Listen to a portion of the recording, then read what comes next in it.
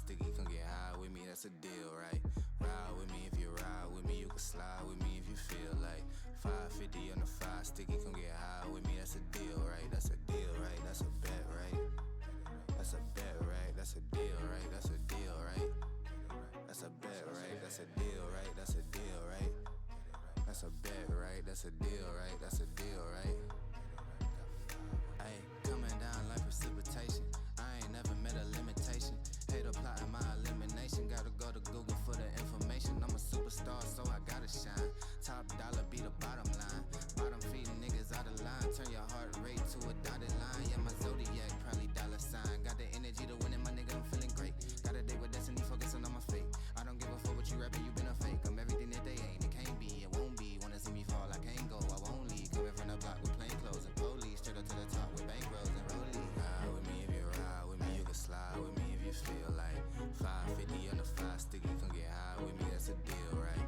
Ride with me if you ride with me, you can slide with me if you feel like 550 on the 5 sticky, come get high with me, that's a deal, right? That's a deal, right? That's a bet, right? That's a bet, right? That's a deal, right? That's a deal, right? That's a bet, right? That's a deal, right? That's a deal, right? That's a bet, right? That's a deal, right? That's a deal, right? Ay, 12 can't really stop shit, so I'm still pushing like a mosh pit.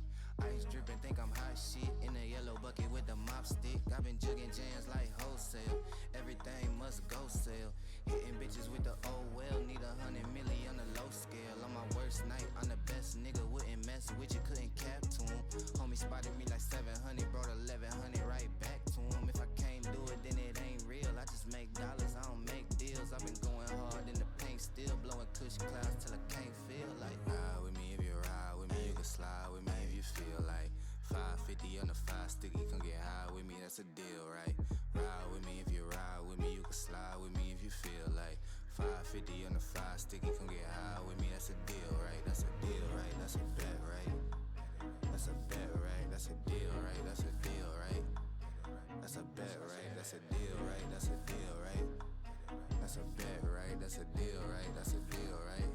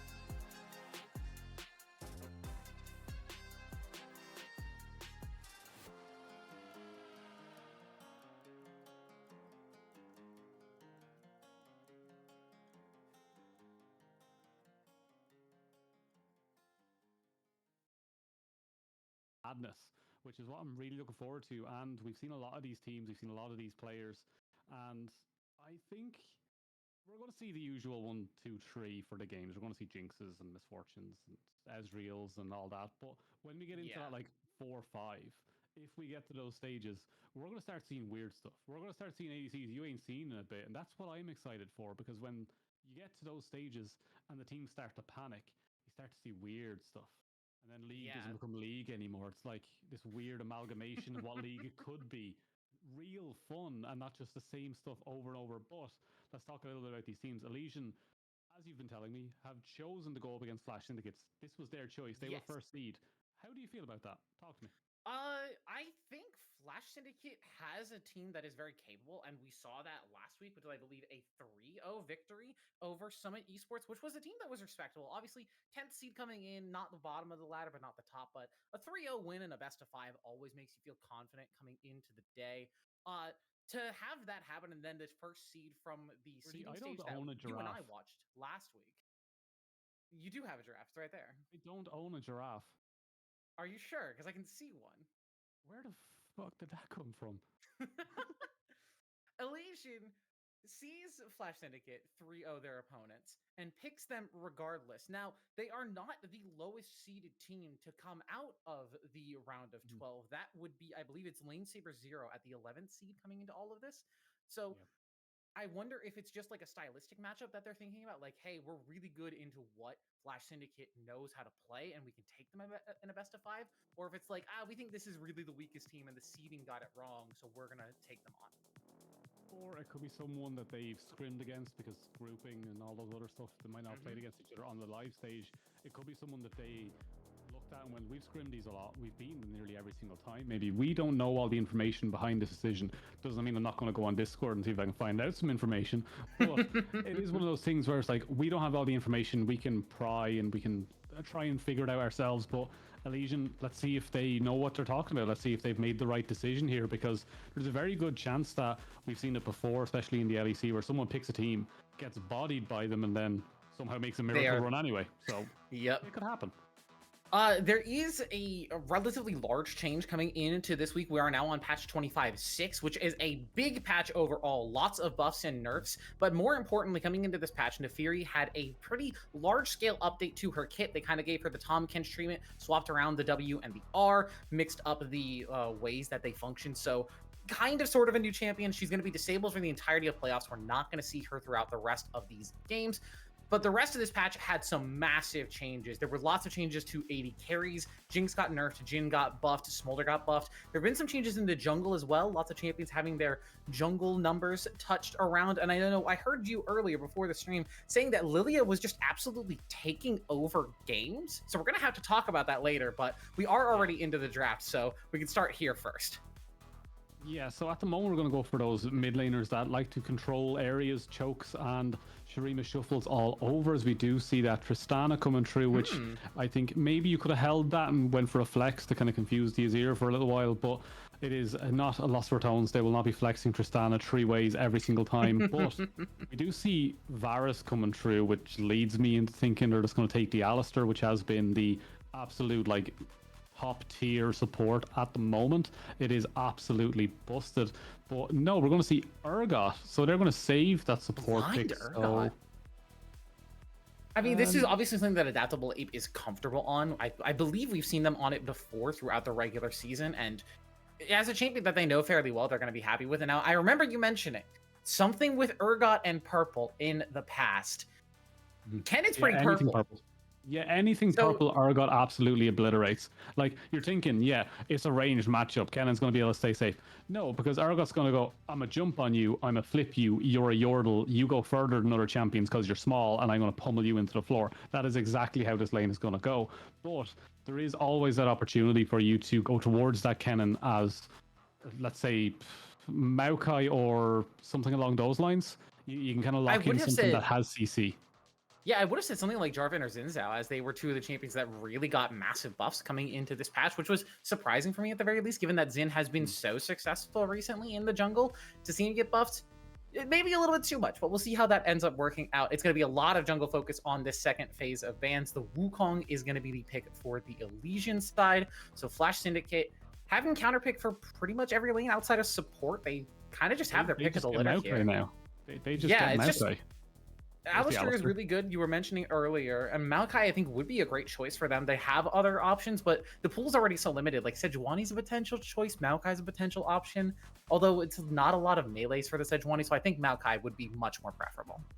Yeah, well, like Maokai is the option into mages like the Azir or the Syndra, because you just flash W and then they're like, oh, I'm stuck here now. So it's one of those champions that like just works well for either side here, and I'm surprised for them to take it. Rel coming in for the support with Tristana is confusing to me, because Tristana likes that Nami or Seraphine or Janna, something enchanter. She doesn't hate all-in supports. I'm just surprised to see the Rel picked into the Alistar as a Tristana like second trick. I hate getting a tank. Like, I can do the damage and I can kill them without needing CC. Just give me shields. Just let me jump in like the Mad Hatter that I am, and let me eliminate them from the game. Yeah. It's the two different schools of thought with Tristana in the bottom lane. You either have a dive buddy or you have an enchanter buddy. You don't really want to poke support with Tristana because she just wants to go in. Schools of thought is correct. It's like special ed and like Harvard. You can't say that. Say it. Anyway, it's the yellow bus theory. It's the yellow bus theory, okay? I'm surprised to see the Rel picked into the Alistar, because in a vacuum, Alistar is normally picked as a counter to Rel. It's surprising to see them opt for that pick. I wonder if this is just something that Skylar is a lot more comfortable with. We see this Seraphine ban earlier in the draft, and that's not only a ban versus MLG Pro, but also against Skylar. So it's just going to be a matter of how they end up parsing that through the rest of the draft. And I'm worried about this bottom lane now. I think I agree. I would have liked an enchanter for them. You have Kennen and Wukong for engage. You don't really need another CC follow-up bot. You need a little bit more utility. I'm just surprised more than anything else, because the comps look wrong to me. Because as I know from Adaptable Ape on the side of Elysian, he's more of that damage top lane kind of player when it comes to like AP. So like, I'm kind of surprised. It looks like the teams have kind of like took each other's notebooks and just start saying they've written down on page 4 that this is good, so we're going to take this. It just seems a little bit off. I do like that Elysian at the moment, they've went for let's put circles down. So they have Wukong, Ken, and Rel. Circles do win games. It's one of those strange League of Legends things. So the original was the Wombo combo, which, if anyone wants to know the history, it was named after a pizza. Crazy. But that ain't circles Falco. Win games. That's what it is. The more circles you have, the win. That's why like Brand, Galio, Jarvan, Orianna were so highly contested back in the day, because you just had loads of circles and no one could escape. Well, on the other side, it is very pointed damage. It's very like, I want to kill one singular target and move on to the next. Like Varus wants to get a piercing arrow. Urgot wants to just reel someone in with the chains. Azir wants to shuffle the correct targets back or buy space for the rest of his team. Alistar, not really a champion known for stunning multiple people, kind of known for headbutt pulverizing one target and that being the priority. And Maokai, although he does have range, he needs to flash ult onto, or flash twisted advance onto one. So it is, yeah, it's a very different style coming out from both sides. It does come down to, I think, the ADCs. They will be what will be the biggest kind of. I was actually right. It is the wrong way around. Yeah, it is going to be Elysian on the red side and Flash Syndicate on the blue. So we have Adaptable Ape on that Urgot, and we have Bleeding Wolves on the Kennen. One time I do notes, Brady. One time I do notes, and the graphics wrong. Chris Sunga, we need to have a chat, good sir. We need to have a chat. You have ruined everything to do with my League of Legends, and I am not happy now. I'm going to sit and sulk. behind the scenes, we have a little joke. It's the ABCs of production at Titan. It's always blame Chris, and you know what? We just stick with it. As I'm a little also surprised to see that it is going to be the poke Varus on the bottom side for Flash Syndicate and not the on hit. I would have thought with having Maokai, Urgot, and Alistar, you have. Well, I don't do a lot of it, but when I'm casting, I try to think a little bit more than usual. But you have 3 very beefy frontliners in front of you, and you're going to be hitting a Rel and hitting a Wukong. I feel like that on hit could be helpful because I do worry about the ability for this Flash Syndicate side to actually kill tanks outside of an Urgot ulti. I think the most important thing to know when it comes to the on-hit Varus is your target selection. And your target selection is Trist, who wants to get kind of closer, jump in, get resets, and Syndra that no one's going to be able to reach bar the Maokai. If you can just throw a couple of arrows at the Syndra, Urgot can finish the job off for you. So I do enjoy the fact that it is going to be that lethality Varus, and they want to try and get that key target selection. As Skylar's going to go all in here and do a decent little bit of damage, but Lien just going to out-tank it and survive as Varus is the dumpster champion. Yeah, it takes a little bit of damage back. Skylar gets the engage a little bit early there, I think opting for, hoping for the level 2 off that one more minion death, but just didn't get it in time, so the crash down doesn't find a target. But this is kind of what we expect when you have Tristana plus a dive buddy in the bottom lane. They're gonna play aggressive, they're gonna be up in your face, and especially versus the lethality Varus, who, while he power spikes early, it's not a level 1 power spike, and Tristana is much stronger, I would say, like, pre-first couple of components. Yeah, I do think that Tristana has a certain je ne sais quoi when it comes to damage in lane, as it's just constantly being amplified. And then you add Rel on top of that with that little bit of armor shred, and things just get a little bit easier. But in this top side so far, Urgot just chewing away at minions, having a great time up there. Anything purple, I mean, easy to Kennen kill. is purple. It's exactly like you said. I wonder if we could track the stats of Urgot throughout the entirety of the season. As I'm gonna put that on pause. As Bento's looking for the flash engage, a nice little disengage from Waltz, flashes away alongside the rocket jump. But now with the knockback, they might be able to knock down the Tristana. But Chill Savior is in the area, so they have to be careful. Not important. Forced to get the heck out of dodge, and already very low. A nice little bramble smash though. A great flash stun from Skylar. They should be able to get something down. Chill Savior wants to get in, dashes in. First blood over to the Wukong. Bento, the next to targeted, but is too tanky on the Alistar this early. A great counter gank from the Elysian jungler. Yeah, timing was everything there, as Maokai did skip a couple of camps in an attempt to get down there a little bit earlier. Great setup, but damage was lacking. Couldn't finish that one off, and Chill Savior, being the Chill Savior it is, walks in, takes a kill, walks out, and goes straight back into that jungle, picks himself up a little crab, and will continue on his clear. Going to put that Maokai very far behind, but how often have we seen a Maokai just rush towards that bot side and just get obliterated?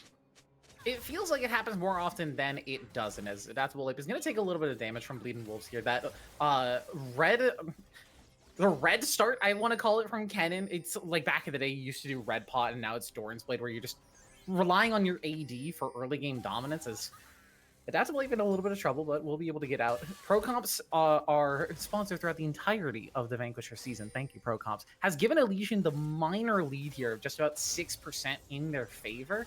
So I wonder how that's going to end up working out in the mid and late game when these drafts really do start to shine. When they start to shine, that's the thing. Will we see enough circles come out from Elysian, and will they be able to layer all of those on top of each other? Or will FS be able to set themselves up to pick off targets one by one as they barrel forward, going front to back? That is the biggest question here, as right now we're seeing double culls. We've moved on from the triple tiers that we used to see back in the day. We're slowly moving on to culls, but the cull on Varus is such a strange one.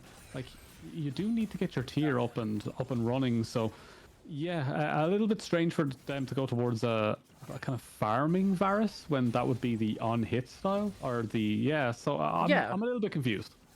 Yeah, I would have expected either a tier or just a longsword to try and just establish yourself more in the lane here. The cull tells me that the Varus is kind of relying on just getting to that first item spike first, as Tristana really only got a singular assist. As MLG Poe dings 6 here, but Terry just a little bit out of range of that unleashed power, so no kill threat there. But it does mean that Lien and Bento are going to be a little bit weaker in this early game than I think we were especially anticipating, which I think gives much more credence to this Tristana Rel lane to just kind of play how they want. And when Tristana's allowed to play her game, it's really hard to stop her. Yeah, really hard. But at the moment, we're seeing a decent trade back from the Kennen, who somehow has got the advantages in this lane so Slicing far. No level Maelstrom, 6. Adaptable Ape, forced to lose the Flash out there as well. Pretty big loss for the Urgot, and maybe Purple's starting to bite back. I don't think Urgot's really enjoying the taste of Purple this game. Yeah, going for that cull early is just going to set Urgot so far behind in a lane where you can be a little bit more aggressive, but we do see that the break is being started up currently by Chill Savior. No response towards that top side either, as it will be not important walking towards this bot side once again, so it could be a clean sweep on the first set of objectives coming through for the Wukong here if Maokai doesn't realize this is happening. The pings are starting to go down, so they should have an inkling it's going on now, but yeah, it just seems not important. It's not reading the map too well in terms of his macro.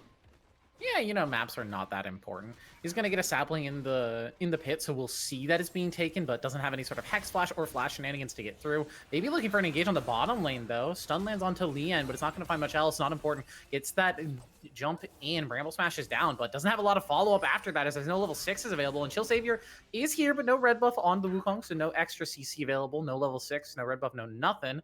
So it's Dragon Take, and everyone else is just gonna walk away. Yeah, Dragon taken, and we did also see from the mid lane on the map that Syndra had first move, so more calls are probably coming out there that we have to disengage this one. For a split second there, I had the worst feeling that Maokai was going to Twisted Advance onto that Wukong, and then Alistar was going to headbutt it back, and Maokai was just going to get sent to the Death Realm. But luckily that didn't happen. Sometimes my brain works a little bit faster than the game. But yeah, it's an interesting start. It's a very slow start from teams that, if I remember correctly, used to be very bloody in the start, especially Elysian. Whenever I seem to cast them, they seem to be getting 2, 3, 4 kills by the 5-minute mark. It seems like both teams are really like setting the pace here for this best of 5, and they feel like this will be a long series. We can't make mistakes. Yeah, getting the momentum on the first game in a best of 5 especially, I think is so crucial. Just setting yourself up for success throughout the rest of the series and saying, hey, we've gotten that first win. We just need 2 more to get a victory, and immediately setting your opponents on the back foot has a bit of a mental edge. As another engage potentially on the bottom side. Skylar looks for a bit of a level 6 advantage, but don't manage to find too much outside of an Alistar headbutt. Yeah, I am also... Uh-oh. As we do see a kill that did happen up in that top side. As we do see, get a replay of that. We might be able to get a replay, but what I wanted to speak about was the fact that I'm a bit confused by Alistar doesn't have the phase rush, which I'm seeing so predominantly at the moment on Alistar, as it just allows you to stick to the target to finish off what would be the trample stun. But yeah, Adaptable Ape. I wonder if this is like a slide in and Wukong just appears at the right time, but no, it's just a flash all in engage. Yeah, nice and easy. Yeah, nice tank on the flip as well from Bleeding Wolves to make sure Ape doesn't get any distance unnecessarily. As ulti in from Lee and looking for the damage on the walls, barrier forced. As suddenly with level 6s, this Flash Syndicate lane is a lot more threatening. Yeah, we do see the Varus wanting to step up a little bit more on this one, as the last grub was taken by Maokai, the Constellation Prize, the saddest of Void creatures taken, as that will not be doing much over the course of this game, and especially into a team comp that has the likes of a Tristana, has a Kennen, has a Syndra. All those champions do quite a lot of damage to towers, and you do not want to be giving them everything as a stream of shuffle. Flash GC, and MLG Pro Flash is too late. Not important though, is just not in range to get the follow-up. Didn't throw the ulti, didn't throw his own flash, so MLG Pro will manage to walk away with it just being Flash traded for Flash. Yeah, maybe a bit of miscommunication there on timings, as it just did go in favor of MLG Pro. They did respect it and did flash, but good prediction coming out from Terry. And yeah, maybe Terry should have put it in reverse. Old meme. That's an old meme. That's an old one. We are starting to see some of these first big components come through. Kennen has some of that magic pen coming through. It's going to make this lane a little bit more annoying. Urgot doesn't have the boots yet, so he's not going to have any access to that tenacity, but does seem to be going for what I assume is going to be... It could be Black Cleaver, it could be Strider. I actually don't really know what Urgots are building nowadays. Black Cleaver. Yeah. Sad. Urgot is still the very same champion he was during the mythic item stage. Killing the bottom side. Yeah, it just looks like Varus was left alone and they decided to kill it. A nice and easy one. Purple things do die quite easily to explosives. by the looks of things. Yeah, well, I mean, in top lane, the purple is killing the explosive, but Bento just on a rough roam timer. It means that Skylor and Walt were able to just take advantage. You can flash away from Lee, and the barrier denied by that shattering strike. Nice little timing there from Skylor to just make that kill happen. Yeah, it's been very, very nicely done, and just a bad timing from Bento to kind of leave that lane and leave Varus open to that opportunity. I'm sure the comms aren't screaming right now, but look, at the moment they have Feet of Warfare completed. That's the first 3 kills. They got most of the grubs on the top, but they did not get the mark for that one, so they have a little bit of time now where they can think about what to do next. As it's Urgot, it's fine, don't worry about it. The champion isn't allowed items. He's allowed a shield. Oh. You know what? I like this ulti. I like this ulti because it forces the teleport out of adaptable ape, and you probably get a plating here anyway. I know, but keep it for the Drake fight now. Like, that could be an important one, but never mind. The fight is in the top side. It's not important. Yeah, not important. Is going to use the Nature's Wrath, but Bleeding Wolves has the movement speed, so he's just gonna walk away. That ult was not important. I mean, it burned a cooldown out of Bleeding Wolves. It got his E. It got that little lightning rush. So keep track of that cooldown. Yeah, that was. Hey, I think it's back up. Yeah, that was not it. Just not it, buddy. Yeah, I am a little bit worried now that Maokai is maybe not a main champion here. Or not important as they seem to be getting a little bit lost in where they need to be at certain times. While right now we do see Elysian are just chipping away at towers. They've gotten 2 Drakes. They've gotten 2 of the Grubs. We should see Wukong going up towards that top after he's done invading onto this Maokai, as this could be a fight very easily, as MLG Pro could move first. They do get there, not important, steps away. Wards in the jungle. Maokai constantly spotted. And in that top side, Urgot is proxying right now. Yeah, and I mean, if you're Urgot, it's a little risky, I feel, to do this. You maybe just want to try and either execute to turret or get the heck out of there as well as you can. It looks like he's going to go for the execute because he knows Wukong is on the way. Bleeding Wolves has the Proto Belt, should be able to get in range. Ape is going to flash to deny the kill. Well played. Is it? Well, you wasted a 5-minute summoner cooldown. Not give over 300 gold. It's not worth. Oh, I'd be if I was the coach for FS right now, I'd be screaming internally. Just nothing but like, when you get that vein on your forehead. It's okay. He's cosplaying the Baus. He's gonna be great at proxy farming. It's not important. He's gonna realize this brush is now warded and is gonna be forced to just recall away, which means that Wukong knows that not important is down here. So this is gonna be 5 grubs over to Elysian and that 3rd marker for the feet. So upgraded boots for themselves. And I wanted to say earlier that the big thing for Flash Syndicate denying that first grub was going to be not only the feet denial, but also 6 grubs not allowed on Tristana Cannon. Seems really good, but 5 grubs is pretty dang close. 5 grubs does the job. Like 4 is still an absolutely insane number to get as a nice flip comes through it. Yeah, Bleeding Wolves. It's a lot of damage there. Has to flash away from that Fear Beyond Death, and nice little flip there from Adaptable Ape to get Bleeding Wolves in an uncomfortable spot, and what was setting up to be a really clean dive suddenly just turns out to be nothing. As you see, not important. Getting that blue will spot out the Wukong on the attempted invade, as saplings will be thrown into the bush. If Adaptable Ape had that flash, might have been able to stick to that cannon a little bit better, but no, have to be using that earlier. But, look, we're gonna be harping on that until it's back on cooldown, aren't we? Yeah, I want to see Urgot do well. It's one of those champions that I think really does need another update. It does need some changes to it, as it's just been forgotten about, and it's fine. It's a good champion, and it has decent scaling, and it can really do well in the late game. But since there was mythic items, Urgot has not had a get on the bottom side. Walt is going to get caught by that chain of arrows. Nice little magnet storm to try and deny a lot of the disengage away. Crashdown as well is going to force the flash out of Bento, and suddenly Lien now the one in trouble. Skylar gets another shattering strike for a big stun. Flash in from Walt, the explosive charge. It's going to be traded 1-for-1 as Bento gets a nice little headbutt back, but the grubs are tanking up for Skylar, so the Rel will not die today. Yeah, there's definitely a joke there with Skylar and Walt. I'm just saying that like I have is to assume that's what they're. I have to assume that's what they're referencing with their names. Yeah, they kind of broke bad there a little bit, no?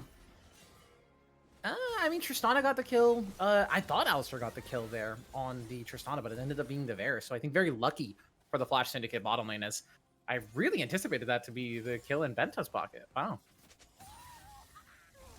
Yeah, I'm looking more and more at this now, and I'm starting to believe that Elysian, yes, they have massive advantages, and there's going to be absolutely no issue with them getting into this mid game. It's just that there is always that Azir effect, that Azir has been relatively untouched, and Azir with space and the amount of space that can be bought by the team could be something as it's just Flash, just respect. Yeah. Respect Flash, and again, it's Bento being out of this lane, and this is something that we see a lot in these I would call them semi-pro, under pro levels, where supports are trying to take advantage of roam timers and trying to pressure things on the map. But more often than not, when you leave your AD carry on the map, they're gonna find a way to get caught. AD carry players are not always the brightest when it comes to being safe in lane, and you'll find your AD carrying positions like that very often just ending up being forced to lose a flash because they couldn't position themselves perfectly. As Bento might be in a similar spot here, but has the aftershock on the Alistar, is going to deny the crash out as well, so he's feeling safe. Feeling safe, but the setup is currently there for the side of Elysian to get this Drake.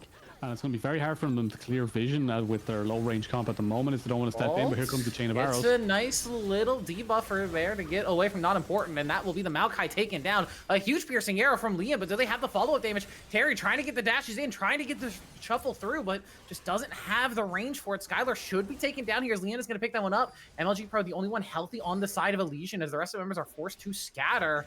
Chill Savior potentially looking for an engage there, but opted to just clone in the other direction, trying to scare them off away from MLG. And Flash Syndicate make a decent turnaround of that at the very least. A decent turnaround. They managed to get themselves a kill, but it is still traded back, and more importantly, the jungler was taken. So we still do see that. Here comes the 1v1 on the top side as we... It's a good little dash forward, but misses onto the cannon, and it's just very easy then to drop the ult, win that one out. As we do see settings on the mainstream. I don't know what the settings. What you doing, Golden? We're working, we're working the settings. We're working them. Our producer, Golden, is making sure that the stream experience is as nice and as smooth for all of you at home. So we appreciate her and the work that she does.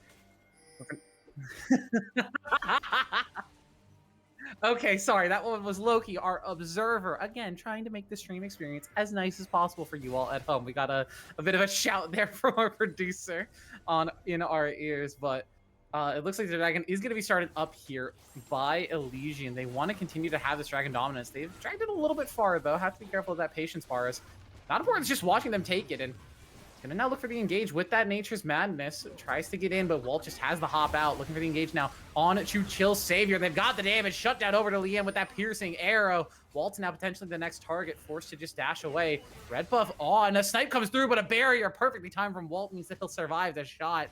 But Flash Syndicate walk up, stop the dragon take, and take a couple of kills for themselves.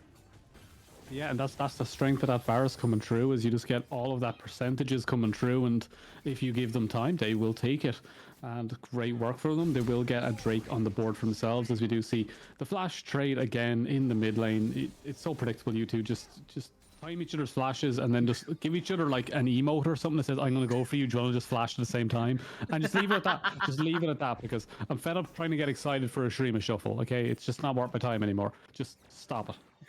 You know what? It's keeping the flash off of the Syndra, and Azir has his own mobility, so I think at the very least it's a positive trait for Flash Syndicate, because you have these lockdown tools, the Alistar and the Maokai, who can get on top of the Syndra. Whereas for Azir, even if Wukong gets in and dashes, even if Kennen comes in with an ulti, he's got the double dash out. He's gonna be just fine. Yeah, it's decent movement tech, and yes, Syndra will be under a little bit of pressure, but we haven't seen it work for them for the amount of time that Flash has been down for Syndra. Like, if we're looking at just times alone, Flash has been down for 10 minutes. Flash in. That's only one death. Bleeding Wolves. Does he have the damage to actually take down that double late? Not on his own, but he's got friends in the area. Stun is not going to land from Skylar, but I don't think it really matters. Chill Savior and Bleeding Wolves have enough damage to just take out this poor Urgot, who is the one being feasted on in this top lane. Yeah, as we also see Akatan spawning down in that bot side. Nice and voracious, the way we don't want it to be, but regardless, it's going to be a slow-paced game. That one might increase the tempo just a little bit as we start to see teams get a little bit wild. We start to see the Orange Akatan come through, but right now, Rift has been taken, it's been passed on to Kennen, 3-0, Shadow Flame and Proto Belt completed, It's going to be a lot tougher now for the Urgot to even survive in that lane. Something that Urgot is famous for doing. But yeah, it just seems like FS just have kind of lost this one in the smaller sense of the lanes, and Chill Savior has just been a lot more impactful in these early stages. Yeah, I think even more worrying for Flash Syndicate in the state of this game is the fact that this is a 2.5 item cannon. He's got those pen boots completed as well, 4 stacks on the Dark Seal. We haven't seen Bleeding Wolves in a team fight yet. We haven't seen him actually take part in any sort of skirmish yet with this ulti that is going to delete these squishier members of Flash Syndicate, which is pretty much everyone but Bento. Not important has a little bit of magic resist in his inventory, but he's gone for the AP route on the Maokai, so he's going to be a lot squishier, and this cannon is just going to feast if they ever take a 5v5.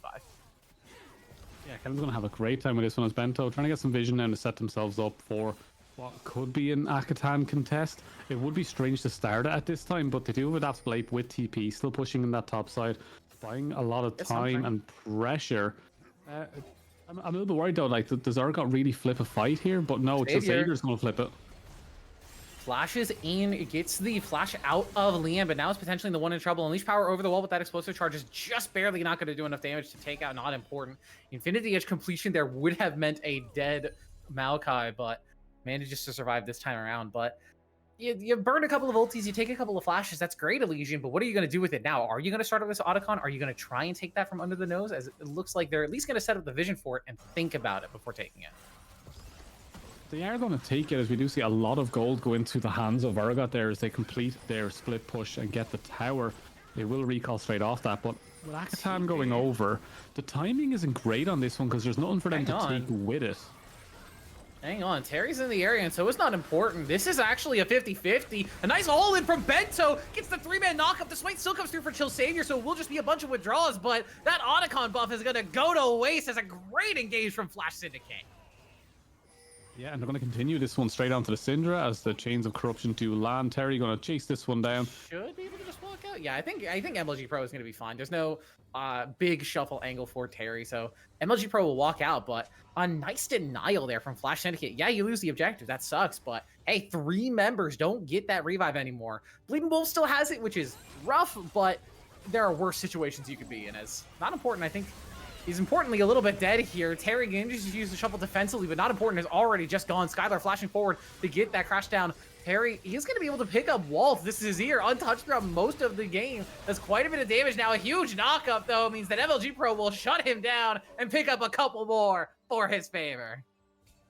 Yeah, very nicely done there by the Syndra to collapse on that one, pick up the rest of the kills, but it looked really, really good for FS there right at the start.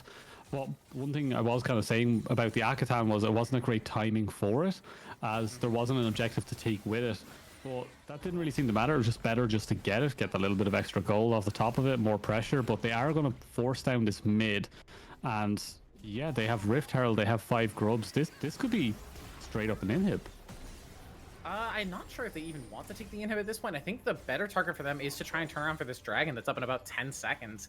No soul point for them, as it was denied last time by Flash Syndicate, but they have the ability to go for it this time as potential brush cheese setup. Bleeding Wolves doesn't have the flash, but has the slicing maelstrom, wants to get in, but a nice headbutt out from Bento is going to deny a lot of that value. Now they're fighting in a choke versus the Urgot versus the Maokai versus the Bears. It is not working well for Elysian. They're forced back. A nice stun from MLG Pro, but it's just a nice stun. There's nothing else on top of it. Nothing else on top of it, but they buy themselves enough time and they do enough damage to send back key members of Flash Syndicate, which sets themselves up perfectly for a Drake, and that's their 3rd Drake. That is soul point available for them now, and it's every single time we see FS make something happen, they get something back. Elysian does have another answer, and they just keep bringing problems that FS can't do anything about right now. Yeah, and I think the big deal for me in this game is look at that gold lead in the jungle. Like, yeah, Not Important is playing the Maokai, so he's going to have guaranteed value as that game gets later with the saplings, with the point-and-click CC, but this is a 2-item Wukong. He's got about 10,000 gold in his pocket. He's feeling very strong at this point in the game, and he's not really going to get any weaker. The Cyclone is also just going to provide a lot of consistently good value. Yeah, some really, really good value. Maokai and Wukong, both of them do similar things, but when you have an entire item advantage, you might be doing a little bit more. Chill Savior going to be feeling very strong, very comfortable right now on a champion that I'm fed up of seeing. Absolutely fed up seeing Maokai. And Wukong, this matchup is just irritating beyond belief. As Bleeding Wolves, I love how the auto is also charged, so it's just like the shining star in the bush. He's just waiting. Like, he's ready for it. You'd see that, right? Like you would see that. You'd think, but Cho'Gath can hide in a brush, so you know. Yeah, there's something wrong with this game, but Bento. Bento going all in. Yeah, looking for an engage here. Doesn't have Lian in the area, but Terry and not important are here. They're just looking for a pick onto Skylar, but he's got the crash on over the wall, and he's going to get away from the Nature's Rat CC as well. Manages to just manage his way out of that one. Lian, I think importantly on this Varus, he's still a stack away from finishing up the Manamune. As we see a kill happen in the bottom side, Adaptable 8 picked off again. It's kind of just disabled of what's happened this game. It's at least going to be traded for a turret here in mid. Yeah, they will get one of the objectives down. They will take down one of those pins that will set themselves on the right path towards that nexus. But on the other side, Adaptable Ape is going to go down to the Kennen that TP'd to assist with the Syndra. TP expended for an Urgot. Some say not worth. Some say maybe this one purple champion is just better. But yeah, I am cautiously optimistic that we'll see Urgot get something closer into that kind of 30-minute mark once we see that Negatron come through, get built up into what looks like should be Jack-Show the Protean. Like, yeah, I still think there's a little bit of hope for the Urgot to get something, and we saw the damage that Terry can do on this Azir in those chokes. There is always that opportunity for them to find something. I'm just a little bit gearing towards that Varus, because that's 3 items now completed, because Varus on lethality is cheap. The thing about this game is both of these teams really do want to fight in these tighter knit spaces. Both of these teams want to exist in these chokes where you can have Kennen ulti hitting 5 people, Syndra stun landing on multiple people, the explosive charge from Tristana knocking down tons of members. But you also have the Varus and the Azir and the Maokai who all thrive in these tight spaces as well. So I think these fights are really going to be decided by those hands, by who's got the better micro, who's able to get the jump on a fight first, which support is really going to find the multi-man engage before the other side does. Yeah. Who finds the engage? Like right now, the play from both teams is centered around this Baron. But Adaptable Ape does have the advantage of the TP, knows they have the TP, knows they're pretty safe down there. It's just Syndra that can contest. So they have a good idea of what they can do right now on the map as the pings are going down about that bot side being a problem. We can see multiple pings being dropped by the team as Walt is slightly engaged on, but will be safe. But this is where they can play. This is where FS know they have some advantage. That Adaptable Ape does have the ability to move to these fights. Unchecked, they will take towers. And Jack-Show also now completed. Drake coming up in a minute. Yeah. Do you want to force this one as Elysian? I would go Baron. I think Bleeding Wolves needs to start rotating down if they're going to try and force for a fight, but he's playing the side lane right now, and Ape has the teleport. Bleeding Wolves doesn't. So, yeah, if you're Kennen, you might be able to, get that side lane pressure and pick up an extra turret while Urgot is in the fight, but you're then leaving your team 4v5 as we're going to see him start to rotate down now and look for a potential flank angle. Lien, maybe a bit out of position here. He's going to spot out Bleeding Wolves as Bento is playing that defense, is looking just for an engage on him, but is just going to be forced to play that defensively. Ape already burning that teleport, getting into the fight as we get a dramatic freeze frame here. I'm hoping this is not permanent. We're going to have to hear from our producers in a moment about what's happening here as we're stuck on 29:30. Don't change that dial. We're still here. We're just hoping that it updates sooner rather than later. Thank you, Riot Games client. Game Frozen will be back. Also, in other news, I got a Probo pass today. Oh, yeah. Yeah, people think I look like Probo pass because I have a big nose and a mustache. I can't not see it. I don't know how I feel about it because it is not a good Pokemon. It's just genuinely, it isn't a good Pokemon. Like maybe a Gabite or something, I'd be a little bit happier with. Oh, no, I'm thinking of Nosepass. Yeah, it's Probo Pass. Yeah, Nosepass is fine. Nosepass is in cute. Was it Diamond? Was it the first time you saw Nosepass? 29:30. It sounds like we may have lost about 30 seconds. Yeah, about 30 seconds is of not time, bad. as we're hearing from our producer.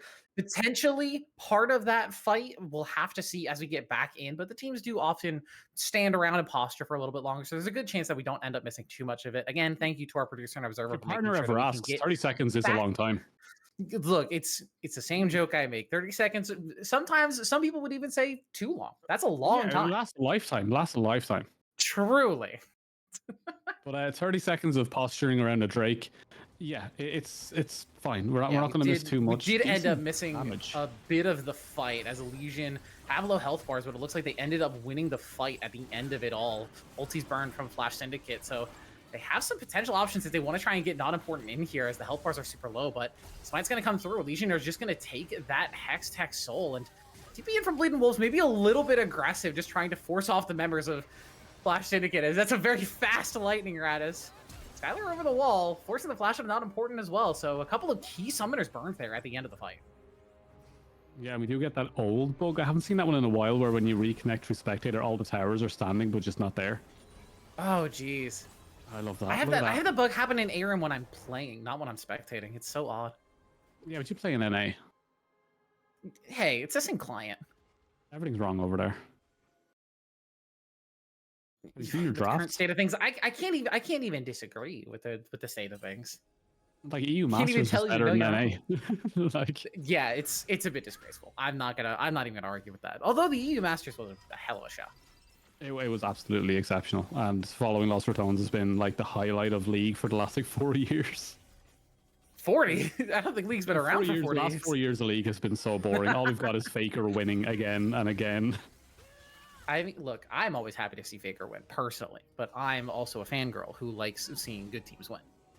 No, Carrier's comeback was legendary. Carrier's comeback, also an incredible story. But we're watching the story of Elysian and Flash Syndicate here. As we mentioned at the top of the day, Elysian picked their opponent here coming into this matchup. They had, as coming in first seed from that top 4, they had their pick of the entire litter of all those teams who won in the round of 12, and Flash Syndicate is the one they picked in. And so far, stylistically, it seems like a matchup that they are very comfortable with. You mentioned the possibility of scrimming against them more often or scrimming against the other teams less, potentially, just having more information on this Flash Syndicate squad. And whatever the reason may be, it's coming to fruition for them, as this is a very dominant game number 1. Yeah, not without a couple of mistakes here or there. There obviously is things that can be cleaned up. But at the end of the day, they've had an incredible showing through all of their lanes. Chill Savior appearing at the right times, reading the map very well. You see the dominance when it comes to just the objectives, as Akatan, Baron, 5 grubs, 4 drakes to 1 drake, 1 grub. That's it. They also picked up the Rift Herald as well. Like, it has been a very dominant showing in that jungle, and I just don't think Not Important is looking comfortable on the Maokai. Maybe it's more of a carry-orientated jungler, as Terry is going to get hit by the Dark Matter. Yeah, as soon as that stun lands, the slow comes through. A nice little zonies to get away from both of the ultis, but even with the shuffle, you're not going to survive that long. Pro has the damage and says dunk to the Lord of Shurima. That's the word I was looking for. Lord of the Sands, Lord of Shurima, Emperor Shurima, whatever you want to call him. He's dead currently, and that's a 40-second death timer. Lord of the Sands. Do you even lore? Look, I have a lot of information stored up in here. Sometimes I the just terms think get genuinely you just don't read. Okay, now that's an insult I will not stand for. NA systems. What is the average reading? Like 5th grade or something? That's something I saw. The average reading I think that's quality. worldwide, actually. I think the state of literacy is also just kind of screwed, but that's neither here nor there. I have one more thing to say after this, but nonetheless, they are sieging on this bottom tower, and it is just disappearing. Something I've said before. Leave Tristana tagged by the Chains of Corruption, but yeah, Tristana with Baron buff, with the Hextech Dragon, with 5 grubs. She just eats these neutral objectives alive. Nature's Grasp used there by the Maokai. Walt is still going to tank it up, so potentially in threat, but Skylar wants to find an engage anyway. A nice Magnus from 1 to 3 is just going to shut down the hopes of Flash Syndicate. Bleeding Wolves is here as well, wants to take part, but Adaptable Ape is just going to tell him no. The team's already lost, you can't come in. A double kill to Walt. Maybe make it 3 if he can get on top of Bento, but I'm not sure it matters at this point in the game. Bleeding Wolves will knock him over, and that's going to be game 1 in decisive fashion over to Elysian. Yeah, and I think a little bit more time and a little bit more safety in some of the other lanes in that Varus could have been a major factor. We saw some of those arrows absolutely destroy in the scenarios where it worked, when you had corridors, when you had angles, and there was always a chance Varus could have carried that, but it just fell apart. And Elysian, they just took every advantage, every single decision that was made. And I think it's something that I say every single time me and you were on broadcast with Vanquisher. If you're taking a fight, you need to be doing it for a reason. And Elysian, this game, every single time they took a fight, it was for an objective. But on the other side, if Flash Syndicate took a fight, sometimes that's all it was. And sometimes games like that just end up being a little rough for you mentally on the losing team, because you have a comp that you are fairly comfortable with. You got a pick for Adaptable 8 that you're happy about with that Urgot, but you just end up losing the lane. Not important, just not able to find his footing versus Chill Savior, who was putting on a clinic in this game, to be fair. MLG Pro and Terry didn't have a ton of influence in the early and mid game. Skylar and Walt were just comfortable in the bottom lane as well. Yeah, comfortable is maybe not the word I'd use, because yes, they were picking up kills and such, but Varus was still a major threat. So that's something that Elysian might be looking at when they're going into the next one, saying like this might be their carry potential. We'll need to keep an eye on this. Same with the mid lane.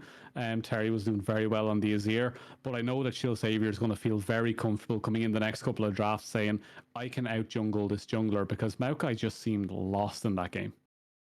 Especially with all of the influence of bans in that second phase. It was 4 for 4 in terms of jungle bans. Maybe Elysian sticks with that as an entire draft strategy. Maybe they say, hey, not important is uncomfortable on a lot of these outside of the pocket picks of the jungle. So take out the big meta picks, take out the ones he's comfortable with, and just force him to continue to be uncomfortable. Because in terms of League of Legends, jungle really is like a pillar position in the entirety of the game. If you take out the jungler, if you force them into a role of irrelevancy, the rest of the map can collapse so quickly around him. Yeah, it's something that we saw in full effect here, as just that overwhelming objective difference also made a massive difference. Once those slows came through from the soul, Rift Herald was used to crack the base. Grubs, you saw the effect on the towers as they started the siege in that bot side. Everything fell apart when you put that objective. Say if they were even, say if it was 3 groups, 3 grubs, Rift Herald wasn't used and Drakes were even, Elysian would not have had such an easy time finishing that game. We'll have to see how Flash Syndicate can bounce back from this game number 1, or if Elysian is going to set themselves to match point, as we're going to jump into a break here, get ourselves ready for game 2. Don't go anywhere. We'll be right back after this.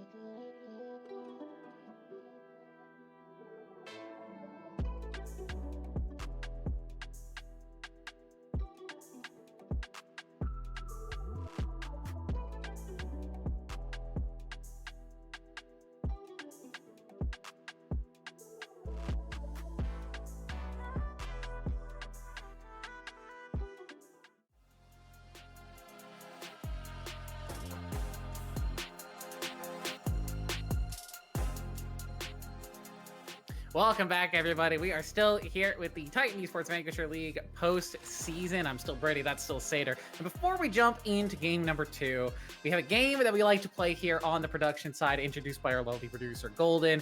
We call it Kiss, Marry, Kill. All we do is argue. All we do every single week. We like, oh yeah, Kiss, Marry, Kill. All we do is argue every single time. Well, look, we're pretty much entirely in agreement this week. Everybody's kissing and marrying the same person except for one. Everybody on our broadcast side, aside from Golden, decided they were gonna kill Vel'Koz, which I think is objectively the correct decision. Look, I think he's sweet. I think he's got a heart of gold underneath all that rust, and I can work it out of him. The whole story is he doesn't have a heart. Look, he's got a successful, if you believe the old lore, he had a successful dating app way back when. And you know what? If he can find love for anybody else, he should be able to find love for himself. And I think I can do that for him. Therapy is not enough. You need like a lobotomy. Like an actual I don't agree rupture or change, like come from Grey's Anatomy where they forget who they are for 6 years. Like change something, please. Like, you know, when people are like, be yourself, stop that. Stop doing that. Like, just well, why are you marrying Cho'Gath? Because it is a creature that likes to eat. I like to eat. That is a relationship I can get behind. Aren't you worried about running out of food? Cost of living? None of that? No? No, because I could be the last one on the list. You know what? Unless this is a praying mantis situation, in which case you're probably first on the list. But that's fine too. See, again, Legends, do you think that's going to affect me? You can't be talking about therapy and then mention, oh yeah, I'd be fine getting my head bitten off by a potential partner. Yeah, 100%. I play League of Legends. I'm not mentally stable anyway. You've seen League of Legends? Crazy. But also on the other side, definitely Vel'Koz, everyone shoot that. Everyone shoot that in the face. Outside of Golden, and I'm not, to remain broadcast friendly, I'm not going to say exactly why I think Golden is marrying Vel'Koz, but I think we can all assume why Golden is marrying Vel'Koz. For those that are wondering, there was a moment where we were discussing other things outside of the broadcasts here, and there was something left on a table in the background of Golden's camera feed. So we know exactly where this is coming from, and just so everyone knows, I'm getting screamed at constantly here, and I'm still concentrating on getting this point across. Golden's a freak. Well, like the rest of this conversation, I think, can be saved for our potential new podcast coming out on Fridays, Titan After Dark. If you ever want to hear what some of the producers and casters are, you know, talking about behind the scenes, or you see some funny skits and some funny intros about, like, you know, the state of the league, things that are going on inside and outside of League of Legends, you should definitely tune in. It's going to be a great time. It'll be all right, yeah. See what happens. I'm still getting screamed at, people. This is not how I want to live my work life. I come here to get paid, mostly. But I also really like it here, but I'm constantly getting screamed at by my producer. I'm going to have to put another message into HR that I'm feeling attacked at my place of work. Unfortunately, our producer is HR, so I don't know how far you're going to get with that one. Yeah, like it's clearly one of those situations where it's a catch-22, where I have to go into a private meeting with this person and get screamed at some more. It just feels like a very hostile environment, and it feels like I'm a jungler in like Emerald.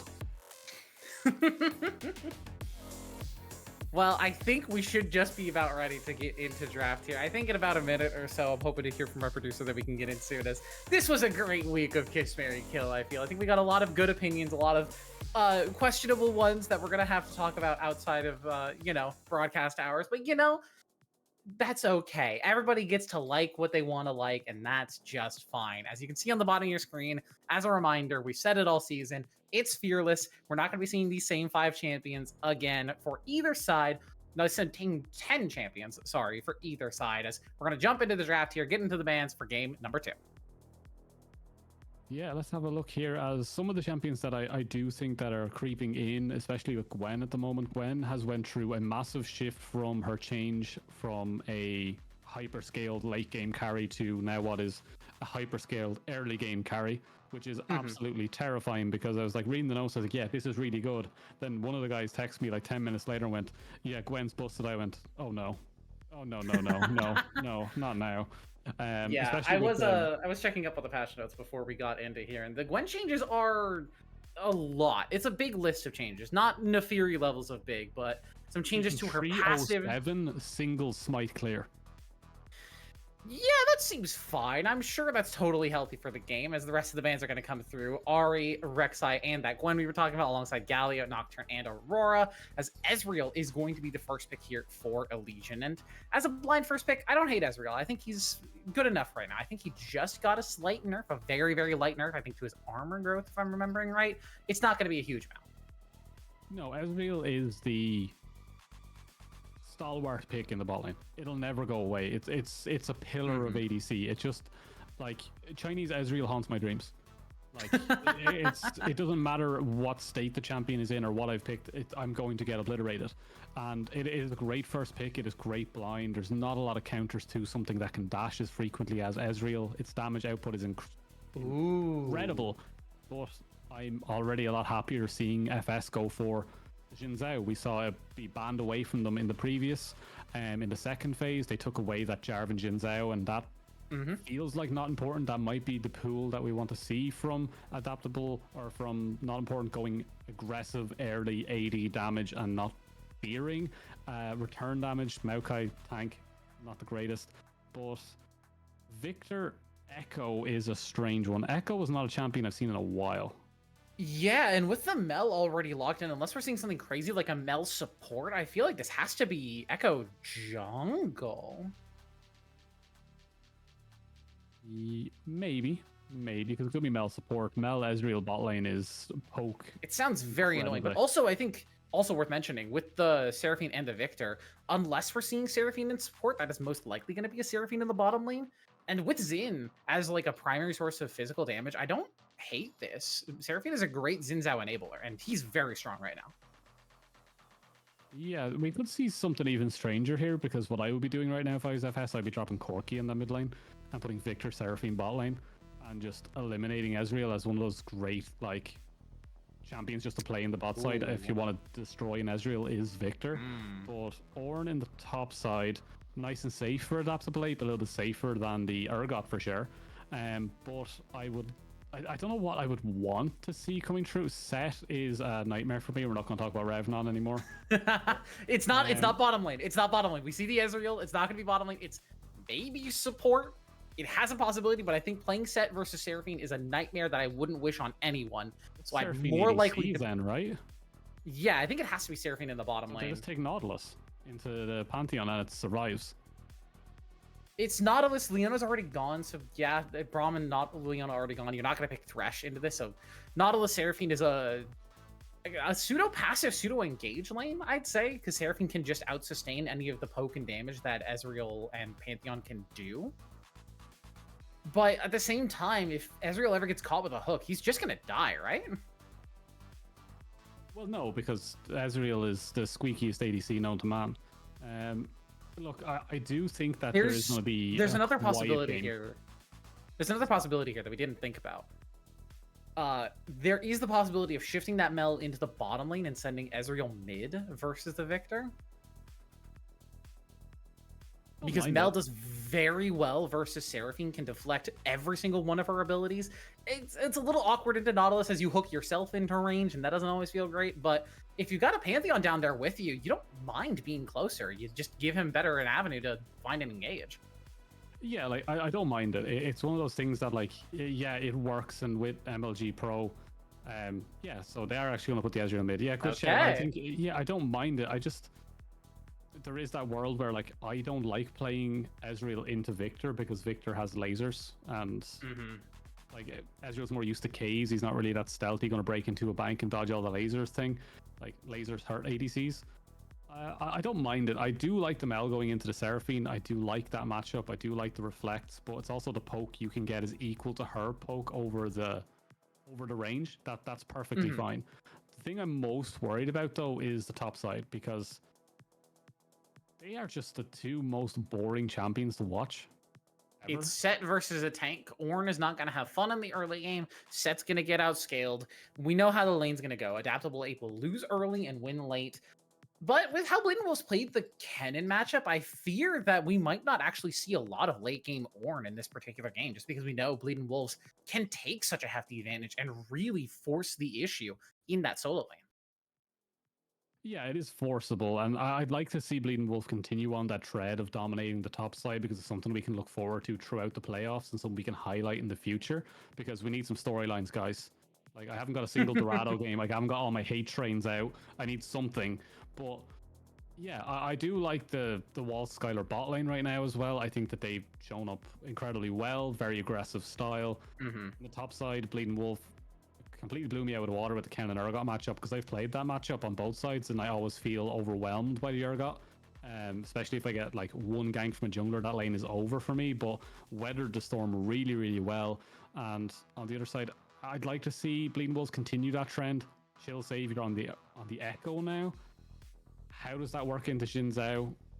Decently well in terms of just a 1v1 matchup, because you have that like extra damage. But like Xin Zhao, if they get straight one item, that lane falls apart very, very quickly.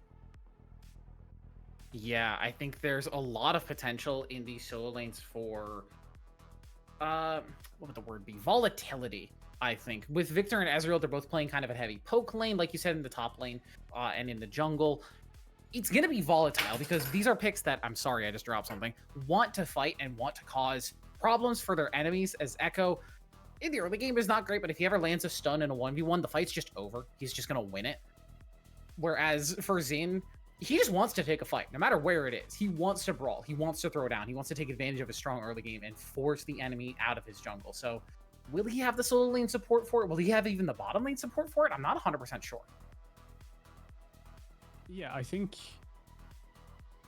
it completely depends. Like, we could talk about this draft all day, and it literally does not matter, because this is Vanquisher, and every single time I try to break down what could happen, it doesn't happen, and people just end up like slapping each other around in the river. Like, it's going to be one of those Drake fights that just completely blows the game open. Someone's going to get a triple kill, and then they'll end up losing the game somehow. Like, it's happened so often now in Vanquisher that I've stopped trying to think this comp works. I could talk about the fact that, like, yes, if FS get in the right position, Ornn gets the knock up, Victor gets the big AoE down, and Jin Zhao is just causing havoc with Seraphine charms over the top. Yeah, they have everything they need. Then there's a Mel, so it doesn't matter. Yeah, it's just going to be a matter of what the actual play is for both of these teams and how they're going to end up working in the mid game, I think, especially as potential invade here level 1 for FS, looking into the enemy, or looking to find a way into the enemy jungle, but not actually opting for anything, as Elysian are going to be the ones actually forcing the issue and moving towards this bottom side instead. Yeah, so just it looks like they expected an invade. They just expected it on the wrong side. They coin flicked the wrong one. As we, yeah, they just, just walk away. It's fine. We'll talk about other things. Any interesting runes, summoners, anything standing out? Hail of Blades on Echo, I think, is a big one for me, because it does show that he wants to play that aggressive style and look for more fights, as opposed to something like Electrocute, where you go for your one-shot burst and you walk away, or even something like Dark Harvest, where you play for a bit of a later game fight. You're just playing to take early game fights and take advantage of your passive, especially in the 1v1s. Yeah, it's the pro comps have given it slightly to FS, and I would tend to agree based off of numbers, but Skylar right now is saying, screw your numbers, I'm just going to start hitting stuff. And yeah, this bot lane, as much as I do play bot lane and I love watching bot lane, this is one of those ones you never really want to watch. It is incredibly boring, unless Skylar wants to go all in, but you have a W, you're not doing damage with that. If it was level 2, I think I would like that engage a lot better, but Lien is going to be playing the Seraphine, so we'll be able to sustain out a lot of that if they get to hit level 2, but just with the early game power of Pantheon, they're able to play a little bit more aggressively and kind of force the issue into Lien and into Vento, so I don't hate it, but I'd like to see them be just that little bit more patient. As an Ape, whew, that's a lot of damage. Yeah, that is a lot of damage coming through on that Ornn already, but Ornn and Set, two champions that have a really, really good sustain in lane, regardless of that. Just they have high numbers when it comes to getting their health back. Decent Bleeding trade back. Wolves. Wrath proc accepted. Yeah, flash away, but flash in for Bleeding Wolves. That's just first blood. You can't trade versus the master of the arena. Yeah, you know what? That's not how we expect things to go. I was expecting maybe like level 3 to see that kind of stuff, but not level 2. And double flashes in the top side. It's now kind of the repeat of what we saw last game in the mid with both mid laners trading flashes, but this time kills are involved. So that's exciting.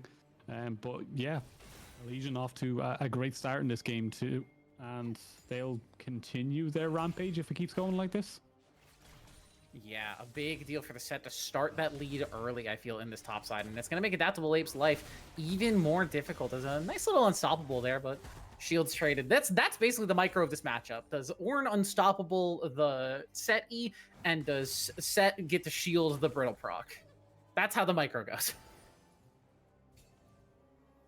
Yeah, this is just watching this Echo go for that. He did get the Scuttle Crab first. He is set up for a gank in this mid. There is no setup from Ezreal, but Echo has the stun. Echo might be able to get something here, as will not land that one. Damage is decent. Gets some damage in. Terry's going to be forced to get slowed here. It's quite a bit of damage. Shield Savior has the flash, could look for a bit of burst, but is just going to play it safe and say, hey, I'm going to protect my mid laner here. As engaging the mid lane, Bento, or engaging the bottom lane as Bento is forced to flash away.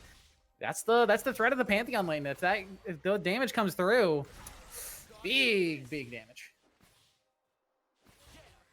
Big damage. Yeah, I do love this lethal tempo Ezreal build. I've been playing it quite a bit, and I absolutely adore it. It's so good. You just get to keep going. It's something that's like you miss one ability on Ezreal, and you're like, oh, that's all my damage on. All right, I missed the Q. End up, but like lethal tempo allows you to stay in those fights, continues to do damage, and also adds so much damage in that late game if you have those really extended fights. But on the other side of things, neither junglers really had as much of an impact as we would have wanted. We don't see any assists or kills coming through just yet. It's a very quiet game, but I think we're getting used to that. I'm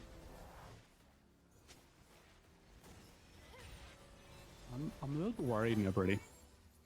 What are we worried about in particular here? Because it looks like Elysian is just in a comfortable spot in this game. They got their first blood. They're feeling good about the state of their top lane. Their jungle is slightly ahead in farm. Has that large rod on first recall. That's a scary Echo. Yeah, so Echo is a champion that has been hit with the strangest of nerfs. So he's no longer a mid laner because of his horrible mana stats. Like, he uses so much mana and he doesn't really have a way to get it back. And Doran's Ring, it's not enough. And along the other side of that, as we do see a gang top side.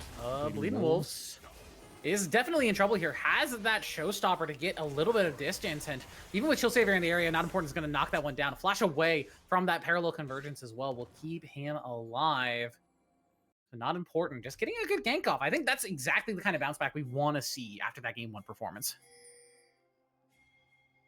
Yeah. A little more aggressive. I do like to see that, as Walt is trying to get as much as they can down onto this Nautilus, but that is a Nautilus and it will just walk away happily. What I was saying about Echo was the reason he's not a mid laner anymore is the mana usage for one, but it's also the fact that you just don't have enough pressure and you're so expensive in terms of you need Lichbane first. Lichbane is your core item, and it's so much easier to just free farm, stay away from damage, and when you're ready, emerge into the game, which is something Echo likes to do. So just play as a jungler, just get those ganks off instead, because you can just work as that instead of trying to lane against something that will outpoke you, out damage you, and just out sustain you in mana as well. So as we do see a bit of a fight in the bot side as Walt and Skylar, yeah, they're cooking.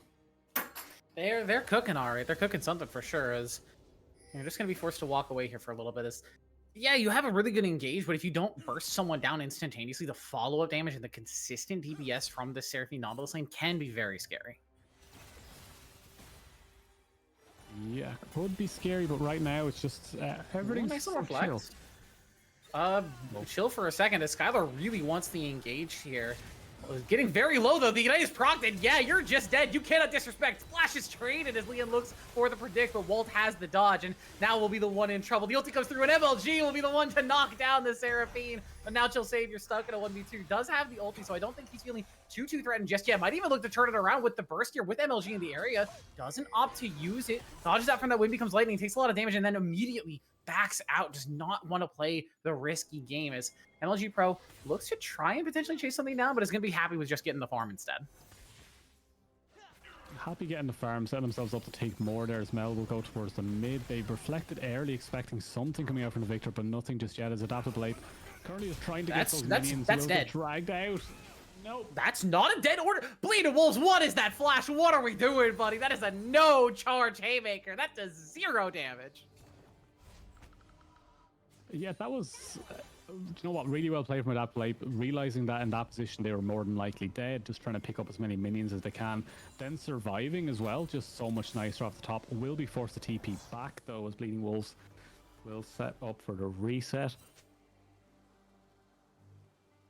In the slightly changed up words of prolific caster Kobe, that flash sucked. A slight remix there on the same, but like, where is the Drake takes? Like, people have just gone grubs and that's it. There's Drakes available. I think because the bottom lane is double mages, we've kind of just forgotten that bottom lane is like a lane. It's not the no man's zone. Like, you can go down there and get something. Like, it's Echo and Jin Zhao. You have so much CC and damage. You can set this up. Go get the Drakes. I like seeing what soul it is. Unfortunately, we're not going to be able to see what soul it is for quite some time. The game has definitely slowed down here quite a bit, and even with all the poke coming through, it's just not been a lot of engages. Anytime Nautilus goes for an engage, it's immediately blocked by Skylar, and anytime Skylar goes for an engage, he loses about half of his HP, so it's just a rough spot for both of these bottom lanes to be in.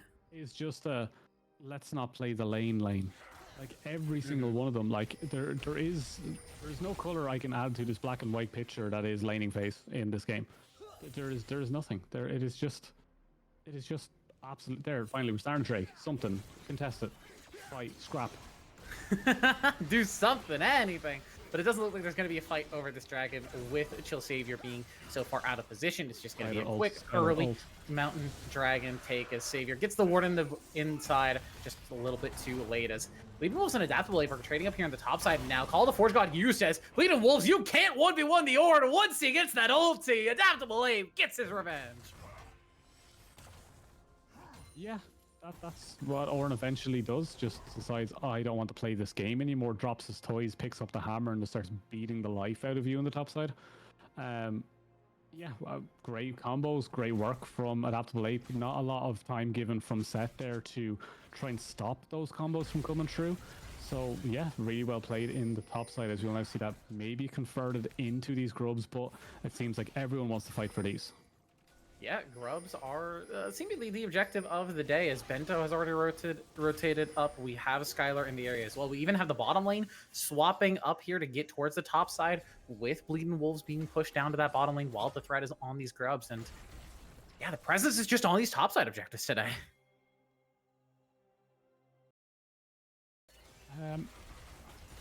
Right now, like, the plays in your mind from both sides is to go towards these grubs. But it looks like Lien is being sent down towards this bot side, but has the TP available, more importantly. Also, Terry can respond to that bot side as well. If they do TP the Seraphine up, go for the fight, then you can TP back to help defend that tower. But FS has all the power here, as they've got the feat of warfare. They can give up first tower and still play for these objectives. Ulti in from Skylar, looking to get into the pit here and try and put some pressure down, but immediate combo from Adaptable 8 means that it's a little bit more trouble than it might be worth. Smel's gonna pop that ulti, bring down, not important, as Skylar has the damage. Hook in, lands onto Chill Savior, who doesn't have that ulti anymore, and that means Leanne can come through with the damage. A nice reflex from Wolf, but what can it get you? It pops you 1 kill more as Shutdown goes over to the Mel, but Terry should be able to pick that up at the end of the day. A double kill over to the Victor, maybe looking for more as Skylar's on the run. Death Laser from over the wall, just not having enough range. Terry will walk away, but Flash Syndicate retain control and will manage to pick themselves up a couple of grubs. Yeah, couple of grubs. They get themselves back on the board with that one. They also have that Drake as well, so there is this world now where FS will get that extra boot upgrade, and I hate that we as casters have to continue talking about these boot upgrades because I just don't think they're that good anymore. The more I I think see it's it, just the more I keep them. it truly is just a marker of momentum more than anything else. As Bleeding Wolves gets the first turret on bottom side, but now potentially in a bit of trouble. Uses that showstopper as a bit of a defensive tool to try and get away. Has the Haymaker as well. Gets a nice bit of damage off, and you know, not much else, as this is how you play set. You just be annoying in a side lane, as he will eventually fall, but brings a lot of pressure down with him. Not my Revnon. Well, it's not Revnon. That's, you see, Bleeding Wolves is a top laner. Not my Revnon. Not saying what I'm saying. Not my Revnon. But no, it is one of those things where you're playing against an Ornn. You will just get outscaled, and then when Ornn has friends, you just get obliterated, as they're going to try and give the very same treatment back to Adaptable Ape, as they will send Do they two have into the this Ornn. damage? Call the Forge God as well, alongside that nice two-man knockup, and not important to the area. Chill Savior, you're in trouble, buddy, and you don't have your ulti yet. Adaptable Ape survives the 2v1, and not important comes through to seal the deal. Did I Casper curse Bleeding Wolves in saying that I'd like to see Bleeding Wolves continue their trend of winning topside so heavily? Yes, this is entirely your fault. How could you? Yeah, no, that's cool. That's fine. I'm just asking, making sure that we're all on the same page. Don't worry about it. But yeah, really good stuff there from Adaptable Ape. Great combos coming through. You see knock up into Ornn horns, and all the damage coming through, and they're very comfortable now on that Ornn. We do see Set obviously still with a CS lead and still punching away and working their way down these lanes, but it will be very difficult for the Set to finish these off, get onto towers, even get kills. That side lane is nullified, yet it's still electric in terms of Ornn being able to set themselves up for success. But the game has went into a lull state right now, as not a lot of objectives available. We will see one in about 30 seconds, but both teams are just vying for vision all over the map and not even really focusing vision towards that Drake, as it's only second Drake on the map. Yeah, just that second dragon, as the bottom lane takes were a lot slower in this game. We're starting to see second items beginning to be built, first items finished up, although I think importantly, Chill Savior's still not on that Lich Bane. That first item, very expensive for the Echo. You talked about it earlier, how important it is for Echo to have that item for his DPS, and he's just been stunted in this game. He doesn't have the same lead that we saw Chill Savior have in that game number 1. Yeah, it hasn't had the same impact, but one thing I do want to say is that it's good to see Not Important have an impact, right? That's the biggest thing for me, is that changing up that pick from that Maokai straight into that Jin Zhao, a much more acceptable jungling. Because if I was the coach, I would not be happy with how that Maokai was playing. It's not flame, but looking for his way in, doesn't manage to find it. Gets a nice stun off on to Not Important. He's going to get a chunk of damage back, but now Bleeding Wolves and Chill Savior are stuck in a 2v4. Showstopper used defensively is Not Important, potentially the one in trouble. Chill Savior's going to dash in. Haymaker through. They're going to shut him down. Only 2 kills traded back, though, as Flash Syndicate bursts them through. Skylar looks for the 1v1 to try and pick up Lien, but that 1v1 quickly turns into a 1v3, and suddenly Skylar feeling a lot less comfortable, forced to walk away, but just doesn't have the speed. MLG Pro providing he's tickling Adaptable Ape, that's for sure, but Ornn is just a bit too tanky for the Ezreal at this point, just with that Trinity Force. A nice hook from Bento should just be goodbye MLG, Lien, and now on a rampage.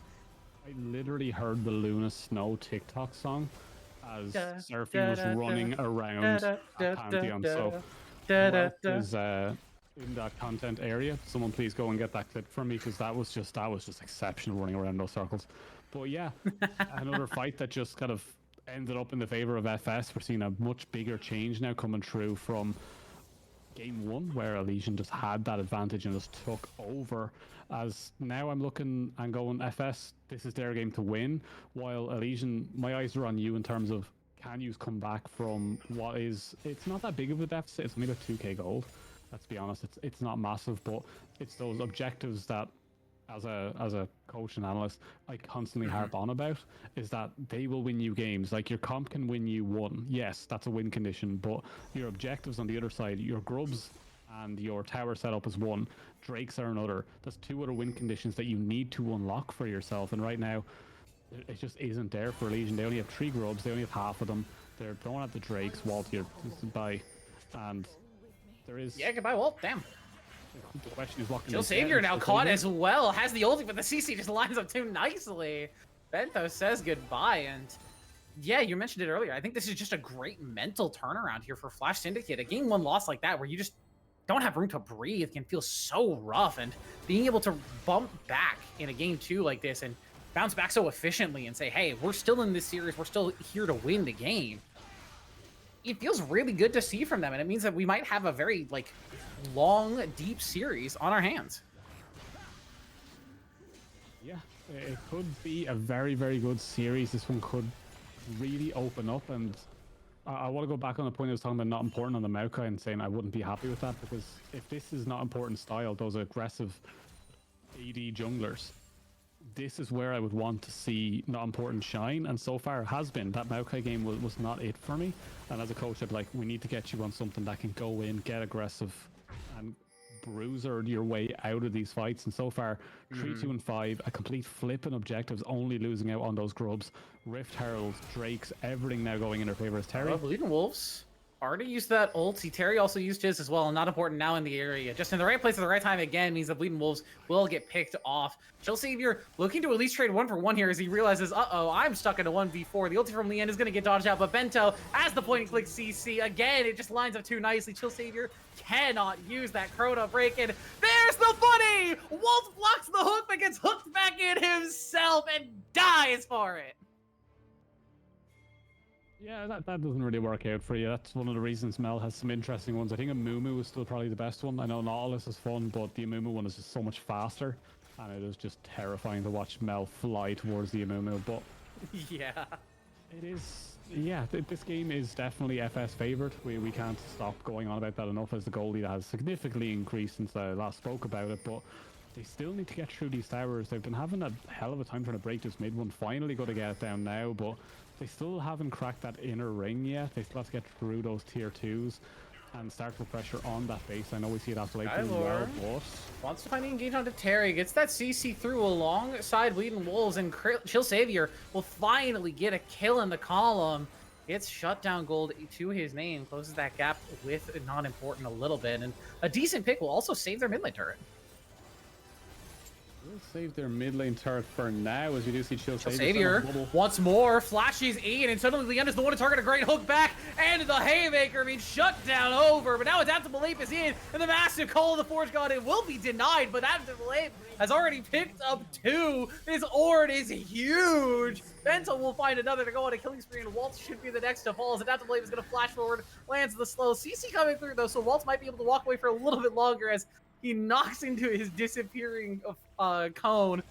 Walt has the upgraded honey fruit, so he's going to be able to kite this one out, and that's what I actually think has to be worried about dying here, as Walt has damage with the ulti as well. Is going to opt to not use it yet. Pops it there and gets the shutdown. Walt, never give up, never surrender. Kites out the play. Do we want to talk about the Heartsteel Pantheon, or do we not want to talk about that? Just going to throw it out there. This is something I saw a lot. I'm not really sure I get it. It's to try and make Pantheon scale later as a tank and just be more efficient later in the game as he falls off in terms of damage, but I feel like you just buy Umbroglaive and you just accept the fact that in the late game you're a stun bot. Yeah, it's the same as Lee Sin. You don't build Heartsteel on Lee Sin to try to survive into the later. You just become a kick bot. Pantheon is the exact same. The fear of Pantheon's ult is stronger than Pantheon itself. Yeah, and speaking of fear, hey, this Otacon is uncontested currently. Adaptable Ape is teleporting in, and Vision is going to be taken, but I think it's just going to be too little too late. Ape is here, and not important, it's just not in the area, and that's just a ruinous Otacon.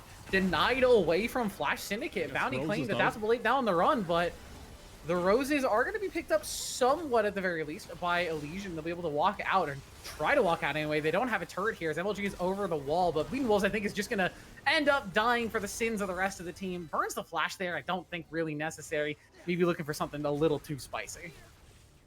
And here come the lasers over the top from Terry, who is going very aggressive on this one. Ooh, ulti in, tries to extend off of Terry, but Leon just can't find the distance. MLG and Chill Savior will continue to walk away, and yeah, you got the Ruinous Otacon, it's nice, but what else can you get? As that's really looking for an engage, but Walt, I think, has the engage here. Just pops the ulti and says goodbye, Adaptable Ape. I thought Flash Syndicate had the fight, but they're just getting shred to pieces. Skylor's in, Chill Savior's in the back, and suddenly Flash Syndicate are on the run. Yeah, 4 members down and are chasing down the last member here. Terry, how much time can you buy for yourself? Can you get away from this as Skylar, one of the fastest champions in the game, deciding no longer to go? This is, yeah, that was a big shift, big change. Mel with a massive reflect. Scary. Okay, Xavier has to be careful here of the burst coming through, but has the stun. They'll be able to knock it down. That's an ace for Elysian off the back of how difficult this early game was. That's a huge win for them. Yeah, but this is one of those places where they have to try and get a lot from it as well, because they have very limited times. We've seen Shield Savior picking up as much of the jungle as they can, taking everything resource-wise from the Jin Zhao. They do get 2 towers in that mid lane, which is a nice buffer for money, which does bring them into a gold lead from where they were down 4, 5, 6k. But that's there crazy. is still a little bit in favor of FS, as that break timer that you can see up in the top left, that's what you need to keep an eye on, because Chemtech is busted. Yeah, Chemtech is very strong currently. 13% damage resistance and 13% extra damage is very, very good. But even alongside of that, just that extra heal and shield power and that tenacity ends up being so valuable for almost every single member on this squad. I think really only Walt not finding too much value out of it, but for everybody else, that soul is so huge. Yeah, it is absolutely insane what Chemtech can do now, as Right Balance Team once again has hit the nail with a truck.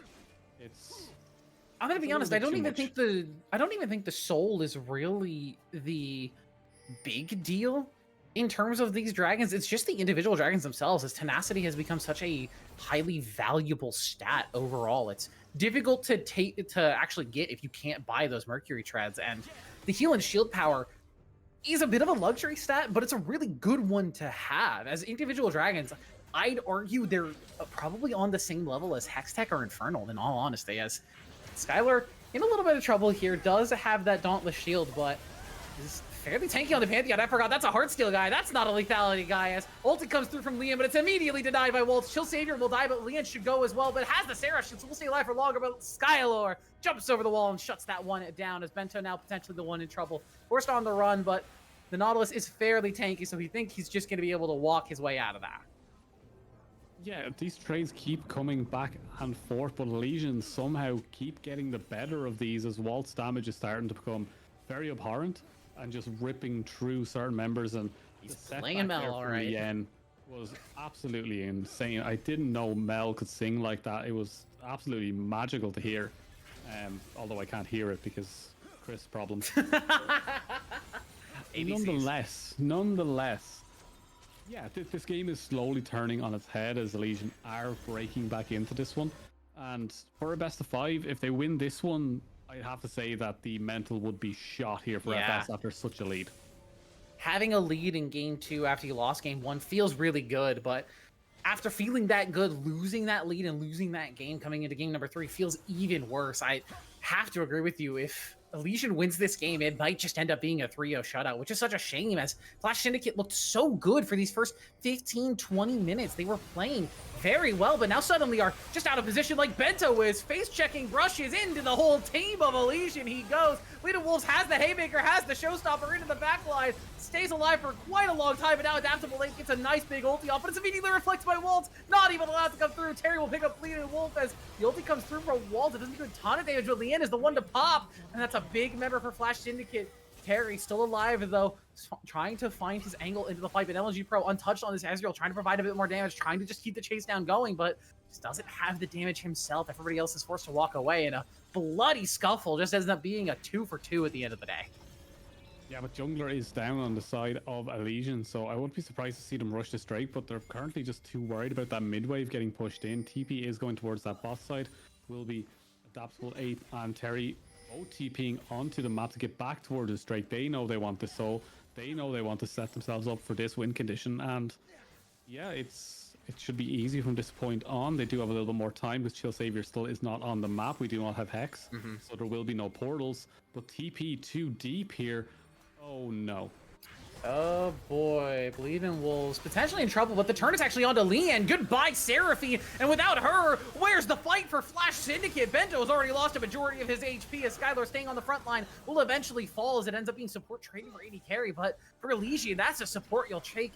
That's a trade you'll take every day of the week. Adaptable Ape still waiting on that ulti cooldown, but pick control is going to go over to Elysian as MLG Pro is not done. He's looking for more damage onto Terry and to force the Victor to just walk away. And the early lead was so good for Flash Syndicate, and they do have good scaling. They've got the Ornn, they've got the Seraphine, but if the fights keep going like this, where their carries just end up dying so early, they're not going to have a chance to play their late game. Yeah, the late game is kind of slipping away from here as we're finally seeing Ezreal getting online. MLG Pro putting down a lot of damage, but only 2 items on the Ezreal. I know to most that would be surprising, but this is pretty much Ezreal's full build. Everything else is just flavor. Once we see that Sherelda's and Trojan come through, I'd love to see him. Changes. I'd love to see him not go for the Blade of the Ruin King, in all honesty, in a game like this. I feel like you really do just need as much single target damage as you can pump out into these squishier members. Like, oftentimes we're seeing MLG chase down Terry, chase down Lien, even trying to face up fight Not Important, who has a decent chunk of HP, but he's not a full tank build. And I'd rather him go for the Shojin, go for the Sirolda, so he can keep chasing down these targets, keep applying pressure to these squishier members. I don't think I've seen Ezreal build Bork in like 3 seasons. It's still fairly good on him, but it's just, I see it built into tanks, and I don't know how I feel about it. I prefer Shojin. No, if you're going into tanks, you just build Triforce and Manamune. You do enough damage with that, and you just get Sherelda's third if there is too many tanks. Bork just doesn't seem to work with Ezreal because you're not on hit. You're not auto attacking enough. Even with lethal tempo? Flying on hits. No, not at all. Never. It just doesn't work that way. It's just Ezreal is just a caster. Like, you don't build Bork on Lucian either. Well, there was that build, the mid lane Lucian build with Bork and Black Cleaver, I think, that Chovy popularized for a bit. Yeah, but that's Chovy. Chovy can do whatever he wants. It was a good build. For Chovy, because Chovy doesn't fight. Chovy sustains. Chovy survives. That's why Chovy chokes every single World Championship. Damn. Beto potentially caught out here again. An immediate ulti in from Bleeding Wolves, looking for the damage onto Terry, but it ends up being Walt is the one that shut down and Chill Savior. Maybe the next to go, as that Chaos Storm is doing quite a bit of damage. Not important as well, making Chill Savior's life very difficult. Even through the ulti, he's just gonna get shut down. It's a double kill over to Terry. Skylar now onto the backline, trying to get the damage down onto Terry, but the sustain from Lien is not enough. Shut through from Skylar. The spears finding their marks. He's staying alive in the backline for so long. The support Pantheon putting in the work as Lien will eventually get picked up. A double kill over to MLG, but I don't think you're one of the 1v1 versus this Ornn. It's shut down over to Adaptable Ape, and the ace for Flash Syndicate. 4 for 5, a bloody fight. How much can you get done as the only player on the map when you are an Ornn? Maybe a wave and maybe a tower. That's about it. He can get mid turret. I believe in him. It's something. It's something. It's just that there's just not a lot to be taken right now, but the fight was fun to watch. Yeah, it may. Oh god, that TP is that actually going to stop it? No, that's a demolish. No. It doesn't. It doesn't stop TPs anymore. Blessedly, even if the thing you are TPing to dies or is destroyed, the teleport still will go through. Which for some people is great, but for some people it will end up getting them killed. I was more along the lines of, does that stop the tower from going? I wanted to see how much damage that demolish was going to do, but it disappeared. The tower did just disappear. Turns out an Ornn with, what is that now, 5,500, 6,000 HP? He does quite a bit of damage to turrets when he gets a demolish proc. God knows, because Ornn is a silly champion when it comes to demolish. Oh yeah, because he has that, his passive gives him percentage increases to health, armor, and magic resist for every upgrade he's given out. And I'm seeing 4 upgrades currently for his team, just waiting on Bento to get number 5. So this Ornn is stacked nearly to the max. And it can only get better because more grass procs come true and more HP comes true. Towers will... He's not even full build yet. He's on 3 items. Yeah, and Ornn can definitely finish off those items as well, just as the wave goes down, but might be able to build some more onto that one, as you can build in lane, as Ornn is a balanced champion. But I'm looking more and more at this now, and it's coming down to, you could nearly give this one up. Maiden Wolves is caught out here, does have that Haymaker and the Showstopper for a bit of extra safety, doesn't get the true damage down onto anybody, and now Skylar jumping onto that backline with that Grand Starfall, not important, though, buying so much time on the front line. Skylar left alone on the backline, Shield Savior in, tries to get the parallel convergence down, but doesn't manage to stun on anybody, gets the ulti back, so we'll get his full health bar in, but Skylar has already fallen. Can they find anything else, or is the freaking sustain too strong? Walt will find not important, but it's the only thing they're gonna find. Lien will eventually get shut down by Chill Savior, but it's just consolation prizes as Chill Savior has no HP left. MLG in a 1v3, thinking about looking for more, gets away from the hook, but it's just not enough. The sustain, the tankiness from Flash Syndicate, they're just unkillable. Yeah, there's no way of stopping them at this stage. They are rampaging through these fights. But I am starting to get a little bit worried now that Echo is just going to be able to finish this one off. As Echo can kill targets like this. This is Echo's bread and butter, just absolutely eliminating targets in these groups and getting straight back out. And they won't get that tower.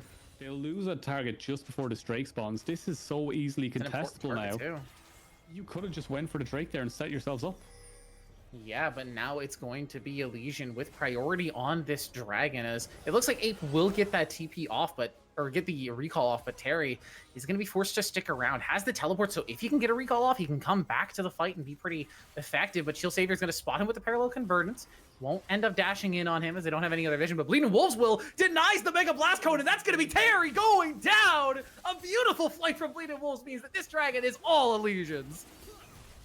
Yeah, that was exceptional work coming through there, and that might be the pivotal point in the game where everything is turned on its head, as everything is out of sync now. Baron is available. They'll have all the time in the world to clear out these vision and all the wards and get themselves set up, and Not Important has a hell of a job to try to get in, out, and safe, as they are clearing everything. Even Blast Cone's being taken by MLG Pro. Safety in numbers right now as they are on this Baron with ease. Yeah, Not Important is here though, so they have to be aware of a potential steal, as Xin does have the ability to get into that pit. Baron already down to 4k, down to 3. Chill Savior just wants to finish it out. They're gonna burn everything, even the Echo ulti, just to make sure it gets smited down. Leading Wolves will be the end up being the sacrificial target on the front line. He'll end up dying as Adaptable Ape is gonna get the ulti in. It just finds Skylar. Can they find any more value as the ulti extends, but not far enough? Walt and Chill Savior on the run on the backline. MLG Pro gets caught by the hook, caught by the ulti from Bento. Do they have the damage to finish off the Ezreal? Yes, they do. Adaptable Ape does plenty of work. Skylar will eventually fall as well, and a couple of Baron buffs are saved for Elysian. Yeah, they do manage to keep 2 of their buffs alive as Chill Savior. You got to be careful here as there's something flanking. Got to keep an eye on Bento on the side there. Is going to try and break open the base right here, right now. No Baron buff available. And Time Winder is slowly coming up. They do manage to clear out the minions, but they're still getting through this with ease. This game is turning very, very quickly here. They can get this in, they get free pressure. They're not going to try and end this. No, that would have been crazy. Yeah, they're just gonna take the inhib. They're just gonna walk away, and I think that's the right call. You get an advantage. You force one lane at least to not be pressured during the rest of this Baron buff uptime for Chill Savior and for Walt. How do you want to play this now? Because I don't think you're going to get another free pick like you did previously on Terry and get that Baron in such a... Never mind, Terry is... He has a help with him. I was thinking Chill Savior was going to go for something there, but...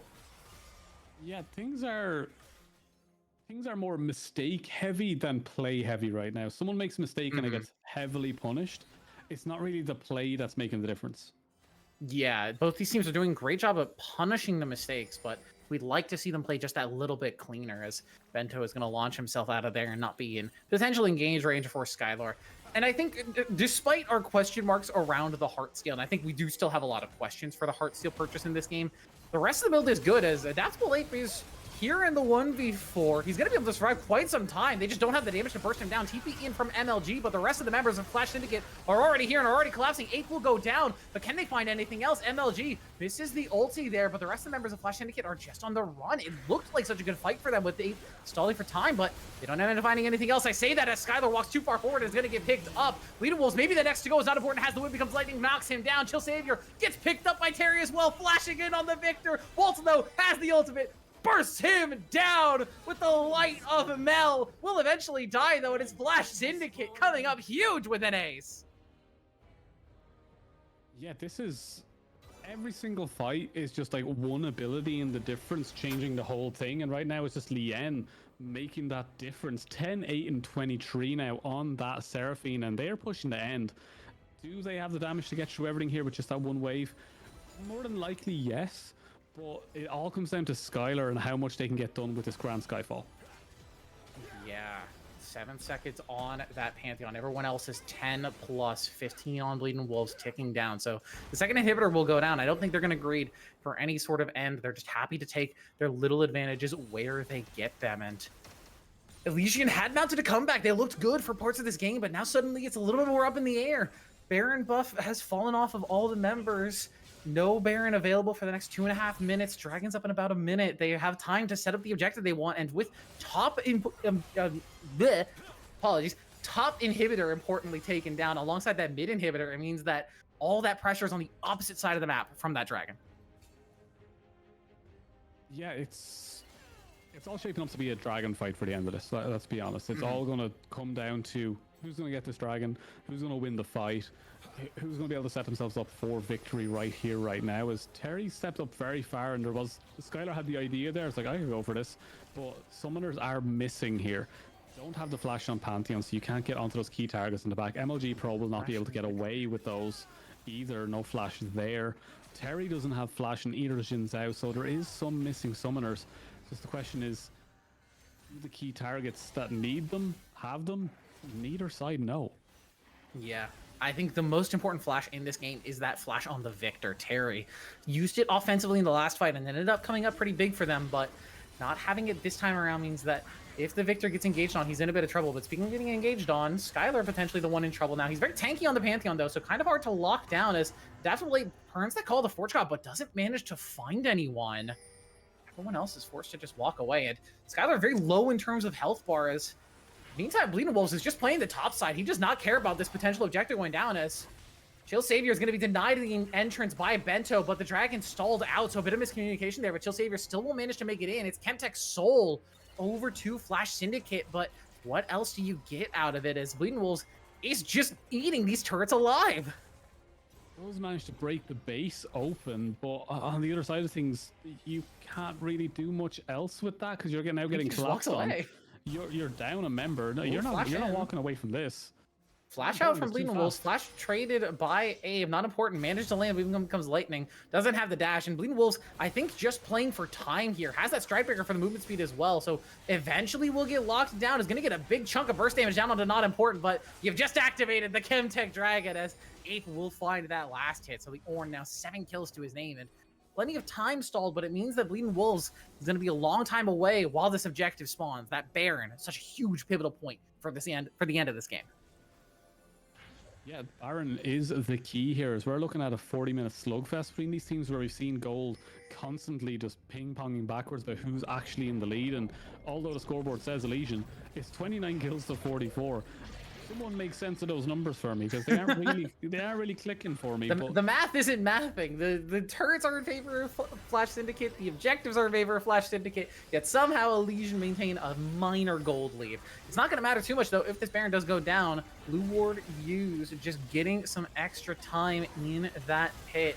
Down to 7k. They don't have vision in the pit yet. Peeled off from Red Ward's used. Skylar looking for potential engage. Baron stalled at 4k. Adaptable Blade has the ulti in, reflected out by Walt. Looking for some knockups, and they're just kiting out the team fight. MLG Pro loses a lot of health. Chill Savior makes life difficult for them in the backline, but then there's the sustain. Lian just keeps the whole team alive. You can't take down these members of this Flash Syndicate slowly. You have to burst or you have to get nothing. As Bleeding Wolves is looking for the burst, but doesn't get the true damage onto anybody, so everyone else will just walk away from the fight. And again, Lian just keeps providing health and health and health, and no one from Syndicate will die. Lian will finally get locked down, but you've already lost the fight as Elysian just can't find the damage. They just don't have enough to finish off any of these health bars.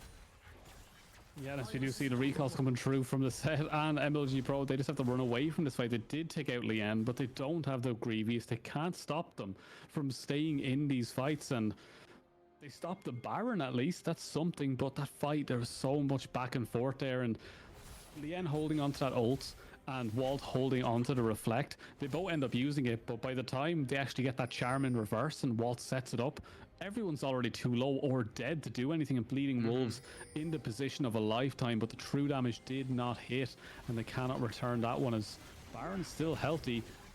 They've got a little bit of time to maybe poke them down here and go for this, as this could be a winning play.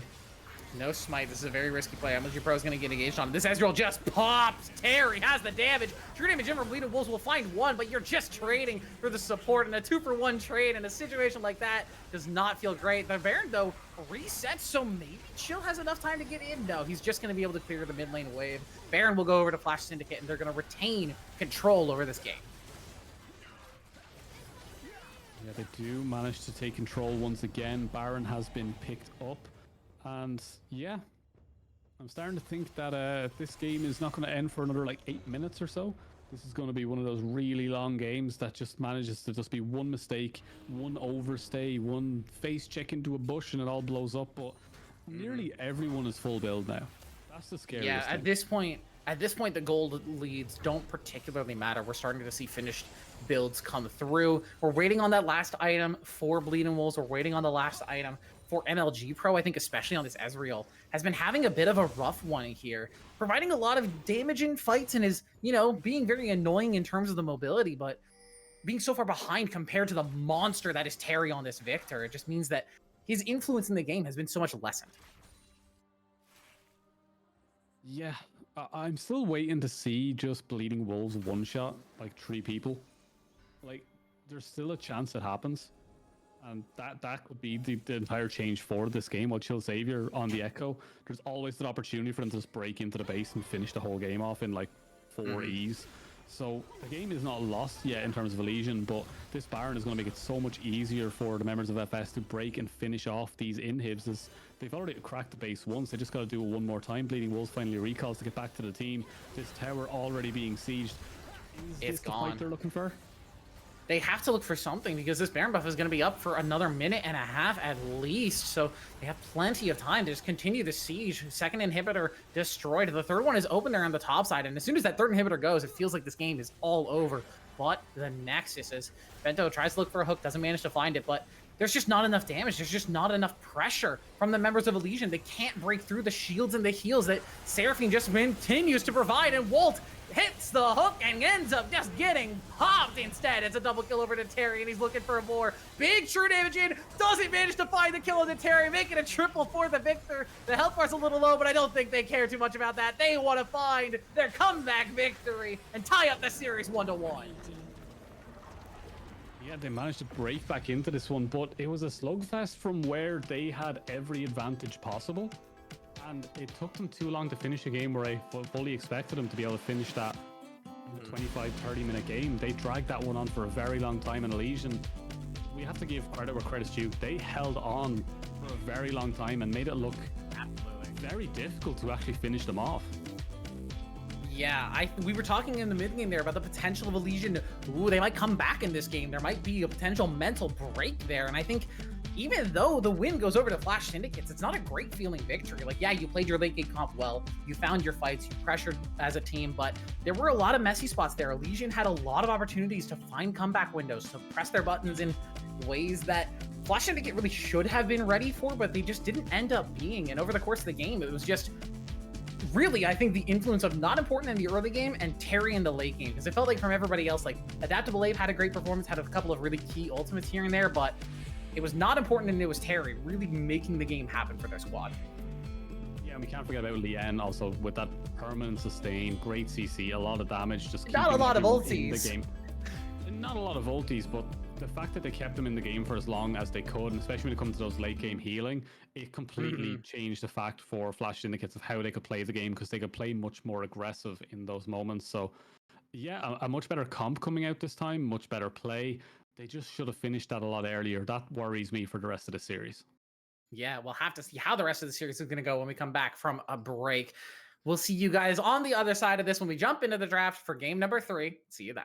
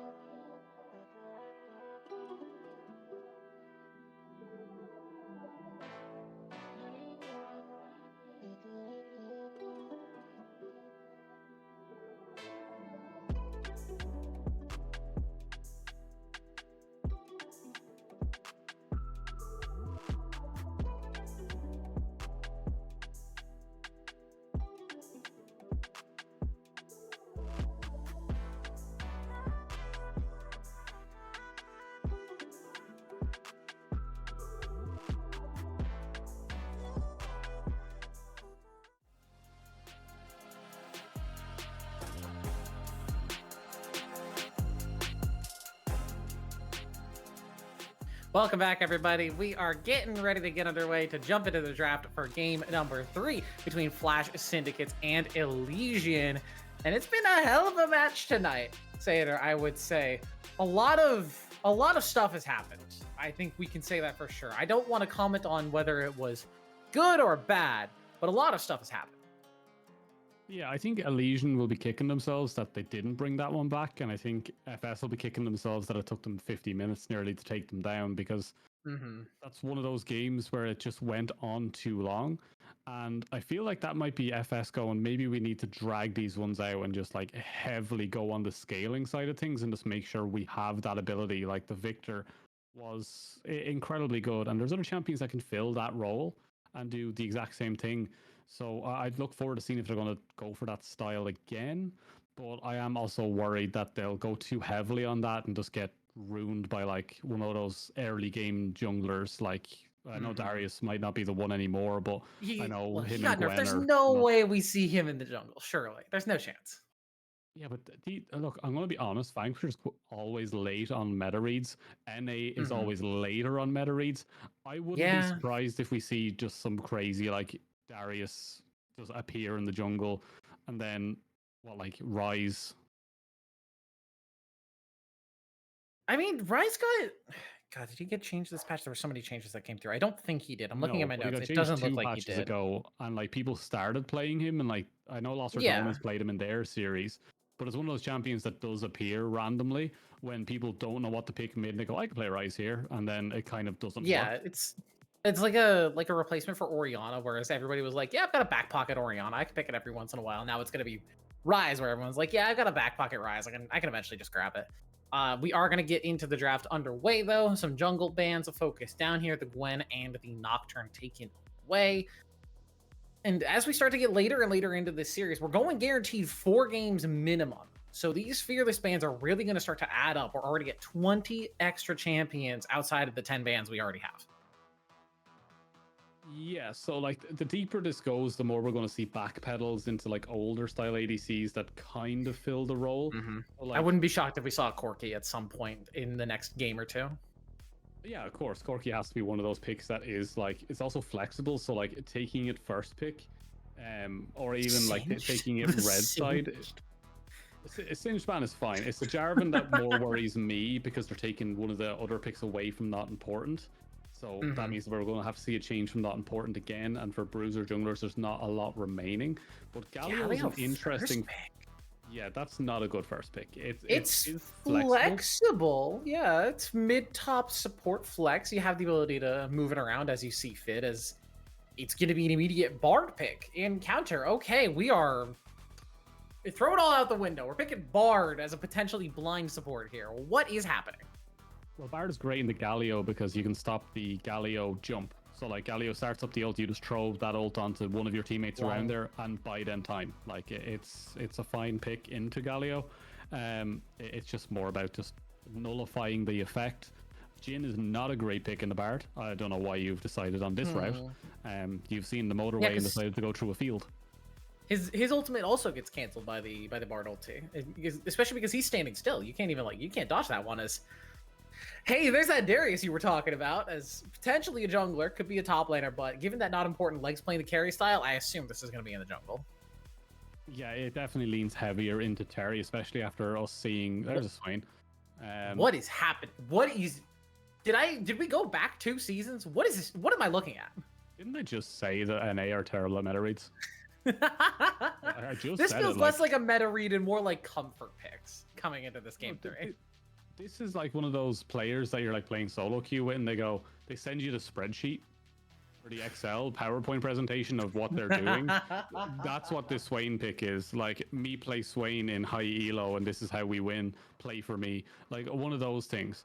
They always boil down to play around me. I swear it works. Trust. Yeah, and it might. MLG Pro has been doing exceptionally well over the course of the series, but even in this game, you're looking at like what hurts Swain the most as a champion. Burst damage. What if they picked? Oh, burst damage based on executes. Kind of burst, yeah, with the Darius and with the Jhin. It's just going to be a matter of what else they pick. Now with the Volley Bear, most likely going into the jungle. Yeah, like just imagine Swain goes in the Crow form, and then Darius and Jhin go no. Yeah, that's the thing I'm worried about. We also are going to see the Rise that you mentioned earlier in the draft. It looks like Terry will be piloting that one, unless we're going to see Adaptable on Rise and Terry on the Galio. But I wouldn't like that very much. That's a Cho'Gath. Yeah, that's a Cho'Gath. Rise. That's a mid blind Cho'Gath. That's a blind Cho'Gath as well. That's. I mean, Cho'Gath is good right now. So you just build Shirelli's and symbiotic shoes and start running at people at max speed and just Halo Blades them to death. I've seen Halo Blades go over walls now due to Cho'Gath's size and just one shot an ADC. So yeah, like horrifying. Don't make me think about that. And then we're going to see Bleeding Wolves on Garen. So he is going for the gods at the moment. He's completed at least. Yeah, we've got Garen Darius. Yeah, so and Darius on the other side. So that's he's doing gods. We don't care about what they're doing over there. Well, he can't do it now because Darius is gone. I mean, if he gets Olaf, he at least gets like 75% credit, but we'll have 100% gods in the series, which I think counts for something. It counts for something. I worry about the Garen in this game, especially because they nerfed the particular interaction his E has with crit. They reduced that damage by about 50%, if I remember right.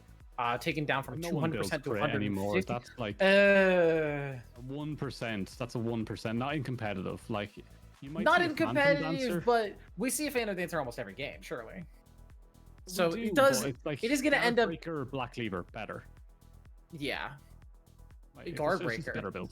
Or Stride Breaker. I call it Guard Breaker because that's what the upgrade used to be called.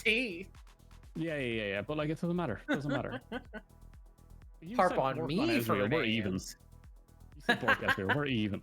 Don't worry about it. But look, at the end of the day, like this comp is heavily roaming, heavily moving comp coming in from FS. While Elysian, they want to stick to their lanes. They want to be comfortable. The only thing that's going to be moving from there is Bard. Like, Volibear does not want to leave the jungle until Roa is completed. And at the end of the day, I don't think you're going to have time for that because Darius is faster, even with that 100% reduction in thank God damage. for that, by the way. It's still 200%. It's no longer 300%. It's now 200%. They've reduced his damage by 1/3 off his passive to jungle monsters. It doesn't matter once you get like half an item, but like off of first recall, it won't matter. Yeah, so it's still very strong. I think it's not going to be as effective in the jungle because it cannot get that super fast clear, and we will see it drop the pecking order, and we'll go to the AP version of Darius, which is Lilia, because it still has that big swing in speed. Because it's always Lilia, and she got a minor buff this patch. She did, and she deserves it because she's had a lot of bugs. So yeah, you mentioned as a potential preview to one of the segments on the Titan After Dark this week is Lilia is apparently very strong right now. I believe you mentioned. Yes, because of the changes to every other AP jungler and them slowly falling out of the meta, and Lilia still getting buffs, getting stronger, and the items still working for her at the highest of peaks. It's a lot easier to pilot Lilia, and especially with the junglers that are coming in, like the Jhin Zhaos, Jarvans, all these that want to lock you down. Lilia is very good at getting away from those. You are too fast for them to really catch, as their combos require you to land something. Like Jhin Zhao needs 3 autos, Jarvan needs to flag and drag, Lilia just becomes a deer and runs away, and you just can't do anything about it. So her place in the meta is becoming solidified by everything else around her being weaker to her. It's not her exactly getting stronger, it's her fitting into that bracket a little bit easier. And the likes of the other junglers that are disappearing, like Yorick and Darius, due to nerfs, they're going to fall out and give Lilia a better space in the game because she has better grub control, she has better speed, better ganks, and she's AP. We don't have a lot of AP junglers right now. I know we're looking at a Volibear, That doesn't count. That thing's a freak. He's like half magic damage at best, and if he's building AP, I think in jungle, I think especially it's really egregious. Like you can get away with the Navori Roa build on like a top laner because you've got a little bit more econ. You can side lane without threatening to lose your team every objective fight, but you've got Lilia, maybe Elise if you're really bold. I'm trying to think of literally any other AP jungler. Like, I guess Rumble, Evelyn if you're really good at her. Rumble and Mumu would be the other two, but they Mumu, do a yeah, worse but Rumble job even than like, Lilia. yeah. Amumu's range is lesser than Lilia's, and they do the exact same things. Rumble can fire it further, but it's line damage and easy to walk away from and won't chase you down.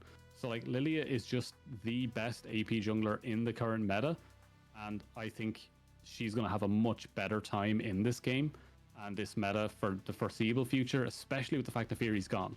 With Fury being disabled, we need to see, I'm going to say this really quickly, all you Vanquisher and Titan junglers, pick Lilia.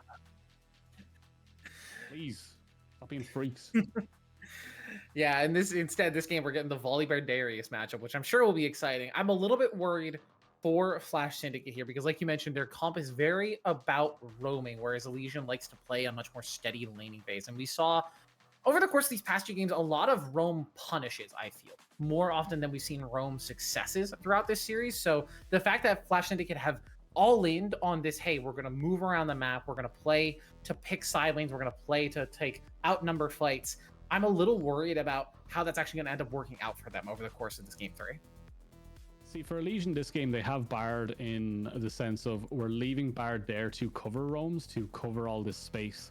And Skylar and Walt have been obviously breaking bad in the bot lane and having a great time, but on the other side, they need to cook, and Skylar needs to cook somewhere else because Walt this needs to be left alone for a little while.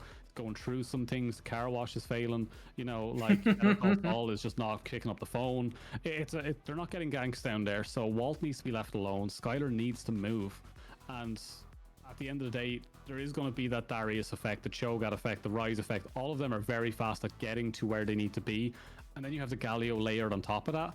The map is very open for FS, but if Bard is there, that ult will stop it. It will stop any of those advances coming from FS. And then we'll start to see Elysian shine through these lanes. They just need to be bought time, and that's what Skylar's here for. Yeah, buying them time is going to be the more important. Turrets don't even exist anymore. God damn it. ABC's always blame Chris. We'll have to re-record those bits for the... I guess because the turrets are going to be changing like what every half year now. We're going to have a new recording every half year. That'll be fun for Chris to try and manage. But we're here on the Rift. It's game number 3. We've got some spicier picks coming through this time around. I also want to point out the Ignite Phase Rush for Bleeding Wolves says, hey, I'm playing Garen, I'm just going to kill. Yeah, we will see that Yumu's come through and then they'll start to run people down. While Volibear, there will be a ward early down into the banana brush, is what it used to be called. It no longer resembles the banana that it used to, but it used to be called the banana brush. It's still kind of a banana. It's just a very, very bent one. It got messed up in travel a little bit. Yeah, we won't call it small because it's very average sized bush. Some would even say it's a very large brush. Some would say yes, but then you see the one in mid and go, oh lord, geez. Well, I would call the one in mid too big, and I think that's a problem for a lot of people. Egregious. Yes, a great word for it. But as we do break down these lanes, let's have a look at these because we have Garen and Cho'Gath top. Garen's gonna have a great time. The Cho'Gath is gonna be able to do They're both going to sustain. They're just going to say, hey, we both have built-in regen and passives, and unless somebody gets a one-shot, nobody's really going to kill the other. Yeah, it's going to be a very slow lane where both of them are just going to be able to farm up. Garen's going to have a great time in the pre-6s. Once 6 happens, then that burst is available for Cho'Gath, but before that, it's going to be a very, very quiet lane. In this mid lane, Swain has the pressure to kill, has the ability to get something set up, as we do see an all-in coming in from the bot. Nothing's gonna happen. Ooh, aggressive barrier from Lien, just trying to keep the health advantage there in the 2v2. I don't hate it just because barrier is such a short cooldown, but it's a risky pick if we see Chill Savior end up moving down towards this bottom side, which we're already seeing in the pathing. I'll tell you why that's bad. Because Walt has biscuits. So you don't have a health advantage. That's Bleeding Wolves? Wait, Bleeding Wolves is just dead. He's just gone. That's what Aiden just needs one more auto. Flashes in. That's first blood to the Cho'Gath. In the meantime, at the bottom side, Leanne is going to flash forward and get that fourth shot off, but Walt has already picked up the kill onto Bento. Is looking for just one more auto. Flashes in. Gets one. Gets two. It's a double kill over to the Corki, but it's a double kill back to the Jin. And the feat of war over to Flash Syndicate. I don't want to talk anymore. That exploded. That went real fast. So much of that was just unnecessary. You're playing Garen. Just step away. Get your health back. Everything's going to be okay. Bot lane. Flashing forward to finish the Bard to then push backwards under tower and then Walt to flash it under the tower to finish that kill. You got a tier. Like, you're already behind because of the champion that you are. Let's see how this one sets up. So Bento goes in. Great taunt. Skylar flashes out. Has enough time to get away from this one. Bento, last auto. Flash forward. This is the bit that doesn't make sense. And look how much pressure you already have. You have everything you need here to set yourself up. And just unnecessary. Unnecessary. You see the junglers making their presence known in the bottom side here. I think another engage attempted by Flash Syndicate, but just couldn't find anything as Bento lost a chunk of his HP on the attempt, but it's a much worse spot, I feel, for Elysian. Like you said, the Jin Galio is just going to be providing a lot more pressure early in the game because Corki needs to wait on that tier to stack up. It's not the crit builds that we're used to seeing. It's much more of a caster build, I would argue. Because the junglers attempt to walk in again, but don't find anything. We've got Cull for Bleeding Wolves on the Ignite Garen in the top lane. It's just not the position you want this Elysian squad to be in. No, and they lost the feat of warfare over that dive as well. So now they really have to be heavily focused on these objectives to get themselves onto even footing. They'll want to get that Drake immediately as Adaptable Ape stepping up comfortably, level lead as well in that top side, farm lead, just getting through these waves nice and easy. Adaptable Ape now able to move, get deep vision, cover themselves. Yeah, it's one of those cases where FS are looking very strong in the lanes, but there's not enough picked up for them just yet for us to say that a lane is over. Everything is still very up in the air. Corki's very behind because of those tier builds. We're also seeing 3 tiers. As I said last game, I'm so glad we moved away from 3 tiers. Now we're straight back to it. It looks like we're just on... It's 3 across the whole game as Walt is going to eat a lot of damage. A nice little execute proc there from Skylor. I think the big deal is these lanes, like you mentioned, they're not done yet. All of these lanes have real comeback potential. As soon as Bleeding Wolves hits level 6, Adaptable Ape needs to be a lot more worried about their position in the lane, because with the Ignite, with the Phase Rush, Garen can just kind of run you down even if he's behind. In the bottom lane, if Corki gets to 1 item in any, even close to the amount of time that Jin gets his first item, Walt's going to be feeling just fine. It's not going to be feeling a ton of pressure in that particular scenario. Yeah, not a ton of pressure. Things are going to be chill for the moment. It's still a very, very close game, and we just see that Terry is getting pushed around just a little bit by the Swain in that mid lane. I do want to highlight that as the taunt does come through. That's easy setup there. Deadly Flourish lands as well. Leon doesn't have the flash, though, so can't follow Walt to try and finish that off. So both will end up surviving, as MLG Pro did pop that ulti in the mid lane, an attempted dive there from Skylar and Chill Savior, but don't manage to find anything outside of the flash from the Rise. Yeah, still all quiet on the front here of what they want to get accomplished in that lane. Good engages, good finds, but just don't have the damage just yet. That Serrated Dark is not going to save you in these scenarios in terms of damage. It's not going to get that final hit in, but Walt now feeling the pressure a little more in that lane after seeing how much damage that the Jin can do with just a couple of shots. Even how much damage the Galio can do, because we have to remember, supports in the early games, they've got base damage. They can provide a decent bit of work, and Galio, as much as he's balanced around also being a mid laner, Riot knows that people play him in support. They keep his base damages fairly high. He's a tank, so he does quite a bit in the early game. You have to respect how much damage the Justice Punch and the Winds of War will actually do. Yeah, I'm kind of looking forward to seeing how much Galio will do in that late stage, because it's been a while since we've seen a Galio support in competitive, especially in the Titan broadcast here. So looking forward to seeing how Uh-oh, Bento Leon. will do. Uh-oh, Leon. Chill Savior has the ulti. He's just going in. He doesn't get the disable on the turret, importantly, and Leon has the barrier, so we'll be able to walk out. I think if Chill Savior was a little bit more patient on that ulti button, maybe they could go for a dive, but instead they're just going to be forced away. Forced away still. A little bit less to go in terms of trying to set that one up. Yeah, it's... Oh, Realm Warp. This is still in the air. Waltz is just going to look for the kill of the Bento. Bento, what are we doing, buddy? You can't walk up to Corki with that HP. Terry is just forced to watch his support die and walk away. He's going to eat a stun from Skylar on the back half of it as Bard says, hey, goodbye.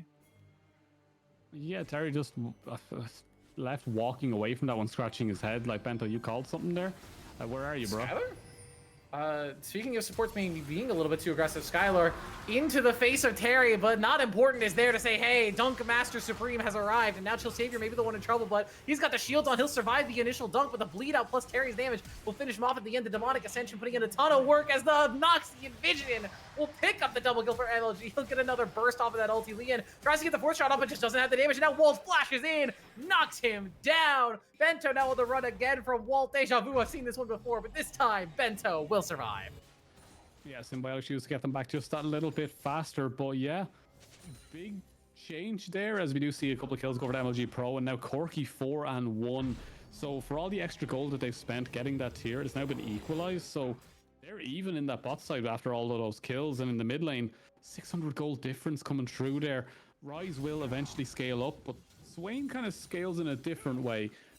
Rise kind of scales with damage and constant mana DPS, while Swain scales with, oh my god, it's not dying.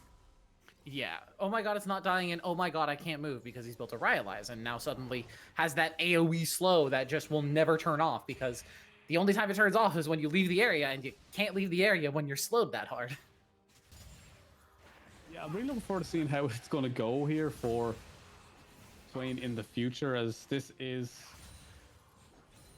It's one of those champions that I hate watching play League of Legends, as it just drives me up the wall when it does well, because I just feel like the champion shouldn't exist.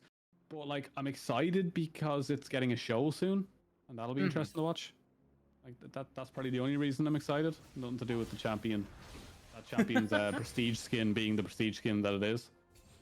Yeah, nobody cares about, you know, Swain. Nobody wants to kiss that dilf.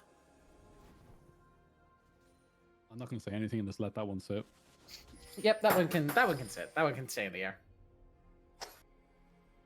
Well, we're going to go back to the game as Skylor is going to get vision of Bento roaming back towards there. Walt will step back, but this could be a nice little catch for them, as Chill Savior is in the area, but they don't know Darius is in that bush. This could be a big Chill Savior is just going to get bursted down, has the ulti, but the ignite and the bleed ticking away just means goodbye to the volley bear. Root's going to land onto Skylar as well. He's got the magical journey, though, so he'll be able to walk away, but now Walt has to be careful of those shots. Terry takes the journey in, eats a stun, and just is forced to walk away. Skylar still not level 6, so no Cosmic Radiance to come through, and everyone else will actually just end up walking away. It's just a pick on Chill Savior.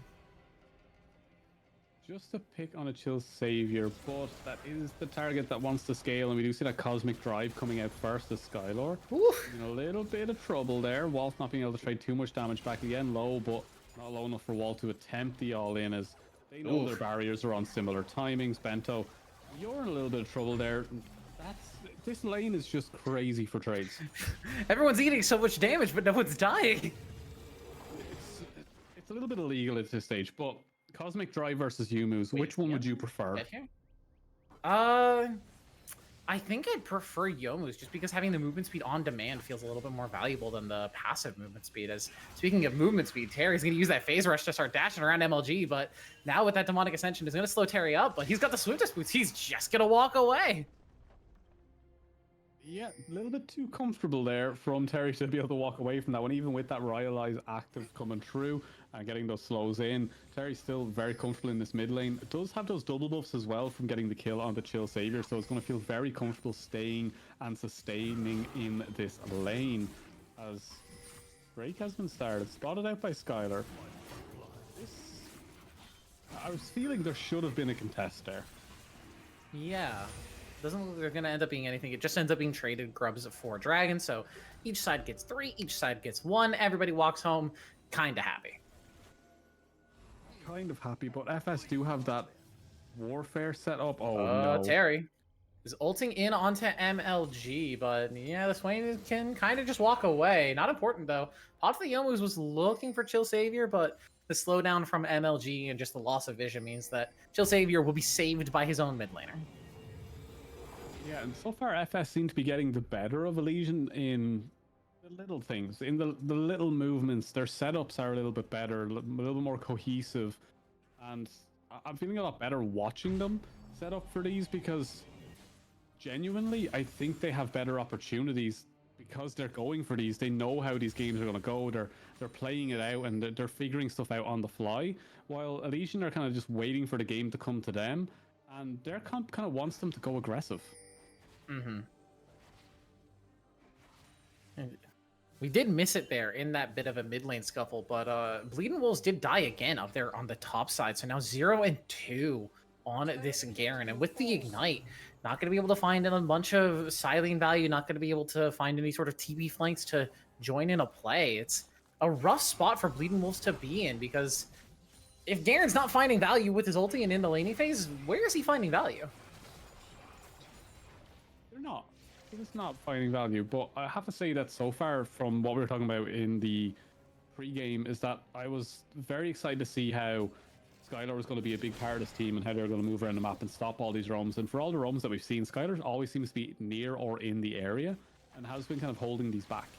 So I'm happy enough with how Skylar is playing right now and how Walt is keeping up in the lane where, in CS-wise at least, I know the kills look a little bit different, but the gold-wise would be quite even. They're playing the game the correct way right now, and it can only get better for them. Yep, and there's Bleeding Wolves. He realizing that he cannot lane versus the Cho'Gath anymore and says, hey, I'm just going to deny some Heartsteel stacks and proxy farm instead. Yeah, having a bit of fun up there. Nothing wrong with that. I am surprised not to see the Shirelles come through from that Cho'Gath quite early, as it is kind of fun just pressing that button and running stuff down, but nothing wrong with being the tank Cho'Gath either. Yeah, I think especially in a lane like this where you're ahead early, you can kind of play the tankier game. As I think this bot lane turret is just going to get taken down as Leon is going to be forced to flash into that Temper Fate. Pops the curtain call, but I don't even think it's going to find that much value. 3 and 4. Yeah, Chill Savior takes a little bit of damage, but the turret still falls, and that's still Elysian finding their angles, finding their opportunities. They grab first turret. They get first turret. That sets themselves up really nicely here to finish off these break/other objectives. Depends on which one comes first, because things could go either way. But it's still opening up quite well for them here. And yeah, I'm very happy with Corki. Can't wait to see that go mid lane and start to get de-pushed anyway, because that's a rise. As and nice spins, bro. I mean, he sure is tickling adaptable, eh? Trying their best. Trying their absolute best. Yeah, but now Abe just has the carnivore passive, and hey, look, all his health and mana is back, and he's just going to demolish this turret. Decent damage. Skylar is here, though. This is something that I absolutely love to see. When you just see Bard go in absolutely fearless. Will the I feel like he shouldn't be that fearless here, as Bento's on the area as well. But Abe just, without landing a Q on Skylar, can't really, like, actually engage on the Bard. He's just a little too quick. As that's a pause, as it looks like Not Important is going to be struggling with his own PC connection. Yeah, some are playing Various and taking away their internet is a fine thing to say. Like, just don't allow them the ability to play the game. That's fine by me.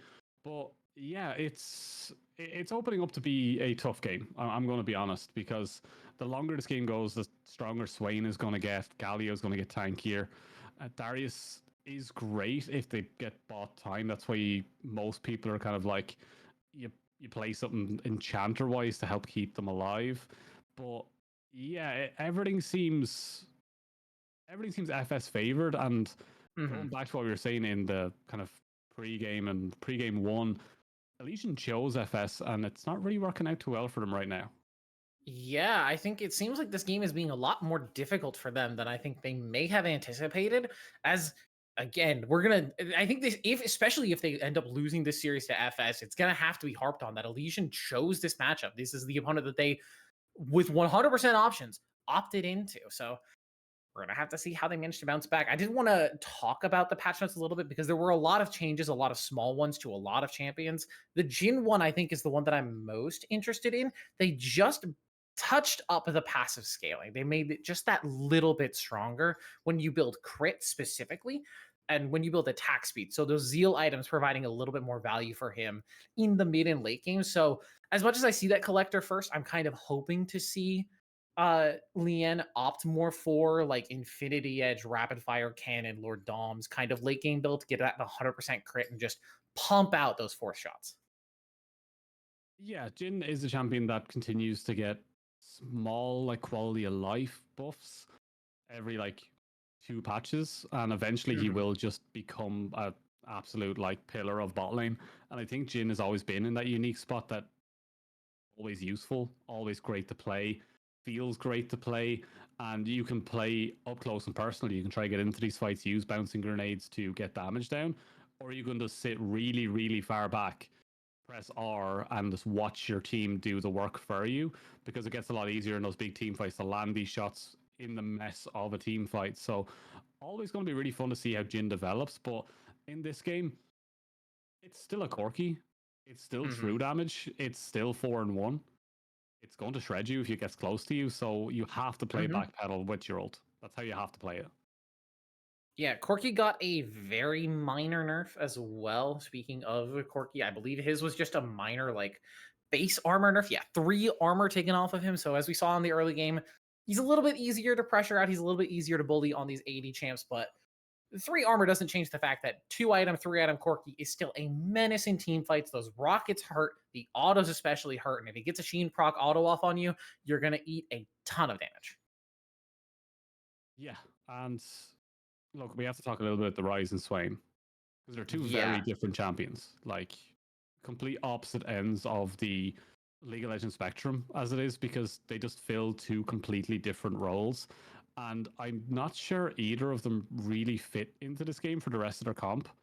And obviously, I'm a control mage connoisseur. I love control mages. I just think they're better champions. But I am a little bit worried that they will kind of fall off if the game continues this way, because Swain will just stay alive, Rise will just do damage from the back. But like an Orianna somewhere in there will just end the game. Yeah, a shockwave landing onto multiple people is a team fight winner, whereas Swing will eventually win a team fight as long as he's allowed to play in that demonic ascension and look for a longer skirmish, stack up that conquer. And Rise can win you a team fight off his ulti if he positions it properly, if he's able to get his frontliners into a good flank position, if he can even move the team over to an objective to get them to take it. But it's a lot more complicated than something like, hey, I'm Orianna. I see 3 people, including 1 squishy, stacked together. I'm going to press R and my team's going to engage with the fight. Yeah, it's all going to come down to the most minute details, as it always does in Vanquisher. Like, we can talk all day about how games should go, and then we'll just see a Swain go 20-0. Kill everything. Like, everything could go at the flip of a hat. I am hoping that we get some updates soon on what's happening with the jungler, because we would like this game to continue at some stage. Yeah. Especially to people that are up at 3 o'clock in the morning watching NA League of Legends. Slowly molding, because I've been watching Lost Ratones all week. But there you go. So you just did gotta ask choose for it. this. Yeah, all you have to do is ask and you shall receive. We're here at the Herald fight as Elysian are looking to try and come in and just take this one away, but Flash Syndicate want to contest. Here we're going to have the slight delay from coming out of the pause. Don't change the dial. Don't check on your screen. Everything is working as normal, as intended. Thank you, Riot Games. But Herald at the 5k. Vento looking for a potential engage onto Skylar, who's very out of position here. The Bard does not have tenacity. He's going to get rooted, knocked up, taunted up. A turret shot over the wall. Doesn't finish him off. The healing comes through from the chimes. MLG Pro now stuck on the back line, though. That Demonic Ascension is going to fall off in just a second, but he manages to get in range of the Cho'Gath to keep it up, and the top players will trade 1-for-1 thanks to that Demacian Justice. Lien picks up the kill on the Bleeding Wolves, and MLG just is managing to drain tank his whole way through. Terry's going to pop that ulti defensively, will manage to get out, but Elysian will retain control of this Rift Herald pit.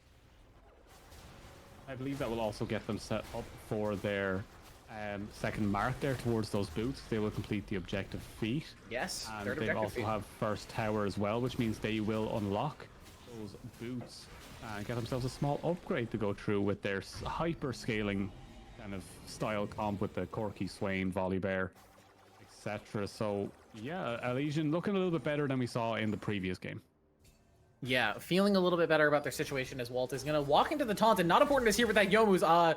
Goodbye, Walt. No, he's got the flash, he's got the dash. He'll manage to walk his way out. I'm going to be honest, I thought for sure not important was just going to delete him there. Yeah, I felt that in my bones there for a second that was gone, but not important. This is not a position you really want to be in. You don't have a flash, you will. It may not be God Killer Darius, but not important. You are still a god in who is being killed eventually, but he's just got enough movement speed that he's just gonna walk away with adaptable AV here. No one's confident enough to walk into melee with the Cho'Gath as there's the barrier, manages to survive the chomp. Walt is gonna walk away, manages to stay alive for so long on this back line. It will end up being Chill Savior who dies in the end. The knockup lands on a Skylar, but just not enough damage after the fact as Terry's trying to get the burst combo into him a little bit more, but MLG Pro will make it a 1-for-1 at the part of the fight. Even Wolf still wants more. Demacian Justice in. He's found Lien, and now with no way to carry, Terry is trying to put the damage down, but Walt on the Corki, floor the autos down, gets the Phosphorus Bomb. MLG still sucking on that Demonic Ascension, and everybody pops. It's an ace over to Elysian.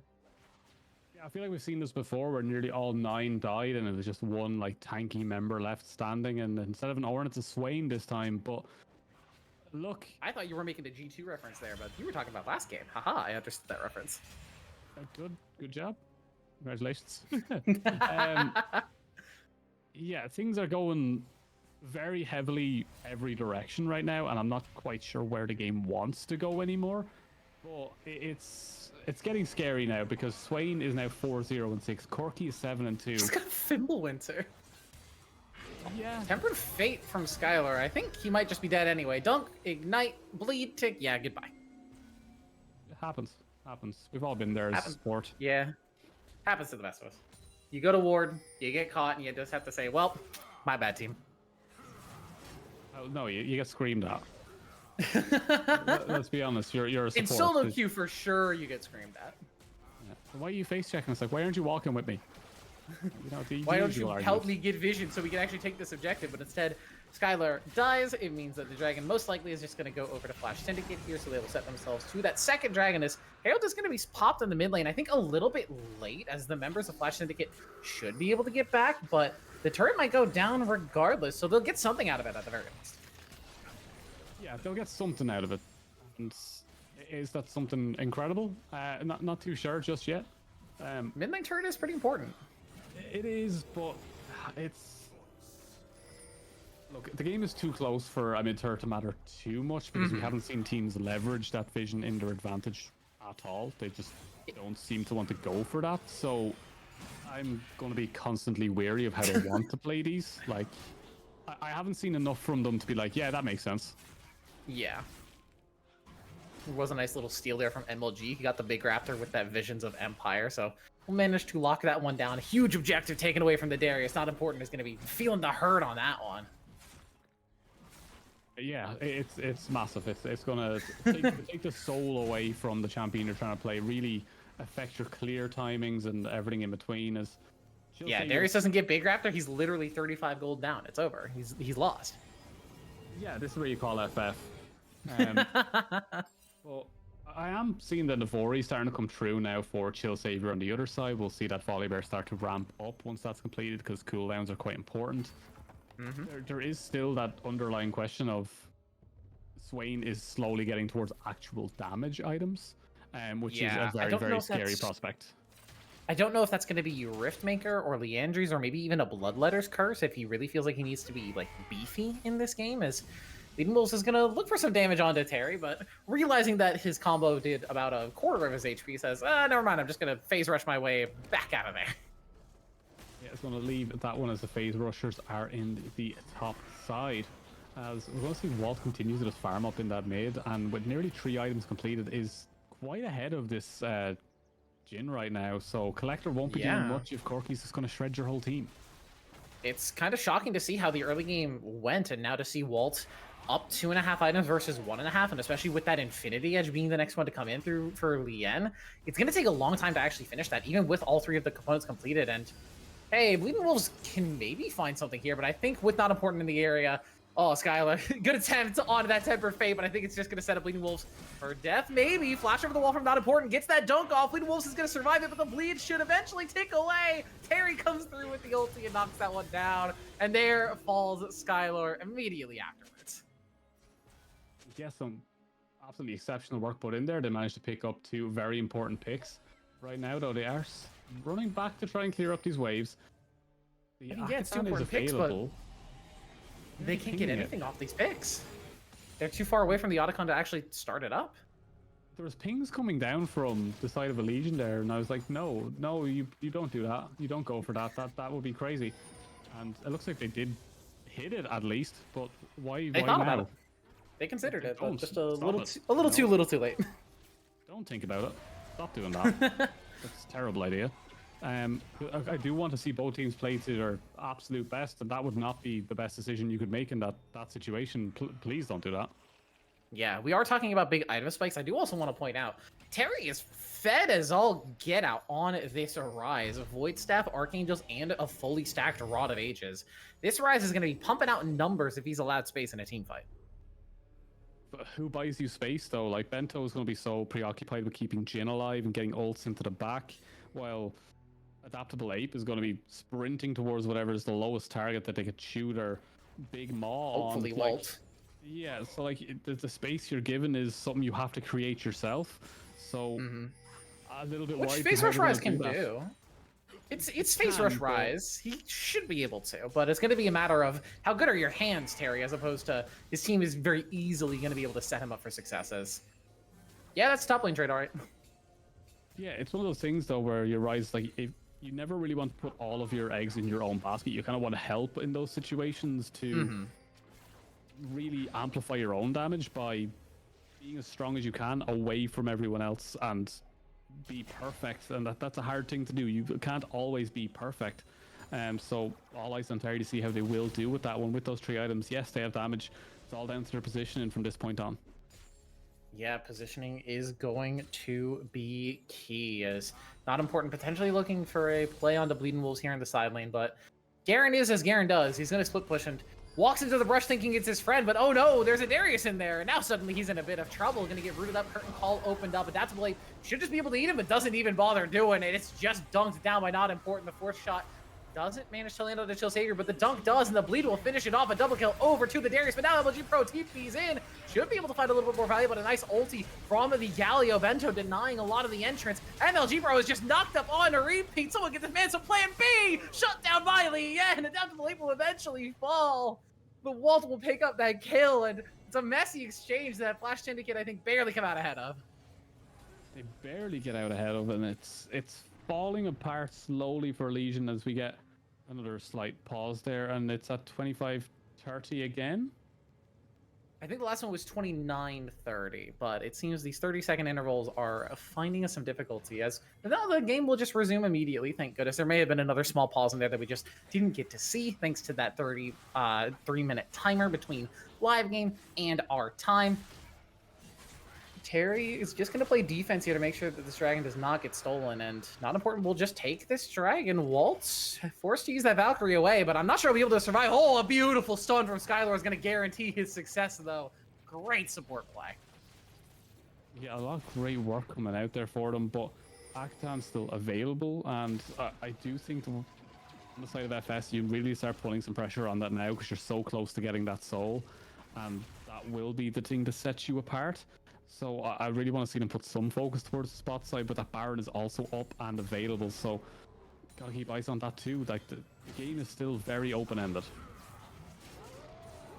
I think still, yeah, there's still plenty of room for either of these teams to come out ahead. Adaptable Ape still stacking up onto that ulti. I actually would like to get a stack check on him quickly just to see where he's at in terms of the raw numbers. I know he's been stacking on minions and champions fairly equally, maybe a little bit more on champs, but I'd love to see exactly how much health he's getting at this point in the game. Yeah, they are getting on as right now Chill Savior just going through the Volibear step-by-step process of getting into the game as the pings now go down for the Baron trade. They will be looking to go for Akatan versus Baron, so Elysian looking to attempt to end this right here, right now, get Baron and just shove all these waves down. while FS, they want to get to that late game. They want to get that soul. They want to just engulf you in buffs. Yeah, curtain call opened up. I don't think this Baron can even be taken. MLG is the only one tanky enough to tank these shots, but there's the ulti in from the Bard to deny that fourth shot from the curtain call. Leading Wolves playing the defense, denying Lian and Bento any sort of entrance in, but this Baron take, he's not super fast. It's going to eventually be taken. Chill Savior gets that smite down, but now the members of FS can try to come in and to cancel some things out. Wolf finds Adaptable Ape, but there goes MLG, and the big member of the front line of Elysian is gone, and that means the rest of the dominoes are going to start to fall. Not important flashes in to try and get aggressive, but can't find the value. Shutdowns traded between mid laners and AD carries. The nice snipe there from Lian will manage to get it, and there's only one Baron buff left standing for Elysian at the end of the fight.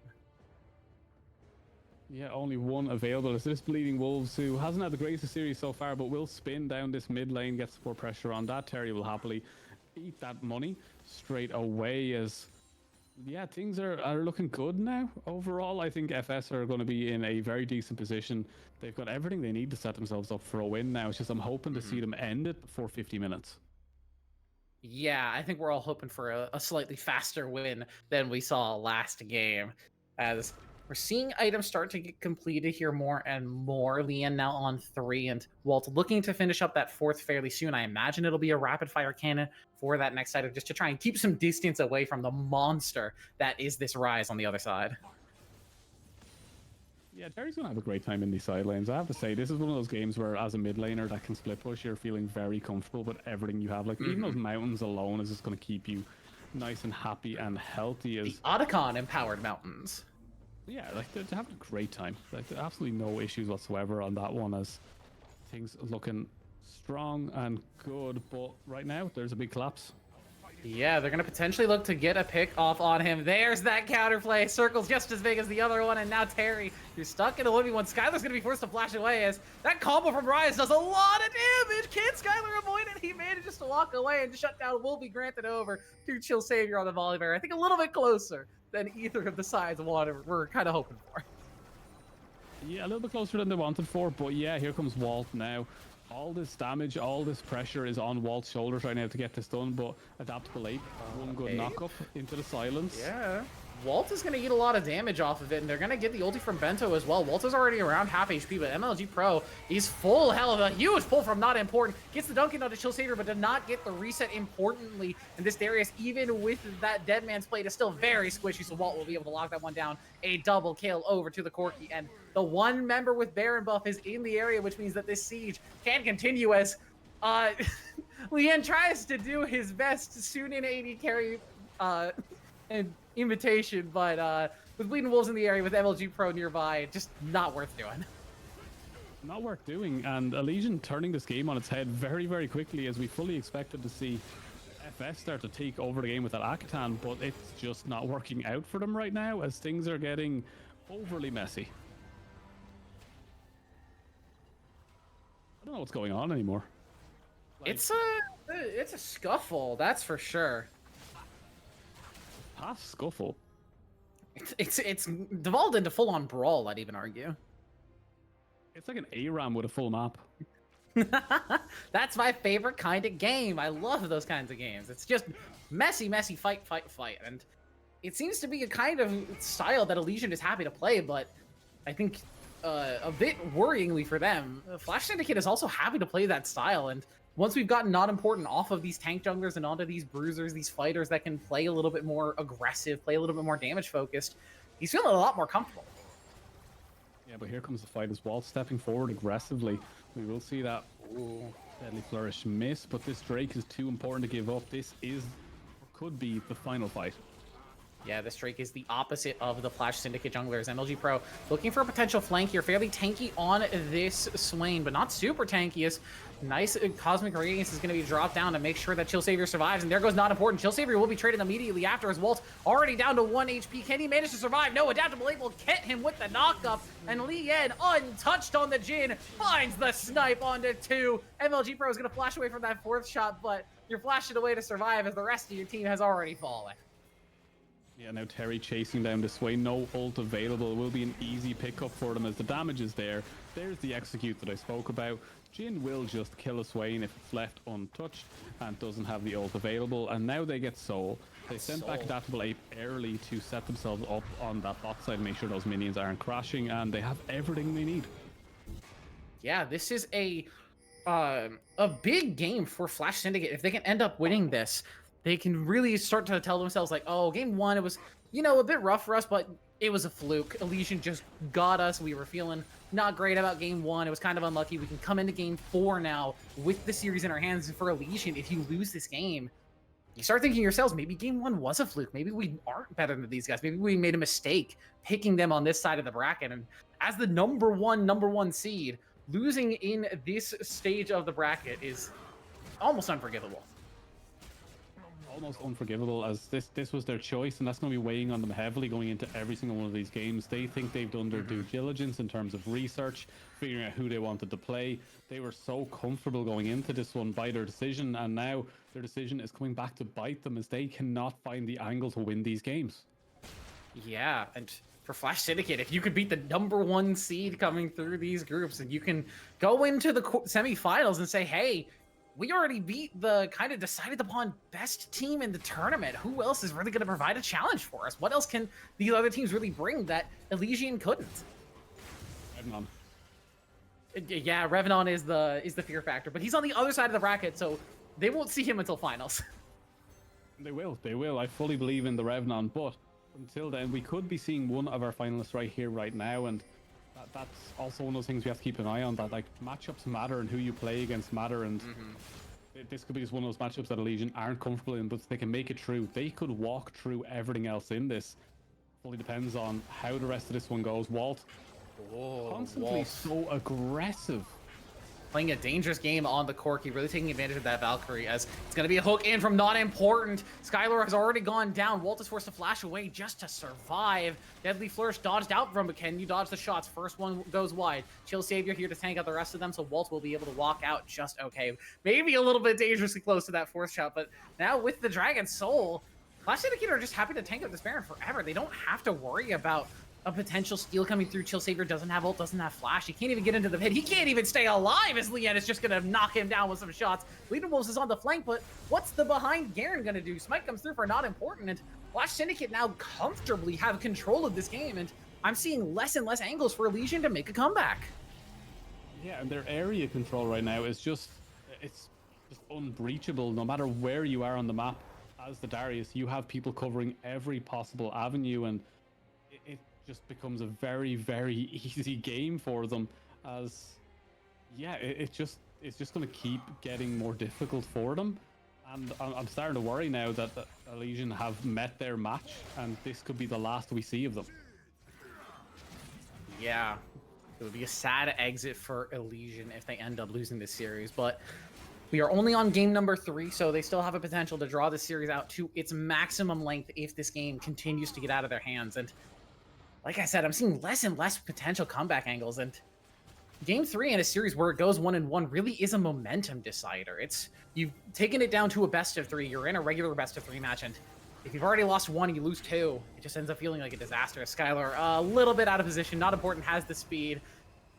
Cosmic Radiance comes through, so Skylar will stay alive for a little bit longer, and maybe they can get a pick on Not Important afterwards, but how much are you willing to give up to try and protect your support? The 3-man taunt from Bento means they will get absolutely nothing. Nothing important dies. Bleeding Wolves will pick up 1, but it does not even matter. Terry now with the ulti is going to send the team up the top lane, and they can just end the game.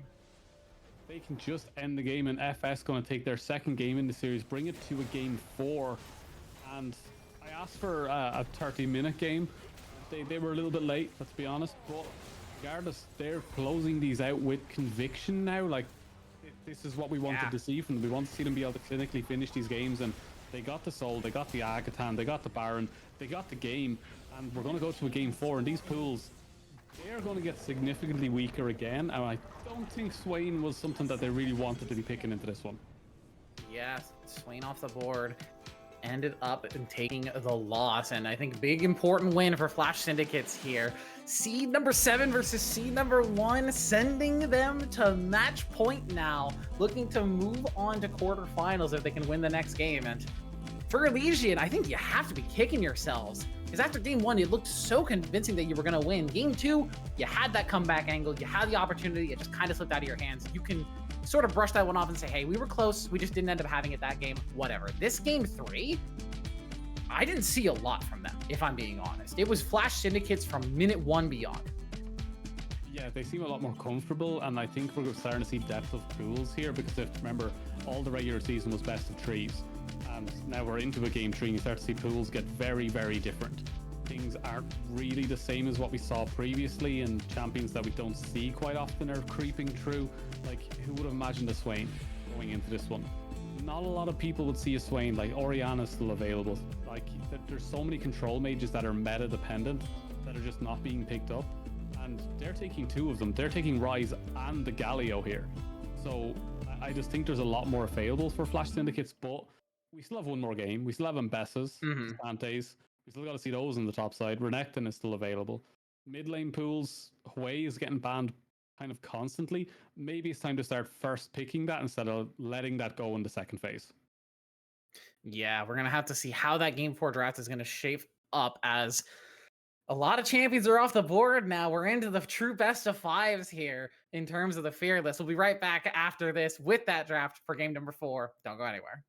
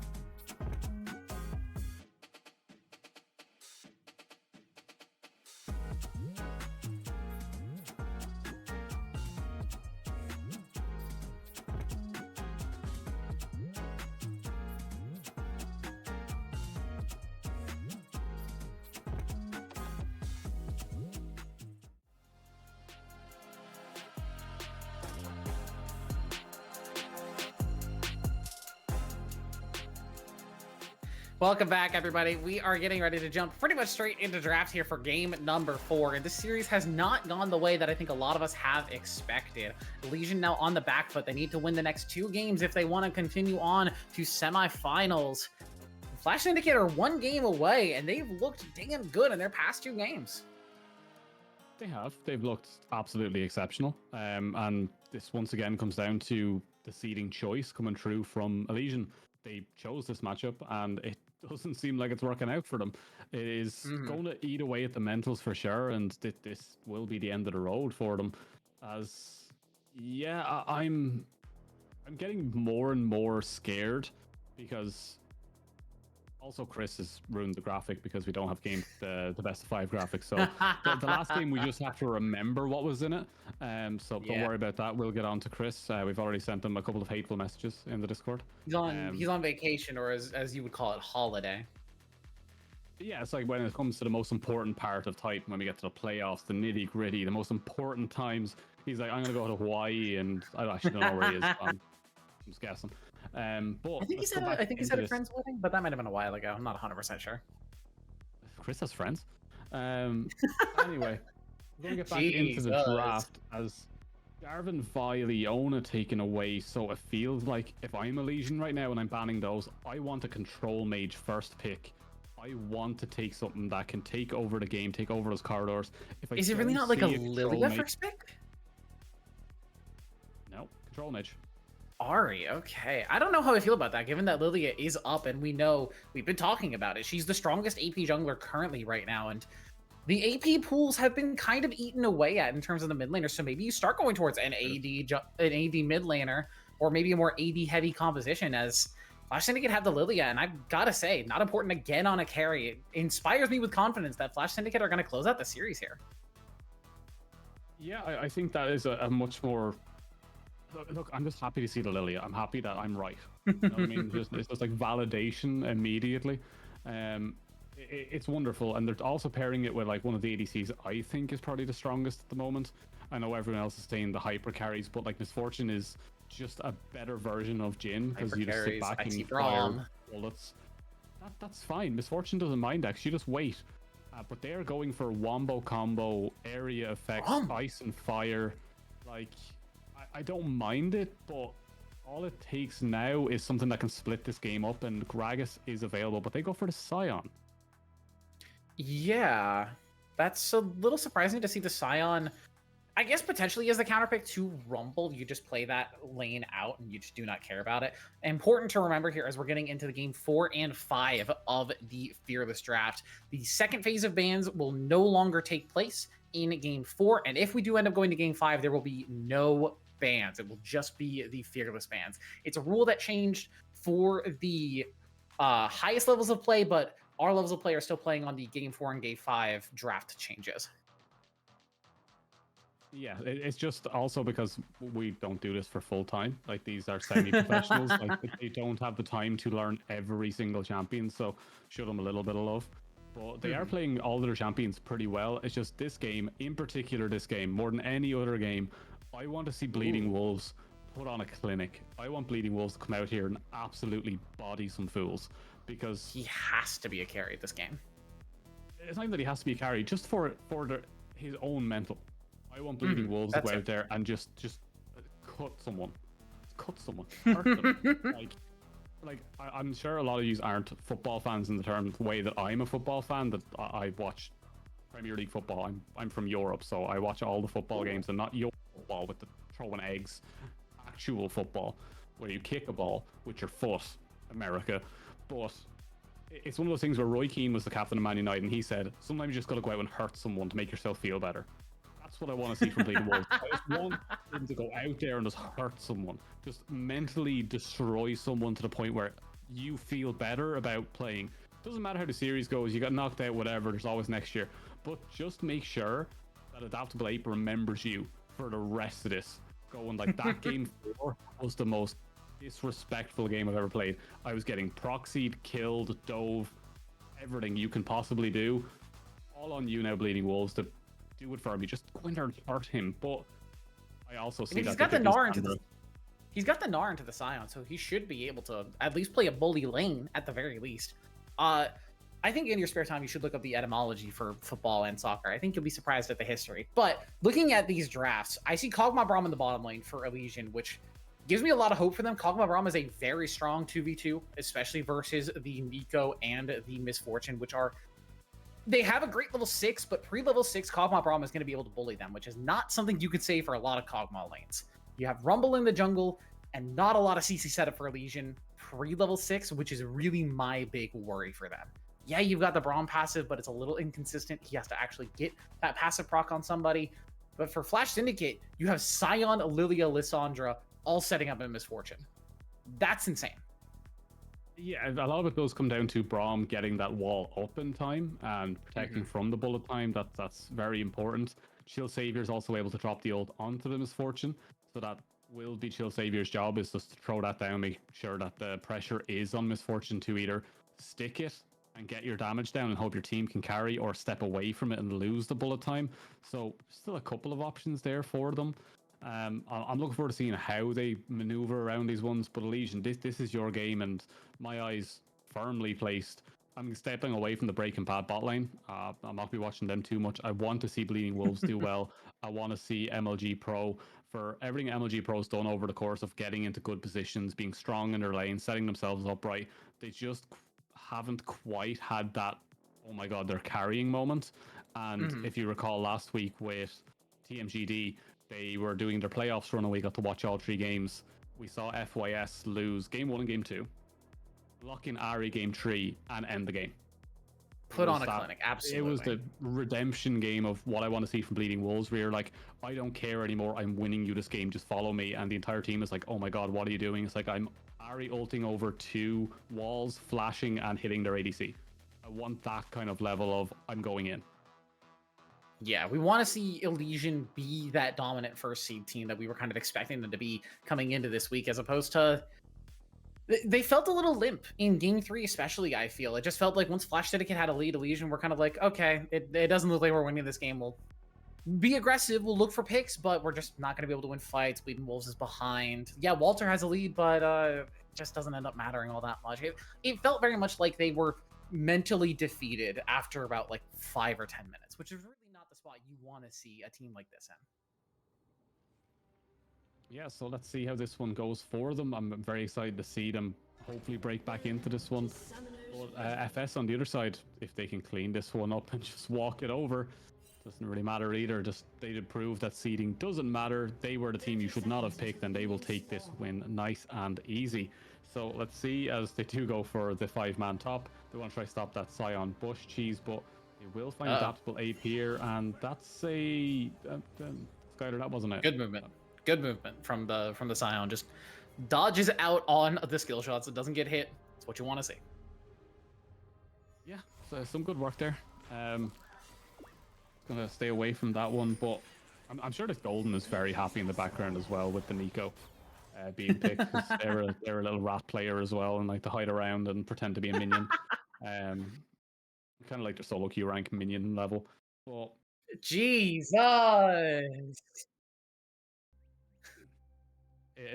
I also flamed Golden earlier. That like usually when I flame my producer, that like Shirogan just giggles it off, and that's why we love Shirogan. Just good with the times while Golden just shouts at me. So that was an attempted giggle from Golden, and it sounded like, you know, Chucky in those horror movies.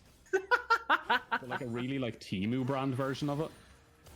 Yeah, it was there. It was there. It happened. Well, as we do go back to this mid lane, I do kind of want to go back to the. I think you'll recall the previous mid lane conversation I had. If you throw your spells first, you lose. And Ari is one of those champions that really loses if you throw your spells first, because Lissandra can just all in you if that charm doesn't connect.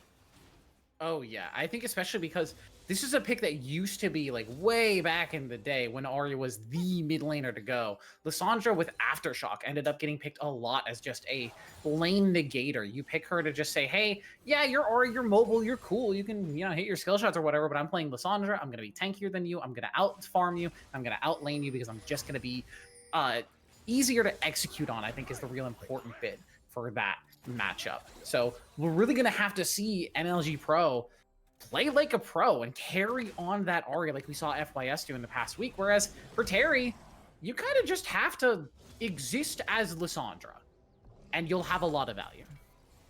Nothing wrong with just existing. Nothing wrong with that at all. Yeah, if you press R on MLG Pro or on Chill Savior, your team is probably going to be able to kill them. And hey, if your team kills a carry, that's a winning spot for you. You're feeling good about that. Yeah, you'd be very happy with that one. One of the main things about Ari, though, as a champion is you pick that champion to be in connection with your jungler, which is a term that was recently coined by Cadril and the Lost Ratones. As connection is you stick with them during those fights. So you'll hear them say in their comms, I can't connect with you, which means I can't get to you. I don't have prio is what most people say, but that's too many syllables. So you just say can't connect. And that one's so much easier to do. So it just sets themselves up a little bit nicer. Elysian once again winning the pro camps draft score. I think that has a lot to do with the Ari being so prevalent in winning drafts when it comes to competitive and solo queue, as Ari is. I do also think the Kog'Maw Braum is a big deal for that, and especially because it's such a potent 2v2 bottom lane combo. Just in the early game, it ends up covering a lot of the Kog'Maw's weaknesses for when he's a little bit behind in terms of itemization. It doesn't have that 1.5, 2 item power spike just yet. Yeah, negation is the name of the game when it comes to Kog'Maw. It's not important, hasn't left the game for a quick second, but we can still see them moving towards mid lane. It's going to get a lot of damage, but it ends up being first blood on not important there in the mid lane. He's going to end up reconnecting, so I imagine the pause already went through and they've already dealt with it, but unfortunate timing is not important. Is going to be set behind early on in this game 4. Yeah, set behind, and a little bit of an unfortunate case, but adaptable ape doing as Scion likes to do and sitting in a bush, as we do get a replay of what happened as they just died. And yeah, it's just a unfortunate disconnect. It does happen. I think an unfortunate disconnect. I'm not sure if it ended up mattering, as Skylar's going to look to set up Chill Savior here, look for the stun build-up on Lian, force the flash out of the Misfortune at the very least, as Bento tries to trade back, but just doesn't have a ton of damage on the Nico, and everyone else will walk away. Yeah, nice little gank there from Chill Savior. Just get in, get some damage down, walk out, do rumble things, rumble in the jungle. Something that was so heavily teased in the past by a skin, and no one was like, that'll never be a jungler, and then it became a thing, and Riot had to go, oh no, quick, stop it. No, No, this can't be Got true. the Rumble Morgana meta as Terry has the Frozen Path, but ending up just a little bit low. MLG Pro tries to flash in, gets the charm, gets that Spirit Rush reset, but it's shut down over to not important, so trade it back at least in the 2v1. Traded back in the 2v1 for sure. Decent work. Walt going to keep walking forward here as well. This is some decent damage. Stun builds up, lethal tempo stacked, and yeah, this is the threat of the Kog'Maw lane as TP's going to be burned by Terry. He's actually going to get in range for that Frozen Path, I think. No, the teleport's just so slow this early into the game. MLG Pro is going to TP it as well, but your bottom lane was already safe. They did not need you. Yeah, they were perfectly fine there as Terry is going to walk in there now. He wants more. Walt burns the cleanse. It's just a little bit early. He'll still have the tenacity though, so he'll be able to walk out. Skylar is going to manage to survive even with the Ignite taking away. And now suddenly Terry's the one in trouble. MLG Pro is going to be able to finish that one off. And that's Feet of Warfare over to Elysian. Yeah, they start off this game better than they have in the past as they managed to get themselves 3 kills. Walt is scaling very comfortably right now, and not important. You need to stay in the jungle. I know you're 1-1, but get back in the jungle. Get back in there. Go farm up some more. Come out of that and just start hitting people. It's all about setting yourself up to... Ooh, electrocute! That's just goodbye to Lien as MLG Pro is taking some notes from FYS. He's feeling himself in this game 4. Yeah, that was just out of nowhere, as we do see also the grubs being picked up on the other side. So Elysian getting a clean and easy setup onto that objective, which is usually the Lilia objective. That's the one that's the easiest one to grab. So yeah, things are definitely looking up right now for them. I'm starting to believe a little bit more in Elysian in the comp that they have drafted, but that Lissandra is just sitting in my mind as something that is so busted. It's something that can shut down a lot of these important members of Elysian. We're going to have to keep our eye on that cleanse cooldown, I feel, for Walt, as not important is just continuing to have connection issues. This is such a rough spot to have them in as well. I saw a chat earlier, someone called out the Elysian DDoS, and while I don't think Elysian are actually DDoSing the enemy jungler, it's just an unfortunate spot to be in that your jungler is dealing with connection issues. Yeah, and there's only so many pauses you are allowed in a series, so as we do have a slight pause once again. It's always around this 30-second mark. I think that might just be a coincidence because 33 is a bit odd. I think they just may have done another pause to allow not important to get back in. Bento tries to cancel the recall there, but Walt is confident to just walk it out. Also, we do have an update in the chat coming through from Titan Esports tonight. TMGD 3-0'd IDH. HOB 2-2 with Rubber Ducky Gaming and OMG 2-1 LZS. So a couple of the other games still going, but right now Skylar is in World of Hurt trying to stop that wave to allow Walt to get a little bit more CS, but will be forced to recall here. They're looking to stop this one as Bento's going to take a cheeky little tower shot. Bento 6, they have to be aware of the potential dive angle with that Pop Blossom and with the bullet time, as Chill Savior is going to make his presence known here in mid lane, make sure Terry doesn't end up shoving any further, as there's that Pop Blossom. Walt doesn't have flash, doesn't have cleanse. There's the bullet time. Bento tanking up beautifully, and goodbye goes the Kog'Maw. Bento gets the kill, but Leon's going to die for it, as he actually ended up being the one tanking the turret. That's a rough spot for the Misfortune. You'd rather her have the kill and her be able to push her lead. Yeah, that does give another kill over to the Kog'Maw, who's scaling pretty well in the spot side. Nico also picked up the kill, not the recipient that was needed, but closer to that Bloodthirster, Lien will step, and that will definitely change the face of that lane. But on the other side of things, I am starting to see them slowly move towards this Drake, which is 9 minutes, and it still hasn't been started. What is up with the junglers this series? Focus on farm and focus on ganks. Let's focus on these neutral objectives outside of the grubs, which has been focus the on end ganks all. when they have 1 KP each. 1 KP. I mean, look, ganks, whether successful or not, are happening in this series. They've been present in lanes. They've been moving around the map. It's gonna force me to alcohol at this stage. I'm gonna be showing up to semifinals drunk. Well, we'll have to see once we get to semifinals, but we're still waiting to see which one of these two teams will actually make it there. I believe on this side of the bracket, yeah, it's the Omega Gaming Goobers and the Lane Zero Sabers match that is currently 2-1. So potentially one of these two teams is going to end up meeting Omega if they end up winning their next game. TMG waiting to see who wins this 5-game matchup of Half Orc Barbarians and Rubber Ducky Gaming. So we'll end up seeing who comes out ahead on that side of the bracket, but so far Elysian are feeling much more like their game 1 selves in this game number 4, as opposed to games 2 and 3, where they were just feeling a little bit more rough. Yeah, like I'm starting to worry now that like Kog'Maw, yes, is scaling up and is getting closer to those completed items and will really start to set themselves up correctly for this game. But it's just like the Lissandra and Lilia just go top lane and kill Bleeding Wolves and Bleeding Wolves. I really want you to open up this game. I'm just waiting for the 5-man Gnarled, waiting to like a clean wall, fully set yourself up for this one. But rushing Swifties into this one, I don't think is the optimum choice. And even though people are going to think I'm trolling when I say this, Wit's End is a great first item on Nara for that tenacity.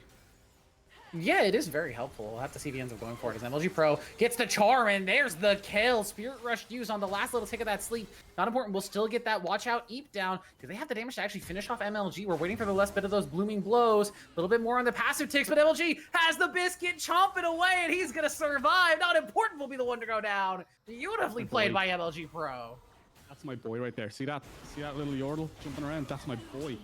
As we do also see a double kill in the bot side as Walt and Skyler will pick up another 2 as Elysian are looking to set themselves up for a great take. But on the top side, Sion has been bought a lot of time to hit that tower and proxy those waves, so they are giving up a lot in that. But 6 grubs now available as well for Elysian. They will get that feat of objectives, which will give them those boots. Yep, upgraded boots, and those upgraded Swifties do end up providing a ton of value. So I guess if Bleeding Wolves was feeling confident that they were going to get it, then yeah, I don't disagree with him grabbing that one. It looks like it's going to be Trinity Force first for this Gnar, though, and versus the Scion, I can't say I disagree with it. I think it's really good at just making sure that you can not only shred turrets, but really hurt adaptable ape in the poke battle. Yeah, let's break this one down just a little bit, because we still have that Ahri in the mid lane. We still have that Kog'Maw, and both of them are doing exceptionally well. But they still have so much like team fight potential as well with the Gnar, the Rumble, the Braum. They have a comp that makes a lot more sense than some of the more previous comps they've been showing. There's still some things in the FS comp that like breeds hope in, because we've seen adaptable ape on these tanky picks completely take over games. We saw the Cho'Gath before. All in on to MLG Pro. He's got those Spirit Rush stacks, though, so will manage to dash his way out even through the ulti of Terry. And this is the thing with Ahri. Even with all the CC that comes through, you just have so much mobility, you end up staying safe. Yeah, it's a nice little pick up here if they get this. Yes, CC lands. The slow came through from Skylar, and now with the ulti coming through from Chill Savior, there's no chance for Bento to escape. Now 5-0 for Walt on this Kog'Maw. He's feeling himself in game 4. I'm looking forward to seeing how Chill Savior's going to continue this game, because like Dark Seal has been selected as an item that you are taking, and you have 1 stack on it so far. He's huge. He's popping off. I want to see the aggression coming out now. I want to see them really stack this thing up, but Lien is just rushing them down as MLG Pro. Can they get there in time? Yeah, Adaptable Ape burn the ulti. Walt is gonna end up falling. Adaptable Ape gets the kill again. Not who you were hoping to get that pickup, but Sleep comes through. It's just onto the Braum, and they should be able to give it over to Not Important. So the Lilia gets her 3rd kill of the game, and Flash Syndicate will manage to strike back at least a little bit here, but it's still Elysian with a comfortable lead here around 14 minutes. Yeah, really, really good work coming through from them there to get that TP down. Also the cover coming from Terry up towards that top side. Sion now moving towards that mid. Pick up the Hollow Radiance, so it's going to have a much better time into that Ahri. As, yeah, Flash Syndicates are responding quite well to the start coming out from Elysian here. They're moving around the map quite well, as they're going to start chipping away at towers now. We have a TP coming into the bot side 4-man. Yep, they are looking for the pick onto Lien and onto Bento, and I think they're just going to be able to get it. Charm lands, MLG just goes in melee mode, does not want to let that one potentially miss. They're going to give it over to the Rumble as well. This is just the Elysian team we were expecting to see. This is a much more comfortable game from them, and I'm glad to see a return to form. Yeah, as we use the TP now from Adaptable Ape towards that bot side. Could be dove quite easily here, as they're 3-man invading into the bot side jungle here. As Not Important will have to give that one up. We do see Adaptable Ape trying to get some pressure onto Walt here. They will step back as they start to lose some HP, but Yeah, Flash Syndicate are on the back foot now, and they look like they're panicking a little bit in these rotations. Yeah, I think they came into this game very confident after games 2 and 3 and said, hey, we're winning this series. We're feeling great after these last 2 games. We were playing incredibly well. But now, on the back foot, they're going to have to find some way to make a comeback here, as That's Believe is going to try and stop Waltz from just picking this turret up, but no chance of stopping that one. And I think the Scion now will just be the one to fall. Waltz has granted that one over, and even with the Scion passive, they're not going to find too much value after the fact. Vanta, though, flashes in for that Paul Boss about 2, and there's the bull in time! Shredding apart the members of Elysian, and triple kill over to Lien. Make it a quadra kill for to the Misfortune! Yeah, that is a game-changing moment right there. Flash Syndicate, it didn't even look like a setup. It didn't even look like an opportunity for them to get something going, but Bento just says, no, I got this, and just the trust between Lien and Bento sets up an absolutely insane engage, bullet time, Pop Blossom combo, and Bento. Flowers have to be given for that one. Yeah, that was the angle that Flash Syndicate were hoping for, and just like that, it feels like they're back in this game again. That's the kind of fight that, even if it doesn't end up shifting the gold lead all that much, you get an extra objective off of it. That feels fantastic. The real win there is the mental reset. Getting a fight like that is saying, like, you see people literally change from a kind of a defeatist mentality of like, oh yeah, maybe we can trade, maybe we can look to cross map, play around them some way, as opposed to, no, we can win fights. We can take them on just 5v5 straight up. We just need to find angles like that. It's a real game changer. As Leon and Walt are trading here, Waltz burns the flash. I think it's just going to look to try and win the 1v1 as the 80 carries will trade with each other. Shutdown gold over to Walt, but Flash and Barrier traded for Flash. Leon, I think, feeling himself a little bit too much there for that play. I like it, though. I like the aggression. I like the idea. It's like, yeah, I've got Bloodthirster and Essence Raver. I can take this one. And Kog'Maw, just being the champion the Kog'Maw is, manages to take that one back. Nice, easy trade. But yeah, I'm really enjoying the aggression coming from Lien. Like, it reminds me of the Seraphine from before, where they were getting into these weird positions where they were dropping everything and just absolutely chunking people. And look, I'm really looking forward to seeing how the rest of it goes, because Lien is like the pinch here for FS. They're the one that everyone's hoping to pop off and take every single fight. That's their damage, that's their setup, that's who they're playing for, and there it is again. There is the wall, there's the knock-up. Great work from Skylar to stop it, but it does stop the wave from coming through. It keeps that mid-tower life for a little while longer. But Terry wasn't in position to follow that one up. If Terry was there, things could have been very different. Yeah, it could have been a lot hairier if Terry was in the area, but not going to be able to find that one. As good use of the clone, I feel, this game from Bento especially, just denying a lot of angles for those Winter's Bites from Skylar or from the Charms from MLG Pro. And it's what you want to see out of a Nico support outside of just the damage and the ulti that she provides. Just good utility use out of that clone, whether it's for vision or for skill shot blocking. I love to see stuff like that. Yeah, I'm looking at this and I'm just looking at top side, because Adaptable Ape is on like 10-15% HP and is getting chunked out by Bleeding Wolves. You gotta hurt him, Bleeding Wolf. Come on. Cut him. Get him. As much as he's winning in isolation here, he's going to end up getting turret first in this lane. It feels like Adaptable Ape has had a lot more impact in these 4v4 and these 5v5 skirmishes. We haven't seen Bleeding Wolves come out of a team fight yet. We haven't seen this Gnar really have the impact that we were hoping to see out of it. And granted, it's still early enough in the game that we can still see that massive 5-man Gnar that we're really hoping to see, but Bleeding Wolves' time, he's got to find it soon. Yes, as we do go back to the Rumble clear, just fully overheat and start punching things, as mages love to do. Rumble is such a weird champion, but regardless of that, Terry right now going to set themselves up, going to grab a couple more waves from that top side. We do see that MLG is hovering towards that top side. I think they're trying to call a match, but with Drake up in a minute and 30, you kind of don't want to be forcing the Ahri TP. You want Ahri there first. You want Ahri looking for the early pick. So you don't want to be moving them down, but Nara's going to go down towards that bot side to help cover the Scion. I think Ape might just be dead unless he has ulti. He does have the ulti, but I think now it's just too late as Chill Savior has the angle on him. They're actually just going to end up healing off of it as the play's being made in the other direction. Holding Ball is going to land, but just onto Skylar. MLG Pro uses that TP to get into range as that Ruinous Otacon is going to spawn on MLG Pro. A sidestep from Lien off the flash charm. Beautifully done, and now MLG the one in trouble as he's got the stacks, but he's just CC'd the whole time. Bullet time will knock him down. A great counterplay from Flash Syndicate.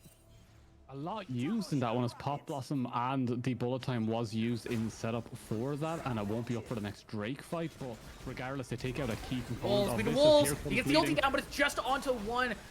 The equalizer as well, getting some burn damage onto Terry, but not much else, not important. Will end up dying on the front line as Otacon is going to get procced, but I don't think anybody really wants to start it here as Bleeding Wolves wants to look for a little bit more, lands the stun onto Lien, and there's the auto attacks, there's the damage, picks him up, knocks him down. Terry gets the self-ulting down, but you just don't have the damage as the self-ulting Lissandra. Adaptable Leap in the backline is trying to be annoying and trying to provide a little bit of utility, but the rest of your team is dead and running, so you have just got to get the heck out of dodge. And what looked like a great start for Flash Syndicate turns into an Elysian win. Yeah, and it's just Bleeding Wolves just diving onto the Misfortune, full confidence that they can get that kill, sets themselves up for success. Otacon now taken with those 6 grubs. This is a different kind of face we've seen to Elysian. Usually they show this like defensive, wait till they come to us style, but this time they're going aggressive, they're going in, and off the back of Bleeding Wolves engage off of 2 of those, they managed to get key targets, set themselves up, and it's really, really good to see. And Bleeding Wolves is now my favorite. Yeah, Bleeding Wolves is making his name known in these team fights at least. Had a good ulti there, got it onto Terry and forced the Lissandra out, and using that ultimate, especially I think defensively, not being able to use it on either MLG or on Walt is such a huge deal because, yeah, Lissandra gets to heal herself, that's great, but you're not pressing Lissandra ult in hopes that you'll heal yourself outside of lethal range or in hopes that you'll do enough damage to finish people off. You want that button for its crowd control. Point and click CC is such a powerful thing in this game, and if you can get that cleanse off the column, or if you can get Arya, she's dashing through, it is a massive, massive deal. Yeah, massive deal, but Lien, all eyes on Lien. That's all it is, pretty really. That's how this game has to go, because on the side of Elysian, they have multiple threats that can get to it. We have Rumble ults, we have Nard jumping and hopping over the top. Even Skylar with the knockup can help stop that one, so I'm looking forward to seeing how this one's going to go. Like, this game will be probably the biggest decider. Game 5 is just going to be a mess as both teams. Oh, yeah. It's one of those things that, like, some coaches talk about when they know their team kind of ends up in these long series, is that you pick champions that are high skill ceiling in your first couple of games. You don't play them in the last because you're tired, you're fatigued, you're not quite ready to be playing like the likes of Akali and stuff. You want to be playing something very simple, and just make sure that you play a dumbed down version of League where you everything's easy. A Mumu is like the best pick for that. So we're going to see a very messy game 5. Stamina ends up being such an important thing in these long best of 5s. If these series end up going past 3 games, suddenly teams are playing in situations that they don't play in the majority of the years. MLG Pro is going to be forced to use that ultimate defensively. Lien uses their own ulti, that bullet time, just to clear out the wave. The Rift Herald charges, and MLG Pro finds the charm onto not important. The Equalizer burned as well. Lots of damage coming through. Bento tries to get a re-engage off and gets a nice 3-man root, but there's just no follow-up. There's just not a lot of extra damage after the fact. Is not important in the end. We're already forced out of the fight. Yeah, it's split just a little bit there in terms of, like, Bento wanting to go in and Terry not quite ready, and Lien is just gone. Not important, was too low. Just little bits of miscommunication there, but they have time. They didn't lose too much. It's just a tower. Everything's fine. Adaptable 8 does need to be careful though, because they knew that everyone was moving over, trying to clear out that wave in time. As they're getting see on an awkward angle. Lien putting a little bit of damage into Bleeding Wolves, but he's got that Narbar stack, so they're not going to walk any closer. Adaptable 8 does end up falling there. It's a little bit of value out of the Scion passive, but not too much. And it feels like Elysian just have, again, comfortable control over this game. There have been some spots here and there where Flash Syndicate has made some great 1v1 plays, as Bleeding Wolves with the Narvar running out is just going to throw the ulti just in case Bento is playing in that brush and faking out with the clone, but no need that time around. Again, yeah, it's just Elysian comfortably in control here, up about 6,500 gold. Objective bounties available for Flash Syndicate, but truly, where can they grab them? Yeah, everything kind of gets difficult from these points when you're getting so heavily pushed on all sides and the vision is there for everything. You're kind of hoping for shadow plays coming in from Terry, and Bento needs a little bit of trickery to really get themselves set up, as we're seeing bullet time used again in a defensive way to clear waves and stop the siege, while Baron is coming up in just a couple of seconds. So bullet time, we have to watch that timer because it might not be up in time for that Baron take. It should be up with the extra CDR that comes through from Essence Reaver, but there's a possibility that it's not there in time and already a quarter off cooldown. It's just going to be a matter of stalling it out. But for Flash Syndicate, it's actually so hard to get into these fights as they don't really have a go button outside of Bento finding an ulti angle, but you're kind of forced to do that face up. Maybe Adaptable 8 can find an ulti angle, but getting a Scion ult into the backline to try and find an angle onto Walter to MLG is nearly impossible in a game like this. And yeah, if Not Important can get a flash sleep onto multiple members, maybe you can engage off of that, but it's a lot of conditional engages. It's a lot of maybe engages. There's not a lot of we press this button, we go, outside of really just Lissandra hitting ult on a Kog'Maw who doesn't have cleanse or on that Ahri. Yeah, I feel like the game is a lot later than it actually is. Like, this is like a 1 minute Baron. Like, it just spawned, it's just up, it's ready to go. Like, things are still like very early in this game. We see 3 items on Sun, but Lien does not have the ult available yet. That Baron's just gone. Yeah, Baron's just burned down. Kog'Maw does so much damage to that objective, and Chill Savior has a smite. Bleeding Wolves on the backside does have the ulti, but Adaptable Ape is keeping him out of it as the Equalizer used to separate the members of Flash Syndicate. Lien forced out of the fight as Bleeding Wolves and Adaptable Ape are kind of just straight, and I think Adaptable Ape should just die here as MLG Pro is going to use that ulti over the wall to force the flash out of the Scion. It's the charm, but they don't want to burn the resources it takes to actually knock the guy down, so they'll take a Baron and no deaths for it. Absolutely happy to have that one. Yeah, let's see what Lien and Bento have cooking, as they do have that Pop Blossom and Bullet Time available.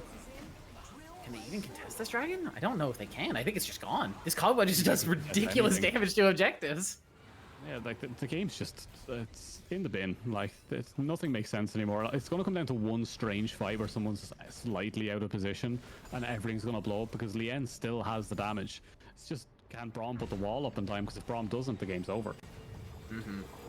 It's going to be on Skylord to either use that cooldown reactively and be in good time with that bullet time, or if Skylar messes up the timing, if he throws it early and burns it on something like a Lilia bowling ball, or maybe even just a Nico root to try and keep the team unrooted, then that bullet time Pop Blossom can come through, and it does a lot of damage. I don't know if you know this about Misfortune ulti. It does a lot of damage when you build crit. That ulti hurts. It does, but there's still the question of that IE is still not completed. Lien going back now. I'm hoping that means it's done. Yes, it is. Big pickup, so big pickup. Online, ready to go. Let's see what happens here. The Adaptable Ape is going to get found in that bush. They will take that bottom tower. Adaptable Ape the other way. I mean, he's gonna get the wave cleat, so good on you, Ape. Well done. Yeah, it's got to just recall there instead, I suppose. And there's going to be no proxy here. As the bot lane, it looks like something is happening as Lien's in a position. He's just full going for the proxy. He knows that his team can defend the turret. He's just like, yeah, I'll be back here. I'll be tanking waves. Don't worry about me. This is the true Bausian Scion gameplay. As your team is getting sieged down, you're just over in a side lane proxy. And like, don't worry, guys, I got this. Yeah, but I think this is probably better for FS as they're looking to try and get set up here. Bleeding Wolves isn't in the area, is about to go Nard. Will have to TP very quickly and get there very quickly to use that. But they do manage to crack the base. Everything's still messy here. Like, the siege is just all over the place. They're splitting up way too much. Adaptable Ape is just going to go down before it even starts. Yeah, Ape is gone. The Pop Blossom is going to land on a 3, and here comes the bullet time. The Shred comes through. Lien gets canceled out of it, but it's just not in time. It's a double kill over the MLG Pro, though. A nice turnaround for Elysian. It looks like that was going to be Flash Syndicate's fight, but now Elysian, still having that Baron buff, having an open inhibitor, maybe can just look to end the game, actually. Yeah, it's going straight to a game 5. Like, I know I meme about it a lot, that I love game 5s, but it is also 4 o'clock in the morning. Yeah. League of Legends is a magical place, and I wouldn't want to be anywhere else but Titan for this. But Yeah, I didn't expect this coming through. Elysian game 1, absolutely exceptional, quick, clean, precise gameplay, finished it off.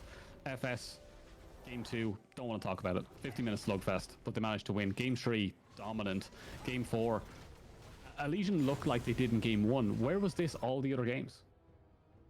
Yeah, that really is kind of the question. I mean, maybe they're a team that wakes up later in a series, and yeah, that's fantastic for them, but do you have the stamina to go 5 games for quarters through this series, through quarters, and then through finals as well? Like, that's a rough schedule to make yourself.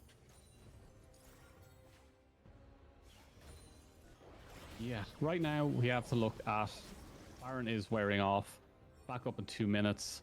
We have a last Drake available for Elysian coming up very, very soon. They will have that Chem Soul available.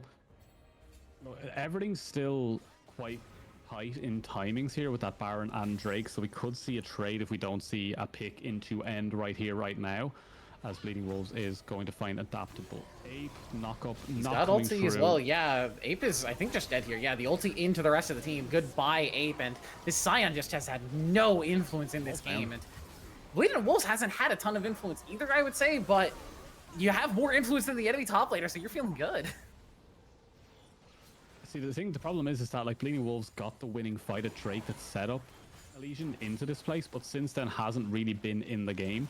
And Adaptable Ape on the other side, all the engages slightly missing or just going off to the side, and then it's getting one shot. It's not really helping their case either right now, so things are just a little bit messy on the side of Flash Syndicate, and I think they just need to shore up what they want to do in the end. Not finding those positions is really hurting them. While Elysian, they just overwhelmed them with wallets right now. Yeah, that's the really big deal for them. It's just going to be a matter of how cleanly can Elysian finish this game, and can Flash Syndicate sort of come back for game 5? Or, you know, if they find that one team fight opportunity, can they turn it around? Can they send themselves to the next stage? That is the question here. Is MLG Pro will get some damage onto a clone, as that is not Lien, that is Bento. As Bento will also put down the wards, set themselves up to try and contest. Nope, because that Drake is gone. That's just Chem Soul. Run out of steam. Yeah. Which is not the spot you want to be in. We were talking about stamina earlier, and if you're running out of steam in game 4 and you haven't won the series already, it's not the spot you want to be in. Okay, where do you go from here? What is your play? Because you're not catching that Gnar, because that has mobility. You're not catching that Ahri, because that has mobility. Scion, you are dying. You have to get on the Kog'Maw while he doesn't have cleanse, and that window is quickly closing. And even if you get on him while he doesn't have cleanse, he's got 3 Chemtech dragons alongside the Ruinous Otacon. He's got so much tenacity for free alongside the Wit's End that I didn't even notice until now. Can you tell we're getting tired? Yeah, just a little bit. Just a little bit. This Kog'Maw, I think, is genuinely just like Thanos mode at this point. It's hard for him to ever get even like CC'd enough to get knocked down, let alone to actually get, you know, dead in any of these fights. Yeah, but we do have that LDR now completed for Lien.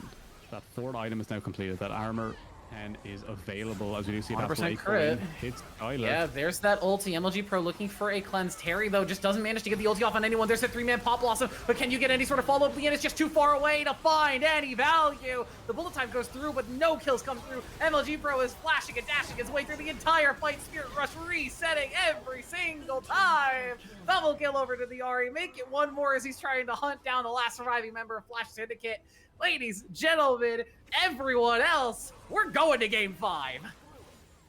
Yeah, we're going to game 5. Woohoo's in the chat. Oh lord, this game 5 draft is going to send me over the edge. But like, I have to give a big shout out to the Rumble. That Rumble completely nullified Lien in those later stages, just holding those ults, keeping them away. Elysian, they put on a clinic coming back into this one in a game 4. We won't see any reverse sweeps coming through as they did win game 1, but we will be going to a game 5 here, Birdie, and it's just what's left to pick. Yeah, not only what's left to pick, you don't get to ban anything else. So any of these pocket picks that have been banned away throughout the entirety of this series, any of these picks that you've been scared to let your opponent have on that either red side first pick or blue side first pick, you don't get to get rid of anymore. You're stuck with whatever you get. It's essentially a blind pick game, but not really a blind pick game. It's a draft game with no bans. You can see. You can't see a lot. You get to counter pick, but you don't get to ban anything away. So any blind pick you make is very, very vulnerable. We will be seeing a Jarvan, though. I know that much. Almost for sure. Almost for sure. And there's also Gwen's coming. Look, there's no point in us talking about it. Jarvan, Gwen, Singed, any of these picks that we've seen banned away throughout the entirety of the series are now going to be up and available coming into game number 5. We have the 4 sets of Fearless bans, and that's it. But speaking of that game 5 draft, we will be jumping back to that once we get back from this break. We'll see you there.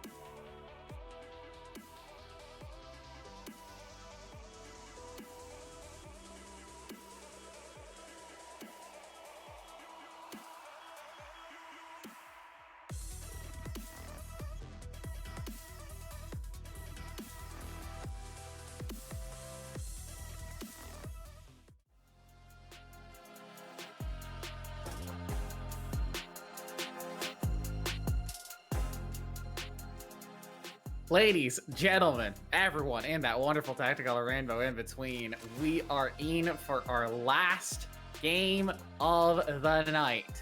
Elysian and Flash Syndicate have taken us the distance. Both teams have looked good. Both teams have looked bad.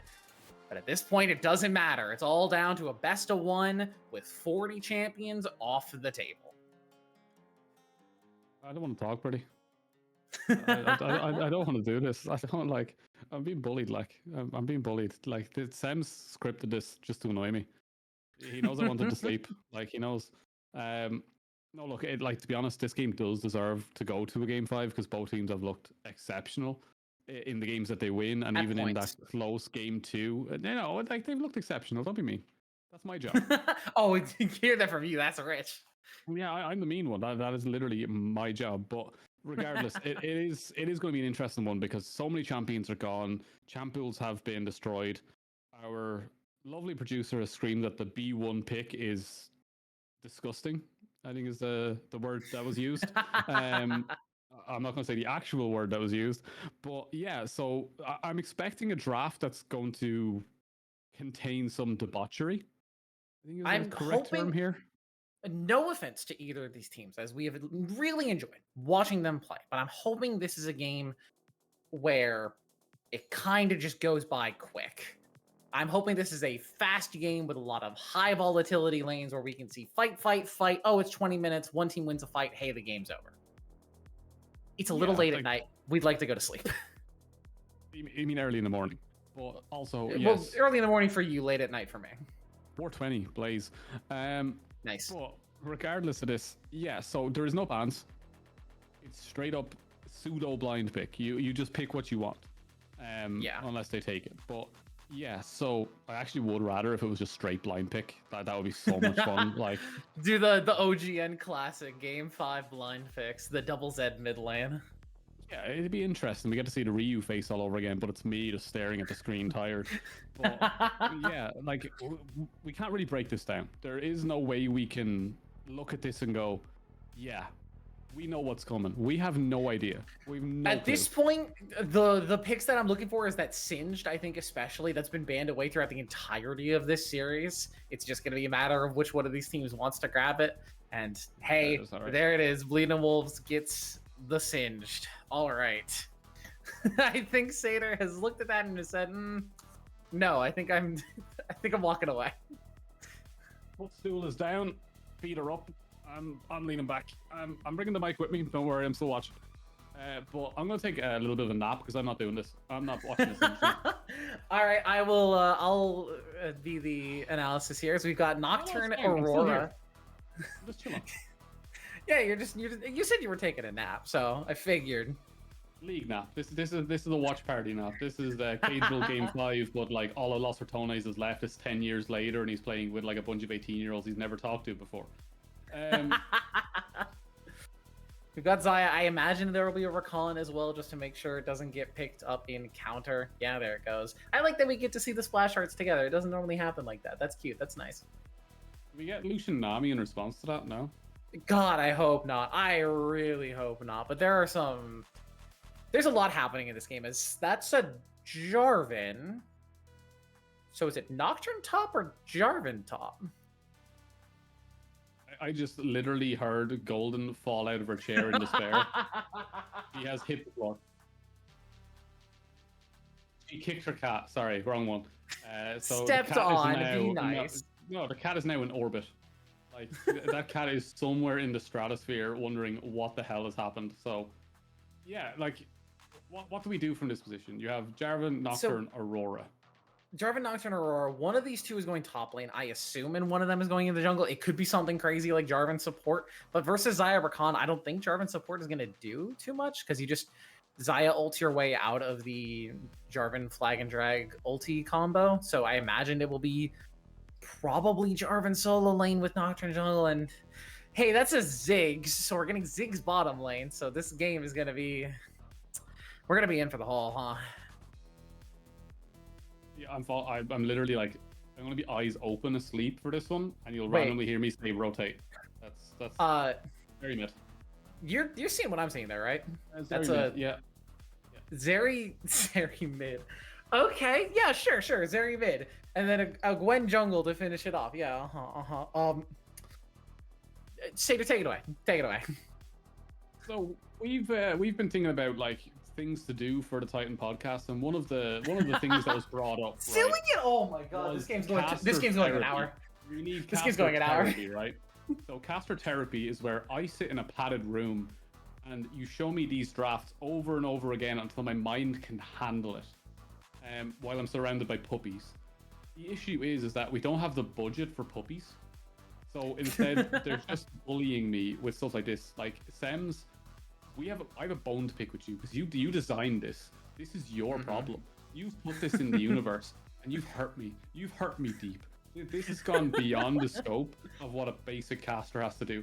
This isn't Vanquisher. This is pain. This isn't Vanquisher. This is punishment. But I'm gonna be honest. I think this game really could go. This could go an hour. This could be a long one. I see Zillion Ziggs in the bottom lane. I see Gwen jungle. I see Singed in top. These are champions that don't interact with the map in the normal way that League of Legends champions do. This game could go the distance, and I'm terrified saying that. Old enough that there's probably cyanide pills somewhere in the house. I genuinely think so. So basically, if we're here for another hour, I'll be finishing at about 5:30, and I have to be out here for 6. So I'm gonna have half an hour. So I'm gonna hit the pillow and have to spring back up and get a shower. I'm gonna have to take a shower before I go into bed because the amount of salt on my body right now from this game, I look like a salt rock. This is disgraceful. Carry on. Yeah, that Lissandra pick that we're seeing in mid lane, by the way, is not the pick. I believe that's what was the pick in the draft? It's Aurora that's actually there. I think our producer is just also very tired and is not 100% on the sheet. And you know what? That's okay. We've been in here for the long haul. That's an Aurora in the mid lane, not a Lissandra. Actually, everyone in the chat that gets all the enjoyment out of watching us go through this hell, y'all gotta start subbing and buying merch. Let's be honest here. Honestly, this is the great time because you guys are the committed ones. You guys are the committed ones. You guys are here for the long haul. You've been here for this entire series. We appreciate you all. And if you want to show your appreciation for us here on the broadcast, whether the people behind the scenes like Golden and Loki, our producer and observer, or us, the casters, you can buy some merch at the Titan Esports website. I believe that there is a link to it in the stream description. So if you want to grab some merch and support the Titan broadcast so you can get more games like this and more series like this, you can do that. You can sub with Prime. You can, donate to us directly. We have options. Dwight right there. VIP that. VIP them. VIP whoever's in the chat, whichever mod is there. VIP them. Absolute goat. No, that's what I mean. When you say something to them and they just go and do it. Absolute, yeah. VIP them. Relics, I see you in there. Flash VIP. You know how to do it. Sam can give out to me later. I don't care. I've been here too long. I'm allowed. We've been here for the long haul. If anyone is just joining us, I don't know who would be, but if anyone is just joining us, our series has gone to 5 games now. We are in game number 5 of the Fearless Draft, which means that there are 40 champions banned, but in the last phase, you don't get any bans. So any of these champions that have been banned out early in the phases of games 1 through 4, you don't get to ban away anymore. Picks like that Aurora, the Jarvan, the Nocturne, and that Singed and Gwen, especially. Look at that. That's another one. Give up. We literally have a hype train at 5 o'clock in the morning. Do you know what? It's going to cut back to us after this game, and I'm going to be.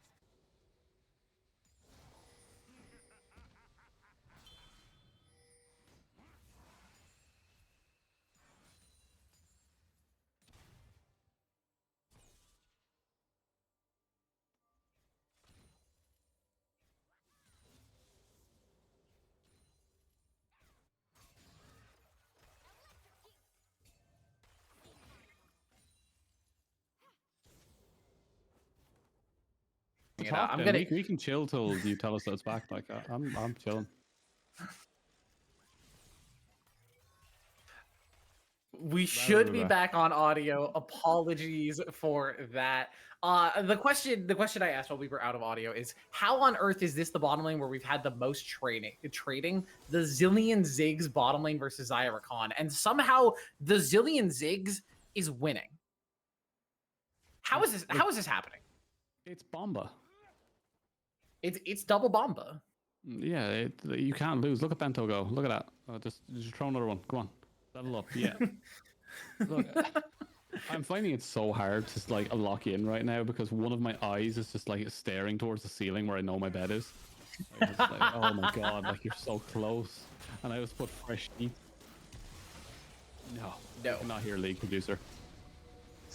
Skylar is very low. Doubtful if he's going to get a decent trade into Bleeding Wolves here. Has the speed from that Humble path, but doesn't get much else out of it. And it's a scrappy game here. I think this is the game 5 where we're kind of expecting teams to just get a little bit more messy, as Walt is going to find first blood off the engage from Skylar, and Bento did not have the exhaust to protect, and that's first blood to the Elysian bottom side.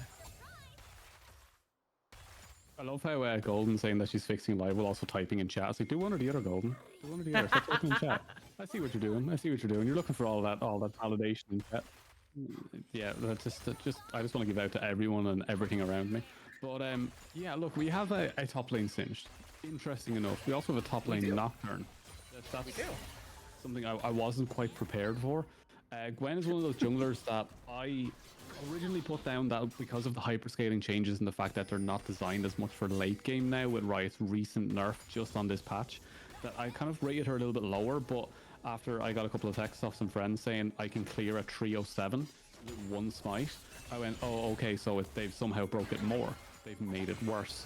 So Gwen is actually now back up in my estimation, so I'm really excited to see what Gwen can do. Engage here. I think Bento might be the one to go down. Flash used anyway, but Chill Savior is already level 5 onto this Gwen. Bento will manage to survive, just barely.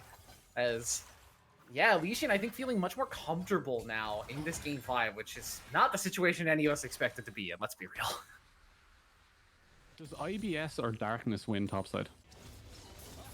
I don't know how I feel about calling Singed IBS. I don't like that.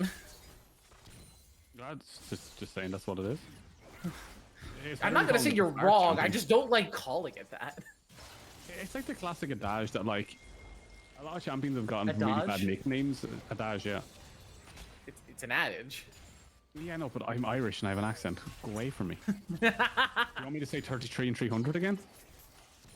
You could tell me to get on my bike. That's something my old Irish soccer coach used to tell me all the time. Get on your bike? Now we're sucking diesel? That kind of stuff? I haven't heard that one. That's a new one. Now we're sucking diesel? You never heard now we're sucking diesel before? It's when your car goes above kilometers, a certain amount of kilometers. Like, now we're sucking diesel. Now we've got a bit of spade. No, that's a new one, but not important here. Potentially looking for a dive here on the bottom side. Bento is very low and tanking this wave, so a dangerous one to be sure. They've got Aurora here. The Zarya is TPing in on the flank angle. They're looking for a potential punish on the Bento, but they just don't have the angle. And now Leanne gonna get dropped under turret. Skylar will fall, so will Leanne. This fight is chaos, and somehow Flash Syndicate we're ahead, but MLG Pro is flashing in with that ulti on. He is lightning and he is feeling it. Terry now potentially looking for a turnaround. Wants to see if he can find a trade onto Walt, but just doesn't have the angle yet. Maybe looking to take advantage of the invisibility to get close. As the Windcrabs are taking it, Terry just deletes MLG Pro, and it looks like Walt will be the next to go after that. Flashes away from the feathers, gets the autos off, a double kill over to the Aurora. Satyr, what the hell is happening? I feel like we know the rule set where you don't have bans, etc. I also feel like everyone has their monitors turned off and they're going off sound alone. It's like bats in a cave. It's Sonar Gaming right now as we're having this amazing series of just everything and nothing simultaneously as we have a game 5 just off of sound, and it is absolutely amazing as Rakan seems to find the Ziggs off the breathing alone of this incredible bot laner. As we also have has level 6, the needlework comes through, snip, snip, goodbye. MLG Pro is going to be granted that kill. Well, I thought these drafts would take us to the hour mark, but with the way they're playing, I think we might be in for 20 minutes. We might be in for a quick game. We've had one Zeri moment, which has been absolutely No, you guys can't be good mannering up here in top lane. Finish the game. Play your heart out. Lock in. No more good manners. We're in game 5. These two are in top lane, right? And they know they're never getting a gank. They know no one is going near that absolute mess of a top side, so they're just having the time of their lives. They're in their own Discord call. Like, I think this would be a great basis for a podcast where you have a competitive team playing and you just put the 2 top laners in a separate call and have that as a podcast. Yeah, it's like in American baseball in spring training, sometimes they will have on-field interviews, like they put mics on some of the players. You just have the players talk to like the broadcast team while they're playing the game. Like, surely nothing can go wrong with that. As Waltz is gonna get bombed out. That's Mega Inferno Bomb doing quite a bit of damage. And the double bomb from Bento should mean goodbye to the Xayah. Say goodbye to her, and Chill Savior will be the next to go as Terry's now gonna go on a killing spree. And Flash Syndicate. Podcast, The Island. I have to push that to Sims now. I think, honestly, if a series goes to 5 games, we should play Swift play in the last one, as MLG Pro now potentially getting engaged on as Terry's going to go back. Not exactly the angle I think he was hoping for. MLG Pro is going to be Lightning, but Lightning is followed by the Thunder. And there goes Terry, knocking him out of the sky. Flash Syndicate just continue to find minor advantages and minor wins on this bottom side. I don't know what's going on anymore. I'm seeing it. Like, I'm watching it. I'm seeing it. I don't believe it. No information is going in. Like, I'm watching it, and it's like when you're playing like the 10th game of the day at like 3 in the morning, and you're just like 1 game away from promotion, and you're just like, oh, just get me the challenger, just get me the challenger, let me get there. And it's just like you don't even know what you're doing, but you're somehow winning. I feel like that's how FS are feeling right now. It's just like, we have an Aurora, like stuff is just not going in right now, and this is like a Dark Seal with 4-0-1 and you haven't got a stack on it yet means you're not fully locked in either. He bought the Dark Seal after he finished his first item, Luden's Companion, at 9 minutes in. Speaking of first items, not important, also has that first item completed, the Eclipse. The Flash Syndicate jungle mid duo feeling a little strong in this game. We change it instead of best of 5. It's like if it goes to 5 games, 1v1s in every lane, and it's like I think you just make game 5 Swift play. It's literally a game mode built to be faster. You get like Baron spawning at 17 minutes, only 1 spawn of grubs. It's a much quicker game mode. We're going to do Mundo Ball. Mundo Dodgeball for game 5. Yeah, I think that it gives top laners a chance to shine. Because nothing is happening with the Singed and Nocturne at this moment. Bleeding Wolves is... They sure are existing. Is not important is going to look for an engage here. Doesn't manage to find the flag and drag, so we'll be forced to just walk away as Skylar really wants to find this follow-up engage, but maybe not the angle you're exactly wanting to go for in this one, as Flash is going to be forced out of the Recon. Shield Savior now has that ulti. Darkness is popped, looking for that paranoia engage. Here comes the Nocturne, and there's that Aurora Between Worlds as well. A massive amount of damage coming through, and Flash Syndicate continue to find wins. Not important. Flag and drags in, finds the ulti onto 3, and with the Zillion ulti, he doesn't even die for it. A massive engage for the Flash Syndicate team. And the best thing about it all is, never mind. Goodbye, Bleeding Wolves! From downtown, Lian sends him straight to hell. And now with the double bomb stun, Walt will be the next to go. Yeah, you're gonna pop that feathers fly. But Terry says, what are feathers to the furry tail of a bunny? I am the ultimate caster curse, because I was about to say Bleeding Wolves finally gets the opportunity to say, no, use all into this game. It's your fault. I know, just a Ziggs bomb from hell finishes off Bleeding Wolves, and I feel so bad because Bleeding Wolves is like my favorite top laner right now. I absolutely love this guy, but goddamn, that Singe is just... I just want to see it sprint and end this one. Just do it. Just absolutely send it, because I know you can. You can get me out of this Bleeding Wolves. Like, I'll be your biggest fan for the next 5 years of time. Just please end this for me. Skylar is going to get engaged onto Lian. Lian, I think, has realized that he's going to die and just wants to get that extra bit of plating. Plating acquired. Chill Savior gets the kill, but Lian says, ha, I got the gold. He has the super speedy fleeing Bleeding Wolves is going to step away from that one. This is a top lane I'd never thought I'd see, like, ever. Yeah. Like, look, if you told me in game 1 that in game 5 we'd be watching Singed versus Nocturne in game 5, I wouldn't believe you, truly. I would say, you're joking. That's funny, but no. Where is Cassante or Ambessa? They haven't been whole present for series. the entire series, not in picks or in bans. Like, I feel like some of these teams have different champ like selections. Like they just don't exist. Like there's just bars missing. Maybe they gentlemaned on not picking Cassante or Ambessa in the top lane. Like the two top laners out of game just agreed, like, no, we're not picking Cassante or Ambessa this game. They shook hands on it and said, we're gonna have fun in top lane. I used to think they were still emoting at like, are they both proxy farming each other? Yeah, it looks like it. Maybe they are in a separate Discord call and they're just like, hey, you want a proxy? Yeah, sure. Who can clear the way faster? I have one left. How many do you have? 2. Oh, damn it, you win this one. Like, we're also playing chess on the second monitor. Hey, your team's ganking me. That's not fair. Yeah, Adaptable Ape has 2 levels on Chill Savior, but with MLG Pro in the area and the ulti available for the Gwen, Adaptable Ape goes bye-bye. You win this round, Singed. Like, God, I want to listen to that podcast right now. I mean, technically, they're both even in deaths right now, and the Nocturne has the CS lead, so I'd argue that Adaptable Ape is in the lead, as Engage attempted from the Elysian bottom lane, but they don't manage to find much else. Overcooking there from the Walt and Skylar bottom lane. Do you know what I absolutely... Oh, never mind. Slight pause. Do you know what I'd absolutely love to see? I'd love to see a stat to see how much gold is given through shutdowns. Who gives Just the over the most course of shutdowns? like a game or a series? No, over Titan, who gave the most shutdown gold?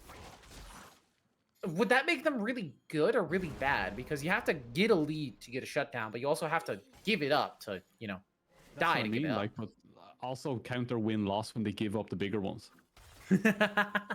Like, what graph out the biggest shutdown versus the like time spending game and win or loss? It has to be like a three-sided graph there. It's like what's that thing when you're the last pick in the draft of the NFL? Is it irrelevant? Yeah, something like that. Like if you give the least amount of shutdowns, but like you win every single game, you're just irrelevant. Like. Adaptable Ape looking for an engage off the Paranoia here, but sticking into 3 members, maybe not exactly the angle he was hoping for. Not important, is going to get that Flag and Dragon to Chill Savior and dashes right back in, noticing that going low on health. Bomba comes through, MLG Pro taking a lot of damage, and Terry's going to finish that off with that double bounce back. Not important, flashing in, gets the knock-up onto Bleeding Wolves, but that's a Singe. I don't know if this is the angle you want, but he has the Zillion ulti though, so he will manage to walk away, at the very least for now, with his life. The double bomb on top of him means that Skylar and Bleeding Wolves can't get any sort of follow-up, and messy exchanges, but again, Flash Syndicate are just managing to find it better in these fights. Yeah, they also managed to get first tower because of the Zig, so we have to also remember that. They did also manage to get double bomb onto Walt, the 99% slow. Walt can really interact with the video game right now as Leanne is just peppering him with bombs. Another one from downtown doesn't manage to get the hop, and Walt has the barrier to stay safe regardless. Yeah, let's see what Singe is doing right now. Just picking flowers, trying to mask the smell coming from the back. Not really going to work out that way. That is not Calvin Klein 1. But yeah, look, there's so much and so little going on simultaneously. I just looked at Zillion. That's an inventory all right, as Leanne is looking like he's going to get caught here until Savior will grab that pick as Exhaust comes through, so Bento will not die. And Bento's just a little too tanky with the triple Kindle Gem tech in his inventory. He said, you want CDR and HP? I got CDR and HP. It's Christmas tree silly. You never seen this before? You get all your baubles and your little sleigh and you're off you go. Christmas time. I feel like I've heard of it, but I haven't seen it in such a long time. Yeah, I saw Grassvillian. I should have known it was going to happen. We're not going for yeah, those. I saw what you wrote there. It's a Christmas tree. It's Christmas Zillion. Don't worry about it. Christmas spirit Zillion. See, but the problem is Bento's not playing old Saint Zillion. He's doing the Bloodman one, the edgy one. He's 0-0 and 10. Just get a Dark Seal and just. Who needs control wards? Buy a Dark Seal instead. Your team doesn't need vision. You're playing Zillion. Just 99% slow. Anybody who actually gets in range of you. Look, I genuinely think that I've been put on this earth to get bullied by these kinds of games. Oh yeah, you also mentioned earlier Terry getting the Dark Seal at 0 stacks. He's now at 10, by the way. Yeah, well, Terry's having a very easy game when there is absolutely no way to get to a backline. Yeah. If we can be analytical for a second, Flash Syndicate are in a much better spot at this point in the game. They're 4,000 gold up. They got that first spawn of grubs. They've got 2 turrets to their name thanks to the pushing power of the Zillion and the Ziggs. And in all honesty, the Ziggs isn't even truly online yet. Like, yeah, he's eating a ton of deaths, but he's getting close to that second item. And at some point soon, he's just going to press QE on waves and they're going to disappear. Yeah, they will. Yeah, it's going to be one of those games where like we're going to try to be analytical as you just have, and we'll try and break down the little things like goal differences, all these different things. It's going to come down to Aurora's ulting and everyone dying immediately. Like Aurora is going to obliterate everything on this as 7, 0, and 5, 2 items completed, 10 Dark Seal stacks, and the Shadow everything else on the team works with Aurora. Like that's a lot of AP already. Yeah, I would really like to honestly see them go for either Storm Surge or just finish out the Magi's next. Just full on send it and say, hey, if we're gonna one-shot somebody, we're gonna one-shot them. If not, well, I don't find much use. Here is Terry. The tower is being hit by Christmas Tree Zillion. Just no fear stepping forward here as bomb to cover the top side. Leanne doing some great work there. That's how you play Ziggs, all right. Huge gameplay. Yep. Not important. Getting potentially caught out here. Paranoia, potentially foreign engaged. They've got that Aurora between worlds, and that looks like it's just going to be pop goes the bottom lane. Waltz will get popped. A nice little Phantom pullback, though, but Chill will be the next to go. And anytime Flash Syndicate engage a fight, it feels like they can just win it.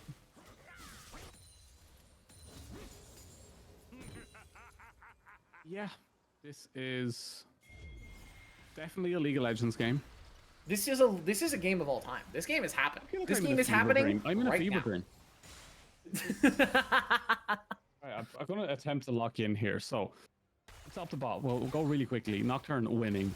Jungle, Gwen is really far behind. No Dark Seal stacks. Does have Rift Herald though, so they could probably pick up a bounty if the bounties get activated soon enough. In the mid lane, MLG Pro did this. That's Aurora. That's Aurora. All right, in the mid lane. It was not the pick. It was not the pick. Sari was not the answer to this Aurora. In the bot lane, Ziggs is... It looks like it's behind 2 and 5. You got that's not great, but 1-4 Zaya. There's more items on Ziggs, more pressure on Ziggs, and they're there to take towers. That is their true job. That is everything they need to do. We got Christmas Tree Zillion now got his 4th Kindle Gem. So who needs control words? Just get another Kindle Gem. It's full build. That is full build Zillion at 20 minutes. They have all the stats they need to be an absolute terror. So they are fully locked in and ready to go while we can. As much as you think you're ready, you are not ready. Zillion is the Time Lord, and he will be throwing bananas at you at max speed. I think eventually Zillion builds like these Kindle Gems into God, I'm trying to remember the exact items. As Leanne gets caught, it doesn't matter, he's still playing Ziggs. I know one of them is Warmogs because you like the extra movement speed on it. I think Kindle Gem still builds into Warmogs. I cannot be asked to remember that right now. My brain is Alex, fried. can you link the Can't Killian the Zillion video from all those years ago? Oh god, that's an old one. Yeah, so just drop that in the chat so everyone knows what's going on. Because 0013 unkillable Zillion King right here. If Bento dies before the end of this game, I think he truly just inted it. He just played it poorly. Yeah, like you're full build while everyone else is like scraping for second items. Like it can't get any better. As Bleeding Wolves on their signature pick is... He's playing Singed. Yeah, he's having a great time. He's having fun. He's got the most fun game. He's playing the video game. Now Adaptable Ape has the one item that says, hey Singed, you don't do damage to me anymore with that Kainic Rooker. And so Bleeding Wolves went from not interacting with Adaptable Ape to not being able to interact with Adaptable Ape. This is the only reason Bleeding Wolves signed up to Titan, is to have me watch Singed in a game 5. He did this just for you. Aren't you so excited? There was a famous prophecy he was given as a child that this is his entire life is leading up to watching me mauled. Bento gets that 99% slow. Walt can't play the game. He gets the barrier off, but it does not matter. Not important. Has the ulti not earned him up his verdict just yet. There he goes. Dunks off the Zaya. Is going to get the ulti down for himself as well as teleport in from Terry. Under the cover of the Paranoia means that the rest of the members are not ready for this. The burst down on a Chill Savior. There's the ulti in. Pops the Blossom and says goodbye to the jungler of Elysian. Bleeding Wolves will be the next to go. As not important, will flag and drag his way through. And Terry flashes forward. He's feeling confident on the Aurora. Flash Syndicate are looking like they're going to take game 5. Bento lived. Yeah, of course he lived. He's playing He's playing Zillion. On 2 HP, he lived. Yeah, he's playing Zillion. Why are we surprised? As I said, I'm going to bed. I'm going to bed. I'm going to bed. Can't do this. Do this. As I said, if Bento dies before this game ends, he's inting. Okay, so for all future FS facers, anyone that sees these, if these guys do finish up this game as it's 8-20 and they're expected to, you cannot let the Zillion through. This is the Time Lord. This is Bjergsen. But he's only going to pick it in game 5, so you have to pick it at some point earlier in the series to get it out of the pool. And who else in this league is practicing Zillion? Truly. Like, I've been shattered by this.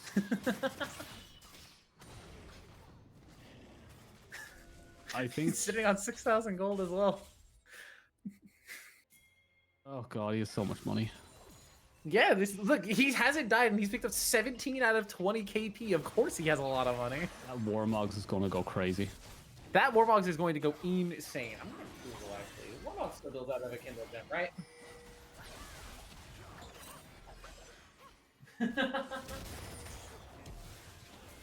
Yeah, maybe no, Kindle Gem doesn't build into Warmogs anymore. It doesn't do that.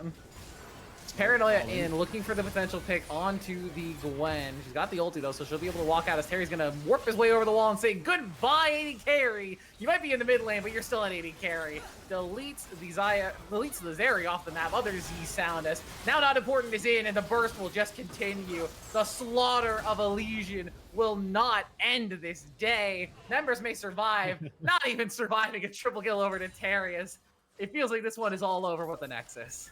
I was almost positive there was a Zeri in this game at some stage. Maybe?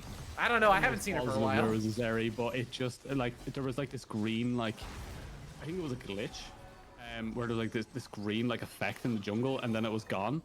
I don't know where it went, but I'm gonna have to write a bug report to Riot because something happened there. Maybe it's just like no, I think Terry was the one who smoke from Gwen, you know, it mixed together to make some sort of weird color, but. Yeah, it was just something happened there, but also like some gold went over when it disappeared to Aurora. Very strange. Yeah, I think Terry fixed the bug. Actually, he squashed it. They squashed it. They pinned it to a bug board in biology and the bug out second grade and stuck it on a wall. Jesus, like I shouldn't use the Lord's name in vain. Our producer will come for me. But. Yeah, it's 12,000 gold on the Aurora currently. And again, I think genuinely, as long as Flash Syndicate continues to just force fights and doesn't let Elysian gain any sort of composure, this game's just done. I don't know, Bleeding Wolves still has a place in my heart. MLG Pro is going to get 99% slowed. He's trying to get to the wall, but now with the Paranoia in, that's what burns it a little early, so MLG will survive for now, but just doesn't have the distance to get away from the Nocturne. Will eventually get picked up. Bleeding Wolves is dead once again. He's playing Singed. Skylar trying to escape with that double dash, gets over to Bleeding Wolves and will manage to survive, but it feels like Flash Syndicate's just having fun with it at this point. The worst thing is Elysian was one of the teams that I had. Oh, double knockback there, as Lien got pulled back with the satchel as well as the knockback. But yeah, Elysian was one of the teams that I had ranked highly myself because my name is in their name. So like, I'm a big fan of them, but like, this game 5 is just criminally like this insane. Is a slaughter. This is a slaughter. Zillion Ziggs is just.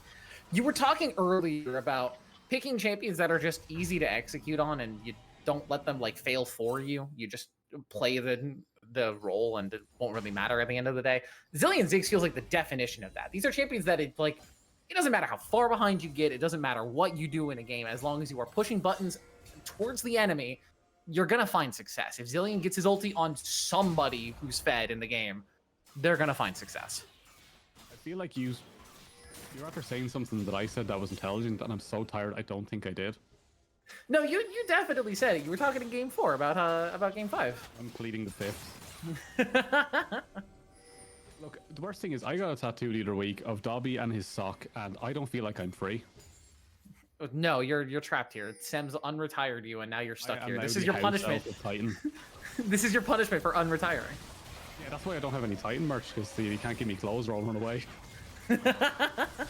Even if you buy them yourself, you will still it be has to be forced gifted here. to me. It has to be gifted to me, then I can leave. I'm here under lock and key. Well, we have finally seen a Kindle gem disappear from the inventory of Bento. Okay, So, but it's still there. The redemption it's is not built there anymore. out of a Kindle gem. No, Elysian win now. Like, that Kindle gem is gone, so the game is going to turn on its head. Missing some of those key stats as Bento is going to work towards the But Singe. he has the same. But he has the same stats. He's still got them. They're still there. Picking your 4-game banned comfort pick Singe top and getting countered by a zillion.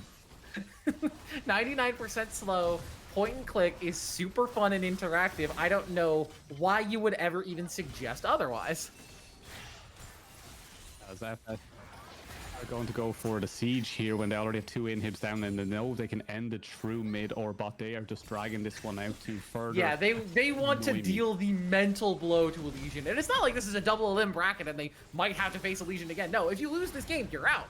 They just want to play the slowest possible game in this absolute ruffle stomp, if I'm being fair, as Skylar is gonna get an engagement on the back line, but do you have any follow-up? Do you have any damage? You've got a Singe back there who's putting in some work, but there's a zillion ulti onto Terry. He's not gonna end up dying. Not important, Will, but I don't think that's very important, as Terry is just gonna start taking down these turrets. MLG Pro does flash forward, does pick up a shutdown goal, but the turrets are already being destroyed. Terry will die. Bento, you gotta get out of there. You can't be a death for your team.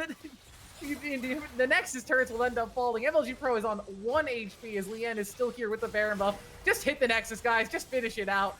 Bento's going to pick up the kill. Will we go unkilled throughout game number 5?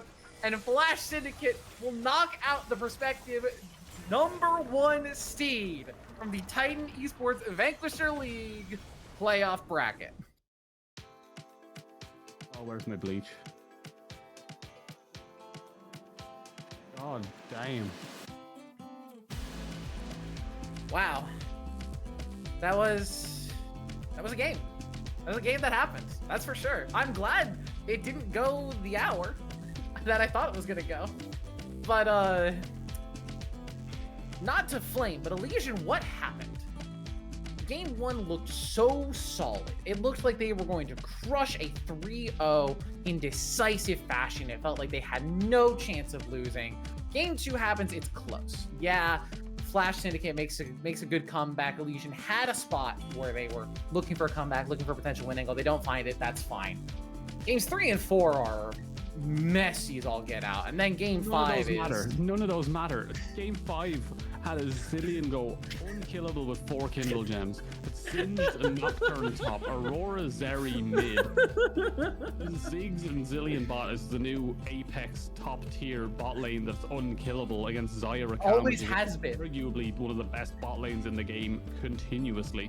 Like, what happened? Where did everything go right for us to witness the magic that is Game 5 in Vanquisher? I'm going to be real.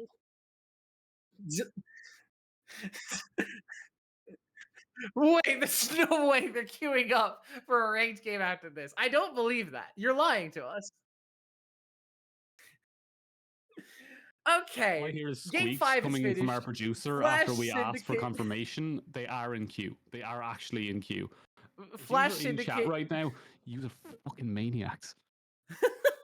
Flash Syndicate are your winners of this quarterfinals. They'll be moving on to the semis versus who's in the other side of the bracket. The winner of OMG and LZS, which is a game that's still going on apparently. I think last I heard they had 3 KP at 19 minutes. Glad we're not watching that one.